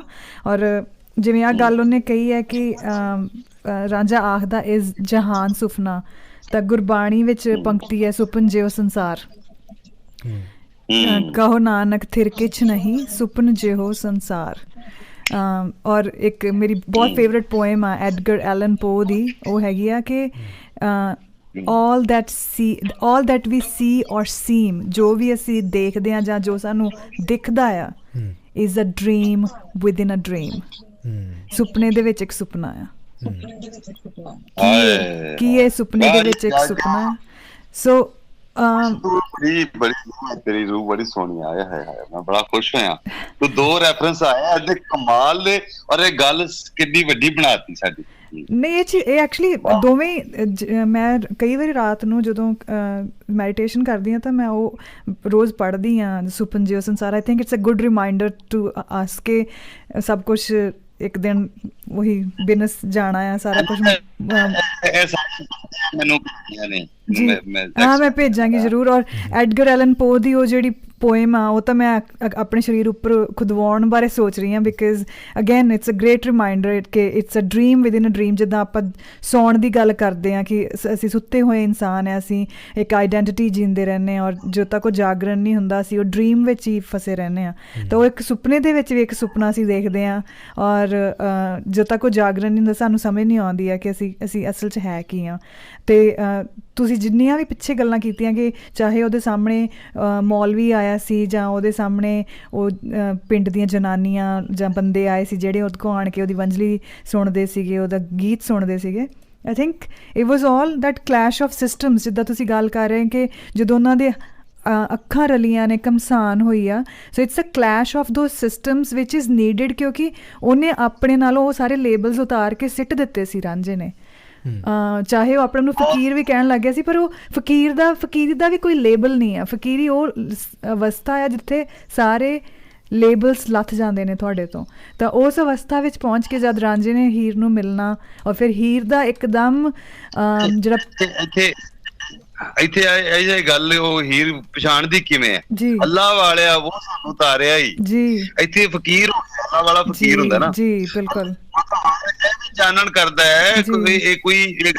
ਕੋਈ ਆਮ ਕੁੜੀ ਮੁੰਡੇ ਦਾ ਅੱਖ ਮਟਕਾ ਨਹੀਂ ਹੈਗਾ ਜੀ ਜੀ। ਇਹ 2 ਹਸਤੀਆਂ ਦਾ, 2 ਰੂਹਾਂ ਦਾ, 2 ਜ਼ਿੰਦਗੀਆਂ ਦਾ, 2 ਬੀਇੰਗਸ ਦਾ ਇਹ ਆਪਸੀ ਇੱਕ ਮੇਲ ਹੈ, ਔਰ ਇੱਕ ਜੂਨ ਬਦਲ ਰਹੀ ਹੈ ਜੀ। ਜੂਨ ਬਦਲ ਰਹੀ ਹੈ, ਪੁਰਾਣੀ ਜ਼ਿੰਦਗੀ ਛੱਡ ਕੇ ਨਵੀਂ ਦਾ ਅਪਣਾਉਣਾ ਹੈ। ਦੇਖੋ ਨਾ ਕਿਵੇਂ ਅਚਾਨਕ ਢੰਗ ਬਦਲ ਗਿਆ ਨਾ ਸਾਰਾ ਜੀ। ਤੁਸੀਂ ਵੇਖ ਰਹੇ ਹੋ ਉਹਨੇ ਆਪਣੀ ਸੁੰਝ ਨੂੰ, ਜਿਹੜੀ ਅੰਦਰ ਵੀਰਾਨੀ ਸੀ, ਜਿਹੜੀ ਇਹਦੇ ਅੰਦਰ ਬੇਰੂਹ ਔਰ ਬੇਰਸ ਹੋਈ ਸੀ, ਜਿਹੜੀ ਮਾਣ ਗੁਮਾਨ ਦੇ ਨਾਲ ਭਰੀ ਸੀ, ਉਹ ਛੱਡ ਕੇ ਉਹਨੂੰ ਭੰਨ ਕੇ ਬੰਦਿਆਈ ਦੇ ਨਾਲ ਰਿਸ਼ਤੇ ਜੁੜੇ ਨੇ ਜੀ। ਮਤਲਬ ਉਹਦਾ ਹੁਣ ਜੁੜਨਾ ਸ਼ੁਰੂ ਹੋ ਗਿਆ, ਉਸਨੂੰ ਲੱਗਦਾ ਹੈ। ਤੇ ਅਖੀਰ ਦੇ ਵਿੱਚ ਵਾਰਿਸ ਸ਼ਾਹ ਹੋਰੀ ਆਪ ਵੀ ਮਤਲਬ ਵਿੱਚ ਆ ਕੇ ਇੱਕ ਗੱਲ ਕਹਿ ਰਹੇ ਨੇ। ਉਹ ਜਾਣਦੇ ਨੇ ਕਿ ਜਿਸ ਕਿਸੇ ਦਾ ਕੰਮ ਰੱਬ ਕਰ ਦੇਵੇ ਉਸ ਦਾ ਕੋਈ ਨਹੀਂ ਵਿਗਾੜ ਸਕਦਾ। ਇੱਥੇ ਹੀਰ ਨੂੰ ਅੱਲਾਹ ਵਾਲੇ ਨੇ ਤਾਰੇ ਦਿੱਤਾ ਹੈ ਤੇ ਉਸ ਦਾ ਕੰਮ ਵਿਗੜ ਨਹੀਂ ਸਕਦਾ। ਇੱਥੇ ਅੱਲਾਹ ਵਾਲਾ ਉਹ ਫਕੀਰੀ ਆ ਗਈ ਹੈ ਤੇ ਉਹ ਹੁਣ ਅੱਗੋਂ ਜਿਹੜੇ ਮਾਨ ਮਤੀਏ ਰੂਪ ਗੁਮਾਨ ਭਰੀਏ ਅਟਕੇਲੀਏ ਰੰਗ ਰੰਗੀਲੀਏ ਨੀ ਆਸ਼ਿਕ ਪੌਰ ਫਕੀਰ ਤੇ ਨਾਗ ਕਾਲੇ ਬਾਜ ਮੰਤਰਾਂ ਮੂਲ ਨਾ ਕੀਲੀਏ ਨੀ। ਇਹ ਜੋਬਨਾ ਠੱਗ ਬਾਜ਼ਾਰ ਦਾ ਹੀ ਚੂਣੇ ਹਾਰੀਏ ਛੈਲ ਛਬੀਲੀਏ ਨੀ। ਤੇਰੇ ਪਲੰਗ ਦਾ ਰੰਗ ਨਾ ਰੂਪ ਘਟਿਆ ਨਾ ਕਰ ਸ਼ੋਧੀਆਂ ਨਾਲ ਵਕੀਲੀਏ ਨੀ। ਵਾਰਿਸ ਸ਼ਾਹ ਬਿਨ ਕਾਰਦੋਂ ਜ਼ਿਬਾ ਕਰੀਏ ਬੋਲ ਨਾਲ ਜ਼ੁਬਾਨ ਰਸੀਲੀਏ ਨੀ। ਇਹਨੂੰ ਅਗਲੀ ਵਾਰੀ ਖੋਲਾਂਗੇ ਇਹ ਬੰਦ ਨੂੰ, ਲੇਕਿਨ ਇਹ ਕਿ ਅੱਜ ਤੂੰ ਨਹੀਂ ਕਰਕੇ ਤੇ ਮੈਨੂੰ ਅੱਜ ਬੜਾ ਅੱਜ ਪੁਸ਼ਪ ਨੇ ਮੇਰੇ ਤੋਂ ਵੀ ਵਧੀਆ ਗੱਲਾਂ ਕੀਤੀਆਂ। ਮੈਂ ਤਾਂ ਆਪਾਂ ਖੁਸ਼ ਹੋ ਗਏ। ਤੁਹਾਡੇ ਕੀ ਕਹਿੰਦੇ ਹੁੰਦੇ ਤੁਸੀਂ ਸਾਡੇ ਮੁਰਸ਼ਦ ਆ। ਤੁਸੀਂ ਮੈਂ ਤਾਂ ਉਹੀ ਗੱਲ ਤੁਸੀਂ ਸੁਣਿਆ ਕਿ ਨਹੀਂ ਵੀ ਇੱਦਾਂ ਮਦਰਸੇ ਵਿੱਚ ਆਉਣ ਵਾਂਗਰ ਹੁੰਦਾ ਸਾਡੇ ਵਾਸਤੇ। ਮੰਡੇ ਦਾ ਨਾਮ ਹੀ ਮਦਰਸਾ ਰੱਖ ਦੇਣਾ ਮੈਨੂੰ ਲੱਗਦਾ ਮੈਂ ਚੇਂਜ ਕਰਕੇ। ਬਹੁਤ ਵਧੀਆ ਲੱਗਾ ਸਭ ਸਰੋਤਿਆਂ ਦੀ ਬੜੀ ਮੁਹੱਬਤ ਜਿੰਨਾ ਸੁਣਿਆ ਤੇ ਗੌਤਮ ਔਰ ਪੁਸ਼ਪ ਜੀ ਆਪ ਦਾ ਵੀ ਬਹੁਤ ਸ਼ੁਕਰਾਨਾ। ਤੇ ਹੁਣ ਇਜਾਜ਼ਤਾਂ ਮੀਆਂ ਸਾਹਿਬ ਦੇ ਬੋਲਾਂ ਨਾਲ ਕਿ ਲੈ ਉਹ ਯਾਰ ਹਵਾਲੇ ਰੱਬ ਦੇ ਮੇਲੇ 4 ਦਿਨਾਂ ਦੇ ਉਸ ਦਿਨ ਈਦ ਮੁਬਾਰਕ ਉਸੀ ਜਿਸ ਦਿਨ ਫੇਰ ਮਿਲਾਂਗੇ। ਸ਼ੁਕਰੀਆ ਸਰ ਸਾਹਿਬ, ਸ਼ੁਕਰੀਆ ਬਹੁਤ ਬਹੁਤ। Wow. So I think it's a very good roundup of ਅੱਜ ਦਾ ਜਿਹੜਾ ਐਪੀਸੋਡ ਸਾਡਾ ਸੀਗਾ Heer Waris episode number 7 note that ਸਾਨੂੰ ਕਾਊਂਟ ਸਾਨੂੰ ਪਤਾ ਨਹੀਂ, ਅਸੀਂ ਇੱਥੇ ਤੁਹਾਨੂੰ ਇਹ ਨਹੀਂ ਕਹਿ ਸਕਦੇ ਕਿ ਸਾਡੇ ਇੰਨੇ ਐਪੀਸੋਡ ਰਹਿ ਗਏ ਬਿਕਾਜ਼ ਸਾਨੂੰ ਨਹੀਂ ਪਤਾ ਅਸੀਂ ਕਿਵੇਂ ਫਿਨਿਸ਼ ਕਰਨੇ ਆ। ਸੋ ਅਸੀਂ ਇੱਕ ਬੜੀ ਸੋਹਣੀ ਤਰਜ਼ 'ਤੇ ਚੱਲ ਜ਼ਰੂਰ ਰਹੇ ਹਾਂ, ਪਰ ਅੱਜ ਦਾ episode I definitely think is very special ਕਿਉਂਕਿ ਹੀਰ ਰਾਂਝੇ ਦਾ ਮਿਲਣਾ ਔਰ ਕਿੱਥੇ ਹੀਰ ਦਾ ਬਦਲ ਫੇਰ ਹੋਣਾ ਔਰ ਉਹਦੇ ਵਿੱਚ ਜਿਵੇਂ ਸਾਹਿਰ ਸਾਹਿਬ ਨੇ ਇਹ ਗੱਲ ਕਹੀ ਹੈ ਕਿ ਇਟਸ ਨੋਟ ਕੁੜੀ ਮੁੰਡੇ ਦਾ ਅੱਖ ਮਟੱਕਾ, ਚਲੋ ਉਹ ਇੱਕ ਲੈਵਲ ਤੇ ਫਿਜ਼ੀਕਲ ਲੈਵਲ ਤੇ ਪਿਆਰ ਦਾ ਕਿੱਸਾ ਹੈ, ਪਰ ਪਿਆਰ ਦਾ ਕਿੱਸਾ ਹੈ, ਪਰ ਜਾਂ ਉਹਦਾ ਐਨਾਲੋਜੀ ਜਾਂ ਉਹਦਾ ਮੈਟਾਫੋਰ ਜ਼ਰੂਰ ਹੈ, ਪਰ ਡੀਪ ਲੈਵਲ ਤੇ ਕਿਵੇਂ ਜ਼ਿੰਦਗੀ ਦੇ ਵਿੱਚ ਤੁਹਾਡੀ ਜਿਹੜੀ ਉਹ ਜਾਗਰੂਕਤਾ ਦੀ ਜਿਹੜੀ ਨਿਸ਼ਾਨੀ ਹੈ ਔਰ ਉਹਦਾ ਜਿਹੜਾ ਇੱਕ ਸਫ਼ਰ ਹੈ ਔਰ clash of the systems and all that, I think ਉਹਨਾਂ ਨੇ ਉਹ ਬਹੁਤ ਸੋਹਣੀ ਤਰ੍ਹਾਂ ਵਾਰਿਸ ਨੇ ਉਹ ਸਾਡੇ ਅੱਗੇ ਖੋਲ੍ਹਿਆ ਔਰ ਅੱਗੇ ਖੋਲ੍ਹਣਾ ਹੈ। So looking forward to next one, I think that's what I can say. ਬਿਲਕੁਲ ਜੀ, ਜਿਸ ਤਰ੍ਹਾਂ ਸਾਹਿਬ ਸਾਹਿਬ ਕਹਿ ਰਹੇ ਨੇ ਕਿ ਅਗਲਾ ਨਾਟ ਟੂ ਬੀ ਮਿਸਡ ਹੈ ਜੀ, ਸੋ ਅਗਲੀ ਵਾਰ ਤਾਂ ਤੁਸੀਂ ਭੁੱਲ ਨਹੀਂ ਸਕਦੇ ਹੈਗੇ ਆਣਾ। ਸੋਮਵਾਰ ਤੇ ਸ਼ੁੱਕਰਵਾਰ ਨਾਲ ਸੱਜਣ ਦੇ ਪ੍ਰੋਗਰਾਮ ਹੁੰਦਾ, ਪਰ ਸੋਮਵਾਰ ਦੇ ਦਿਨ ਅਸੀਂ ਕਿੱਸਾ ਹੀਰ ਦਾ ਕਿੱਸਾ ਅਸਲ 'ਚ ਵਾਰਿਸ ਸ਼ਾਹ ਦਾ ਇਹ ਲਿਖਿਆ ਹੋਇਆ ਜੀ, ਅਲਫਾਜ਼ ਵਾਰਿਸ ਸ਼ਾਹ ਦੇ ਨੇ ਪਰ ਆਵਾਜ਼ ਅਫਜ਼ਲ ਸਾਹਿਬ ਦੀ ਹੈ ਜੀ, ਤੇ ਸਾਥ ਪੁਸ਼ਪ ਸਿੱਧੂ ਜੀ ਦਾ ਦੀ। ਤੇ ਆ ਜਿਓ ਜੀ ਫਿਰ ਅਗਲੇ ਸੋਮਵਾਰ ਤੇ ਪ੍ਰੋਗਰਾਮ ਨਾਲ ਸੱਜਣ ਦੇ। ਥੈਂਕ ਯੂ ਸੋ ਮਚ ਸਾਨੂੰ ਸੁਣਨ ਲਈ। ਆਪਣੀ ਫੀਡਬੈਕ ਦਿਓ ਤੁਸੀਂ ਸਾਨੂੰ ਫੇਸਬੁੱਕ ਤੇ ਜਾਂ ਮੈਸੇजेस ਕਰਕੇ, ਕੋਈ ਵੀ ਤੁਸੀਂ ਇਹਦੇ ਵਿੱਚ ਐਡੀਸ਼ਨ ਕਰਨਾ ਚਾਹੁੰਦੇ ਹੋ, ਕਿਸੇ ਦਾ ਕੋਈ ਥਾਟ ਹੈ, we would welcome that. We would love to see and hear from you guys. Thank you so much to the listeners for having me. I'll see you next Monday. ਜ਼ਰੂਰ ਜੀ, ਔਰ ਮੈਨੂੰ ਵੀ ਯਾਨੀ ਗੌਤਮ ਕਪਿਲ ਨੂੰ ਵੀ ਦਿਓ ਜੀ ਇੱਥੇ ਇਜਾਜ਼ਤ। ਕੱਲ੍ਹ ਨੂੰ ਇੱਕ ਨਵਾਂ ਸ਼ੋਅ ਲੈ ਕੇ ਟੀ ਵਿਦ ਹਾਂਜੀ ਦੇ ਵਿੱਚ ਮੈਂ ਫਿਰ ਤੋਂ ਹੋਵਾਂਗਾ ਜੀ ਹਾਜ਼ਰ ਮੰਗਲਵਾਰ ਦੇ ਦਿਨ। ਰੋਜ਼ ਸੋਮਵਾਰ ਤੋਂ ਸ਼ੁੱਕਰਵਾਰ ਤੱਕ ਤੁਹਾਡੇ ਲਈ ਖਾਸ ਪੇਸ਼ਕਾਰੀਆਂ ਲੈ ਕੇ ਆਉਂਦੇ ਹੁੰਦੇ ਹਾਂ ਸ਼ਾਮ 4 ਵਜੇ ਤੋਂ 8 ਵਜੇ ਤੱਕ। ਤਦ ਤੱਕ ਦੇ ਲਈ ਹਾਜ਼ਰ ਹੋ ਵਾਸਤੇ ਰਹੋ। ਸ਼ਬਾ ਖੈਰ।